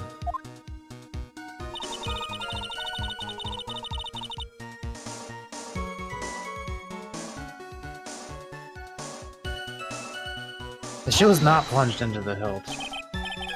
Smoothly, you say? You're saying you saw the sword smoothly slide out?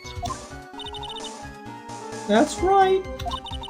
The whole thing happened right next to the gold statue of Mystic Amy.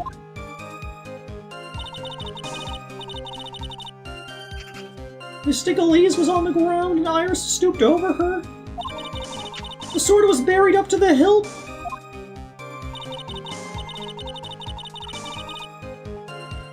When Iris stood up, the sword in her hand just slid out of Mystic Elise's body. Slid up from that gaping wound. Oh! Oh!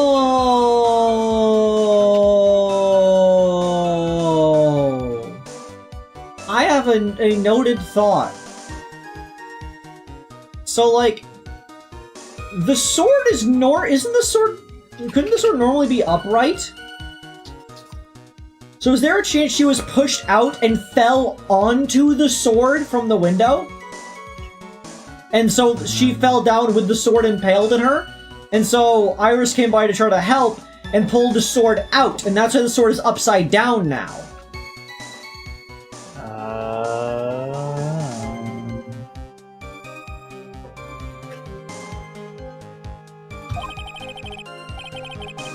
It goes without saying that if the sword was removed, there would be bleeding. Chuck Norris played a game of rock, paper, scissors against his reflection and won. No simpler place here. Is that really the case?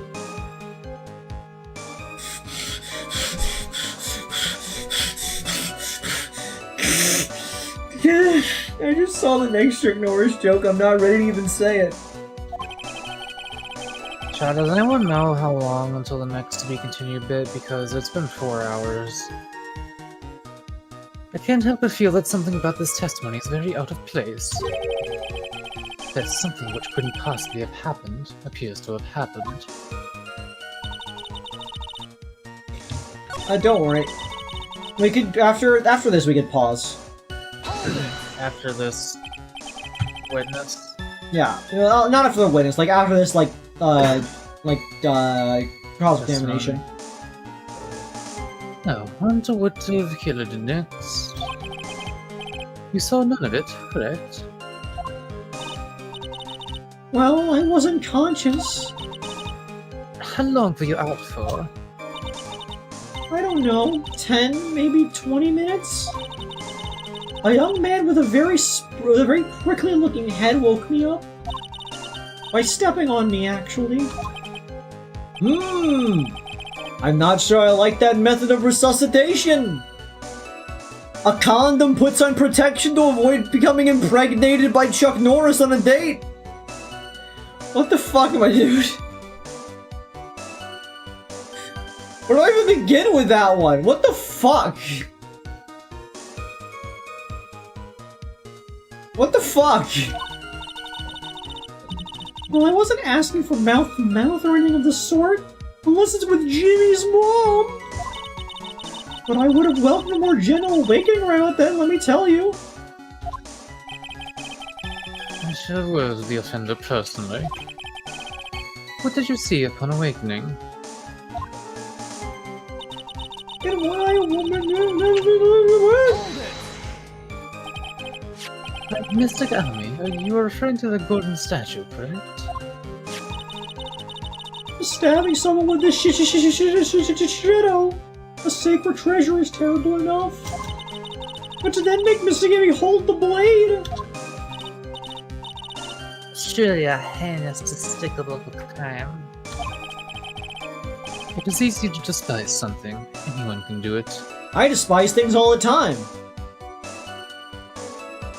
Mako? Yeah. You're my However, best friend. there's something that cannot be done so easily. Whatever it is, I'm sure it's doubly hard for you. Any this is a problem? Exactly why would the killer set up this gruesome scene? Can anyone explain the reasoning behind that?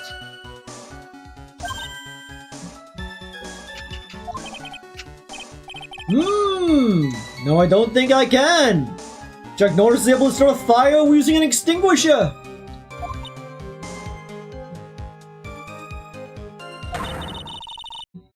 So isn't there the logical reason behind why someone acts? There's something free will. That was very that Falcony guy again. There's someone acts.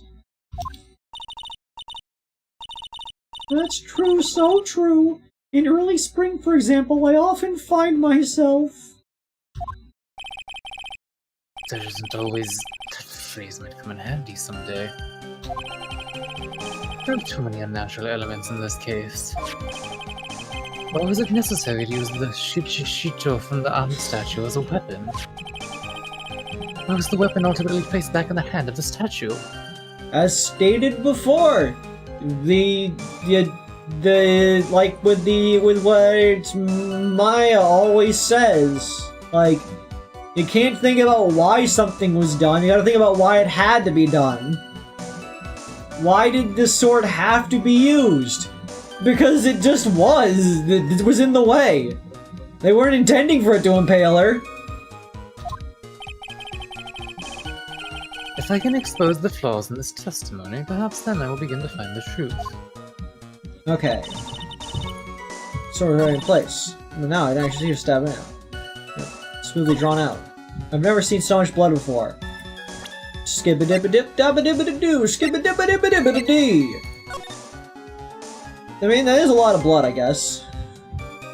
Not as much blood as you'd expect.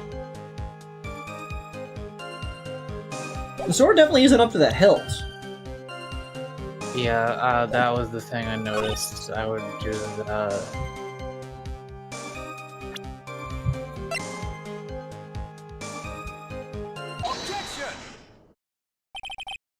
Sister Bikini, you are a reliable witness. At least I'd like to think so. But there are too many contradictions here. What do you mean? You make it sound like as though I'm a liar! But you're a handsome young man with a tight bod and a ripped ass, so I'll forgive you. The contradictions that you're talking about. In the scene that the witness claims to have seen, the weapon was thrust up to its hilt into the victim. Furthermore, the killer withdrew the weapon smoothly from the body. However, both of these are complete impossibilities.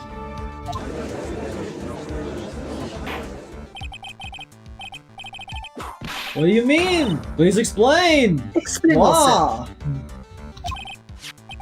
To start with, do you think it would be possible to stab someone to the hilt with this? It has like 18 stopping points.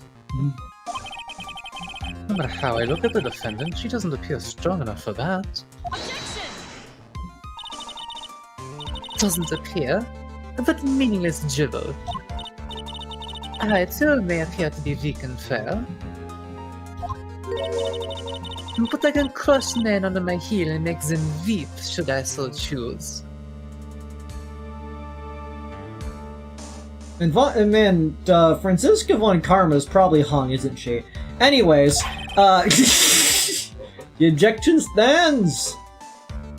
Chuck Norris has to carry a concealed weapons permit when he wears his regular clothes.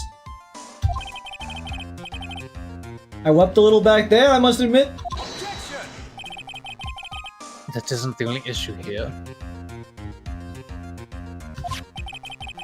If this sword was truly stabbed into the body up to the hilt,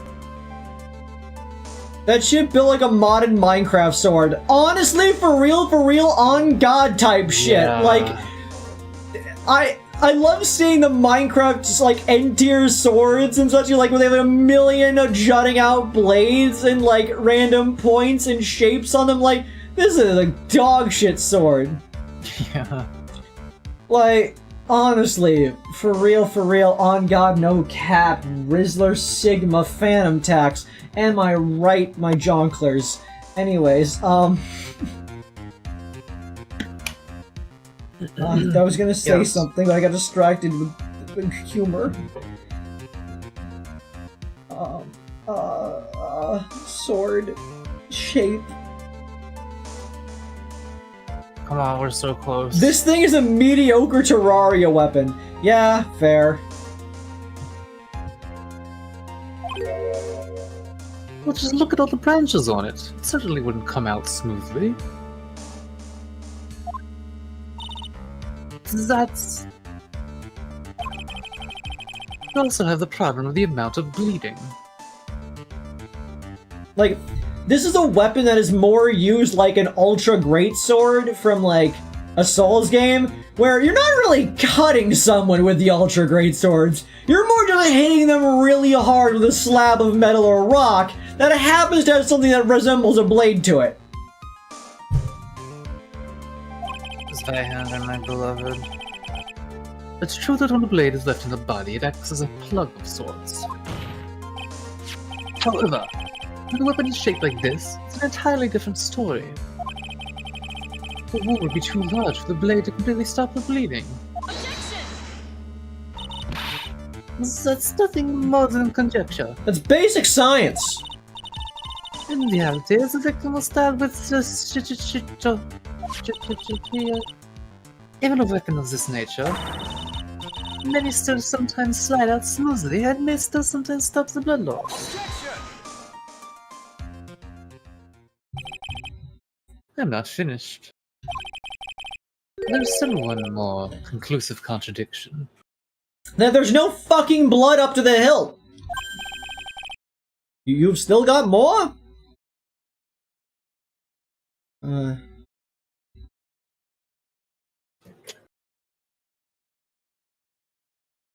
Oh, Avery, after this, you gotta show me what I missed with Oh, the yeah. Gardic phone. When Chuck Norris falls from a great height, the ground has its life flash before its eyes. This one is simple. Can you please say this one is Shrimple? This one is shrimple. Thank you. This sword really was thrust in all the way to the hilt. There's only blood on the tip of it.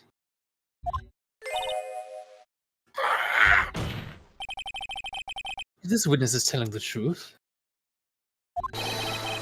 then there should be blood along the entire length of the sword.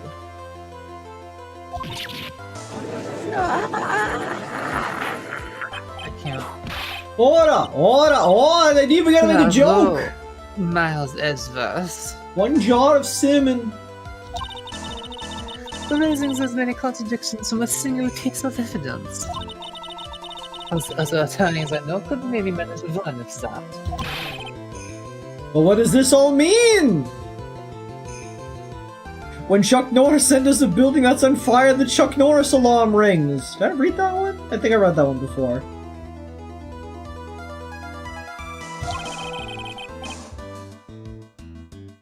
You have proven contradictions regarding the motor weapon, but...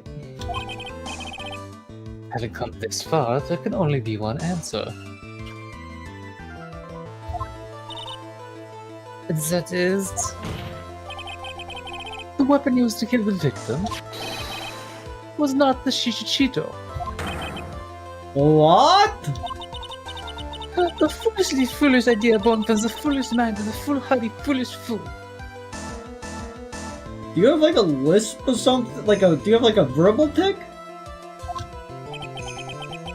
Let's examine this again. What was it that made us think the sword was the murder weapon? Well, Jimmy, well, it's because Mystic Amy was holding it. Exactly. However, if you reflect on this, that is the only basis we have to assume such a thing. The impression left by the scene was just too strong. That is what influenced us. It influenced us to believe that Shito was the better weapon.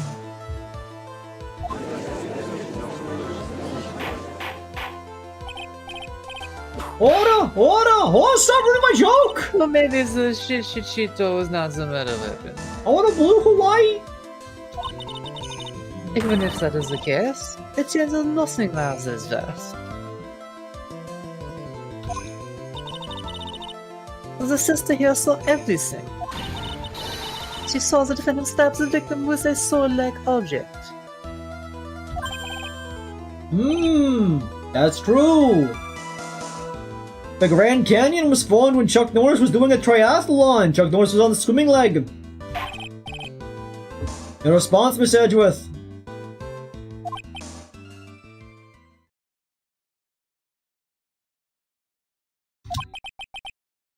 If that is so, I would like the prosecution to answer the obvious question it raises. Do you think this would be a good stop? The obvious question? Yeah, sure. It feels like we're transitioning to a new topic. Alright. Thank you everybody for coming this evening. You are all been a lovely Slobbians. Today's most loved viewer is going to...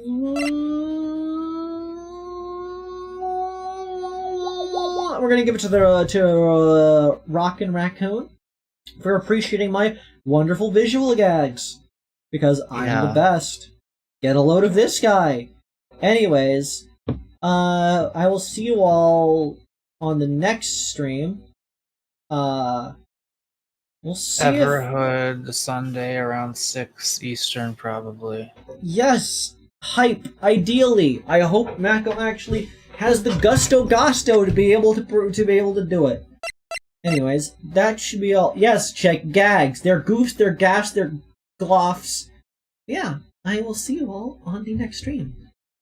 Good